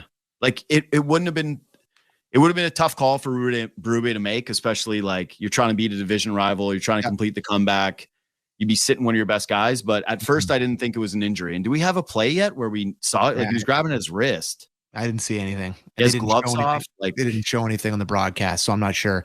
I want to get that what that update is, because it's like, I don't know. It just he was bad. He and Tavares are bad. That line is really bad. I think they got to. I know it's weird because Holmberg has 4 goals in 3 games, but it's like they got to do something about that. Like that line can't continue to exist the way that it is. They're just getting caved in. So last thing, I guess, big picture, and we've been going long tonight, but it was a good game. The Matthews thing, to me, there's really legit concern here for me now, where going into the break, I know you don't think he's hurt. No, I think he's dinged up. I don't think he's 100%. I don't think he will be all year. Like, I think whatever he was dealing with, like, it's just he's not going to be the same guy. But to me, it's like, it's weird. I feel like he looks like out of shape more than anything at times. Like anyway, it's hard for me to watch him play in the Four Nations and play that well with Brady Tkachuk. And I don't know how much, like, adrenaline's pumping through his veins, but he was America's second best player. And so I just think like he's a little tired and he hasn't been able to get quite into game shape this year. And like he's had a lot of games on the tires when he's had to come back with condensed schedule and wasn't really able to maybe get in the same shape because of the injury. Like, I don't know. I think he's hurt, not injured. Let's put it that way. Like he's playing. For sure. But he ran, I think he hit 2 posts tonight. One on the 2-on-1 off the broken stick by Marchand. Yep. The second one was nice. He made that inside-outside move. The face-off play. Super long shift where, again, he was gassed. The face-off play was nice. Yep. But it's just remarkable that it's the same guy that we've watched in the years past. Like, it's just the presence is not there. And somebody sent me a tweet about how he's accumulated points and he still plays. Like, he is so brilliant and so talented that he still finds a way to accumulate some amount of points that it's not even close to his usual production. But like, I don't know. The intercontinental trip to Germany, the missing multiple times, there's no thought of LTIR for you? No, because you just said it. They need to try to win the division. And if they don't have Austin Matthews, I know that the record is insane without him. But for sure. I know.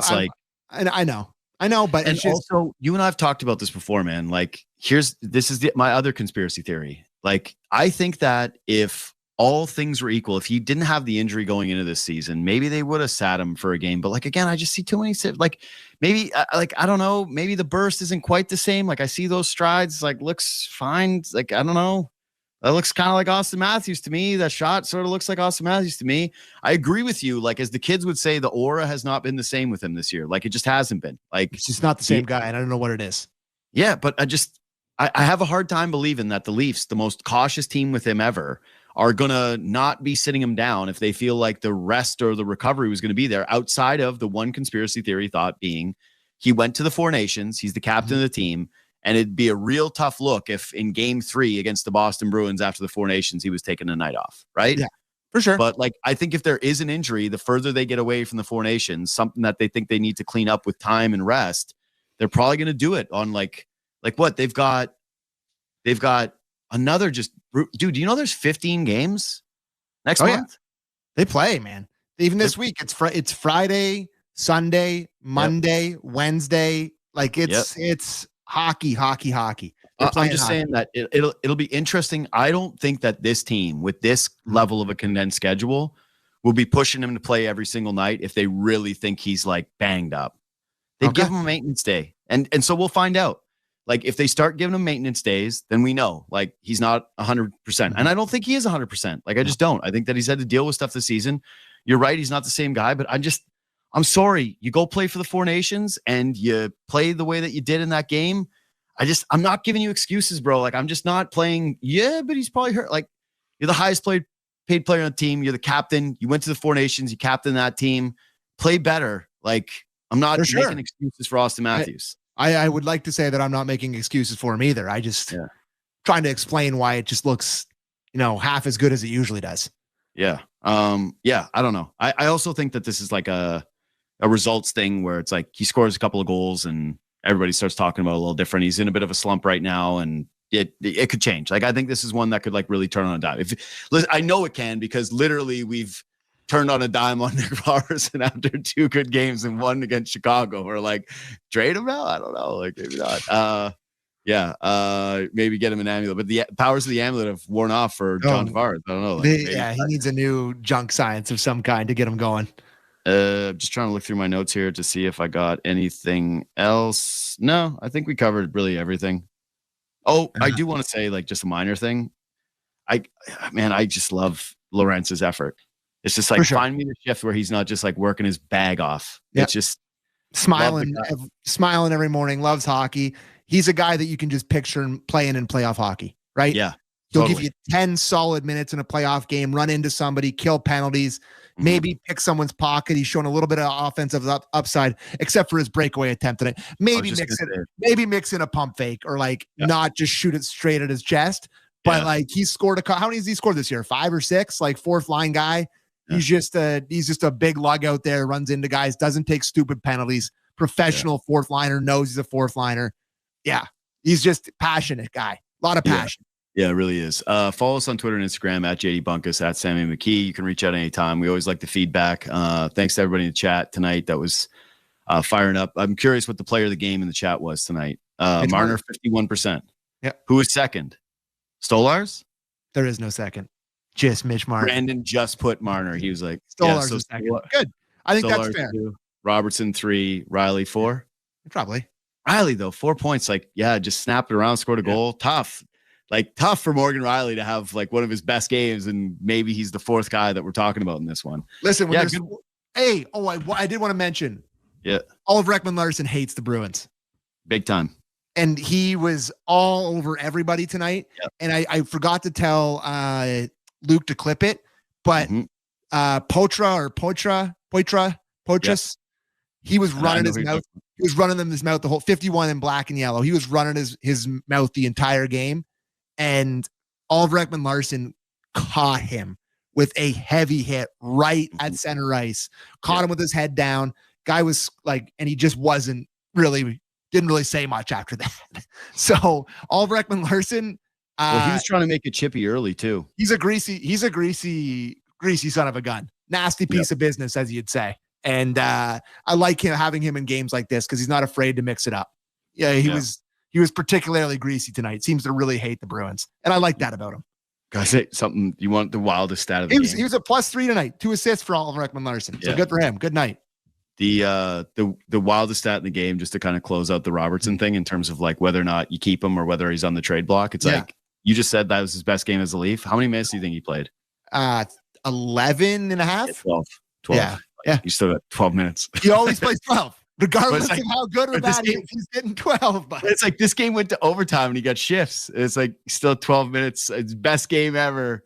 Most notable game ever. And Brube was like 12 minutes, buddy. You get 12. Marner, 28. Yeah, just something to be said for that. Anyways, thanks for listening. Thanks for watching. Subscribe to the podcast. Leave a thumbs up on YouTube. Leave a comment. Reach out anytime. We'll see you on, what is it today? Friday against the Rangers.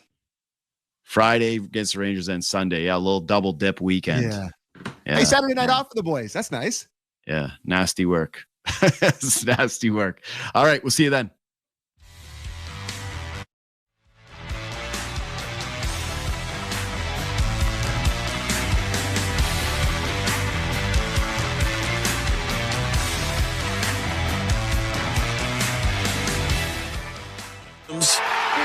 the coziest holes in the wall. From house parties to porch hangs to pride celebrations. From your favorite fuzz shop to your local Indian spot. From noodle bars to sports bars to salsa bars. There's a Molson with your name on it. Canadian Ultra XL. Molson. Everyone in. Must be legal drinking age. Ah, at last, the Subaru winter is here. It's the perfect weather for the beach. Feel the sun's rays on the small amount of skin peeking out of your ski mask. Put on your beach puffer and hear the sound of the waves crashing over the chatter of your teeth. Get out there in winter like it's summer with standard symmetrical full-time all-wheel drive and advanced safety systems. Visit your local Subaru dealer today. Heard of Uline? You know, the have-it-all in-stock, ready-to-deliver shipping and industrial supply specialists. The company that does things for you that are unheard of, like keeping 41,000 items in stock in our own warehouses. With customer service reps on the line to get you what you need, when you need it, 24/7, 365, every time. Maybe you heard it here first. Want to hear more? Visit uline.ca. ULINE, your shipping and industrial supply specialists. You've been listening to NHL Play-by-Play on SiriusXM. Head over to SiriusXM NHL Network Radio, SiriusXM 91, for the best hockey talk. 7, both teams obviously very evenly matched from the literal sense, the Game 7. You don't have to be a sport fan to understand that something's big at stake and that you will go watch it even if you don't know the teams, you don't know the players, you know the backdrop, because it's the greatest form of reality TV in the world, because there is going to be a winner and a loser. A lot at stake, obviously. But for me personally, it's a lifetime journey to acquire the skill set that's required to be able to perform when the stakes are the highest, under the most scrutinized pressure, when you're expected to perform. And you think about a Game 7 moment, or Game 7, that's when you have to perform. It's a winner or go home situation. And what are the skill sets that are required to do that? Obviously, we've practiced our game and honed our skill set for years and years and years, tens of thousands of hours of honing our skills. But emotionally, mentally, what prepares you to play in those moments and perform when you're expected to? That, I think, is what really defines a Game 7 moment for the players that have excelled in Game 7 moments. And what are those life lessons that we can teach our young boys and girls, and the skill sets required to do that? The breathing, it's being able to slow your heart down, and your blood pressure goes up, and your decision-making is rash, and concentration varies because of all of it. What allows you to kind of really slow down and use your God-given talent, and then obviously the repetitions through your whole life that you know you can do it. You just got to be able to do it when it matters most. It's like hitting a home run, and like Aaron Boone did, or doing something special at the right moments. And I think the educational part of the docuseries is really fascinating to me there, to help our young boys and girls who will be faced with big decisions in their life. And you don't have to be a sport fan to have a Game 7 moment in life. Everybody's faced with decisions that are going to alter the trajectory of their lives in one way or another there. And we're trying to figure out what those skill sets are. What does it feel like to lose a Game 7? Fortunately for me, I never experienced what the Oilers did last year, of going all the way to the end in a championship game and losing in a Game 7. Anytime you get to a Game 7, it's a hard journey to get there. Two teams, evenly matched. It's been a war. It's been a tug of war. Everybody's hurt. Everybody's tired. And then to lose that is devastating. I think about my own experience in Game 7, winning 7 of them. The two still hurt to this day. What could I have done different? You always say that you got to lose in order to understand how to win. I do agree with that. I think there are lessons in loss and in failure, both as a team and as an individual.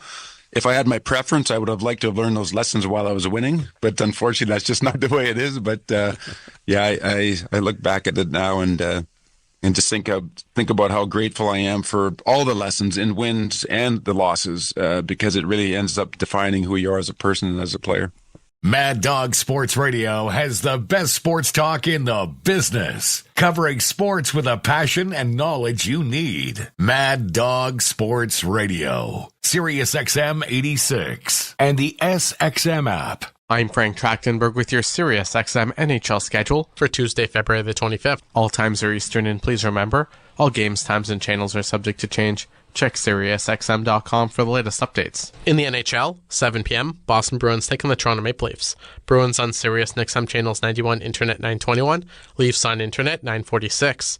7 p.m., Washington Capitals face the Calgary Flames. Capitals on XM 223, Internet 950. Flames on Internet 923. 7 p.m., Columbus Blue Jackets face the Dallas Stars. Jackets on XM 201, Internet 927. Stars on Internet 928. 7 p.m., Buffalo Sabres face the Anaheim Ducks. Sabres on Sirius 208, XM 219, and Internet 922. Ducks on Internet 920. 7 p.m., Philadelphia Flyers taking the Pittsburgh Penguins. Flyers on Sirius 211, XM 222, and Internet 940. Penguins on Internet 941. 7 p.m., Montreal Canadiens face the Carolina Hurricanes. Canadiens on Sirius 209, XM 220, and Internet 934. Canadiens on Internet 924. 7:30 p.m., Tampa Bay Lightning face the Edmonton Oilers. Lightning on Sirius 210, XM 221, and Internet 945. Oilers on Internet 930. 7:30 p.m., New York Islanders taking the New York Rangers. Islanders on XM 202, Internet 937. Rangers on Internet 938. 8 p.m., Nashville Predators taking the Florida Panthers. Predators on XM 204, Internet 935. Panthers on Internet 931. 8 p.m., St. Louis Blues face the Seattle Kraken. Blues on XM 203, Internet 944. Kraken on Internet 943. 8 p.m., Minnesota Wild take on the Detroit Red Wings. Wild on XM 205, Internet 933. Red Wings on Internet 929. 9 p.m., Utah Hockey Club takes on the Chicago Blackhawks. Utah on XM 206, Internet 947. Blackhawks on Internet 925. For 24/7 coverage of the NHL season and hockey across the world, keep it locked on Sirius XM NHL Network Radio, Channel 91. I'm Frank Trachtenberg with your Sirius XM NHL schedule for Tuesday, February the 25th. MLB Network Radio is your home for 24/7 baseball talk, featuring on-site coverage of every major event from spring training through the World Series and expert analysis from former general managers and players. Sirius XM, Channel 89. Hockey Hall of Famer and Stanley Cup champion for the Edmonton Oilers and New York Rangers, Mark Messier joined Scott Laughlin on the morning skate for SiriusXM NHL Network Radio on Channel 91 to discuss the pressures of Game 7 after having played in 9 Game 7s himself, winning 7 of them, and how you can either thrive under pressure or crumble underneath it. I must look at Game 7s, Mark, like I do overtime in the Stanley Cup playoffs or overtime in any sporting event where you've got so much pressure on you and every play gets magnified. Could you, during the course of your career, and you don't have to name names, but could you look around the dressing room or could you look on the opposing bench and could you figure out those that wanted to be the hero and those that just wanted to avoid making the mistake? I mean, was that plain for you to see that there were those that wanted the puck on their stick with the game on the line that could thrive under pressure, and then you had the opposite as well? I felt myself in those moments there defaulting to the more defensive side of the game. And then I played with my right winger who I won 6 Stanley Cups with, Glenn Anderson. He was the kind of guy that was trying to, really drive hard offensively and take the game and try to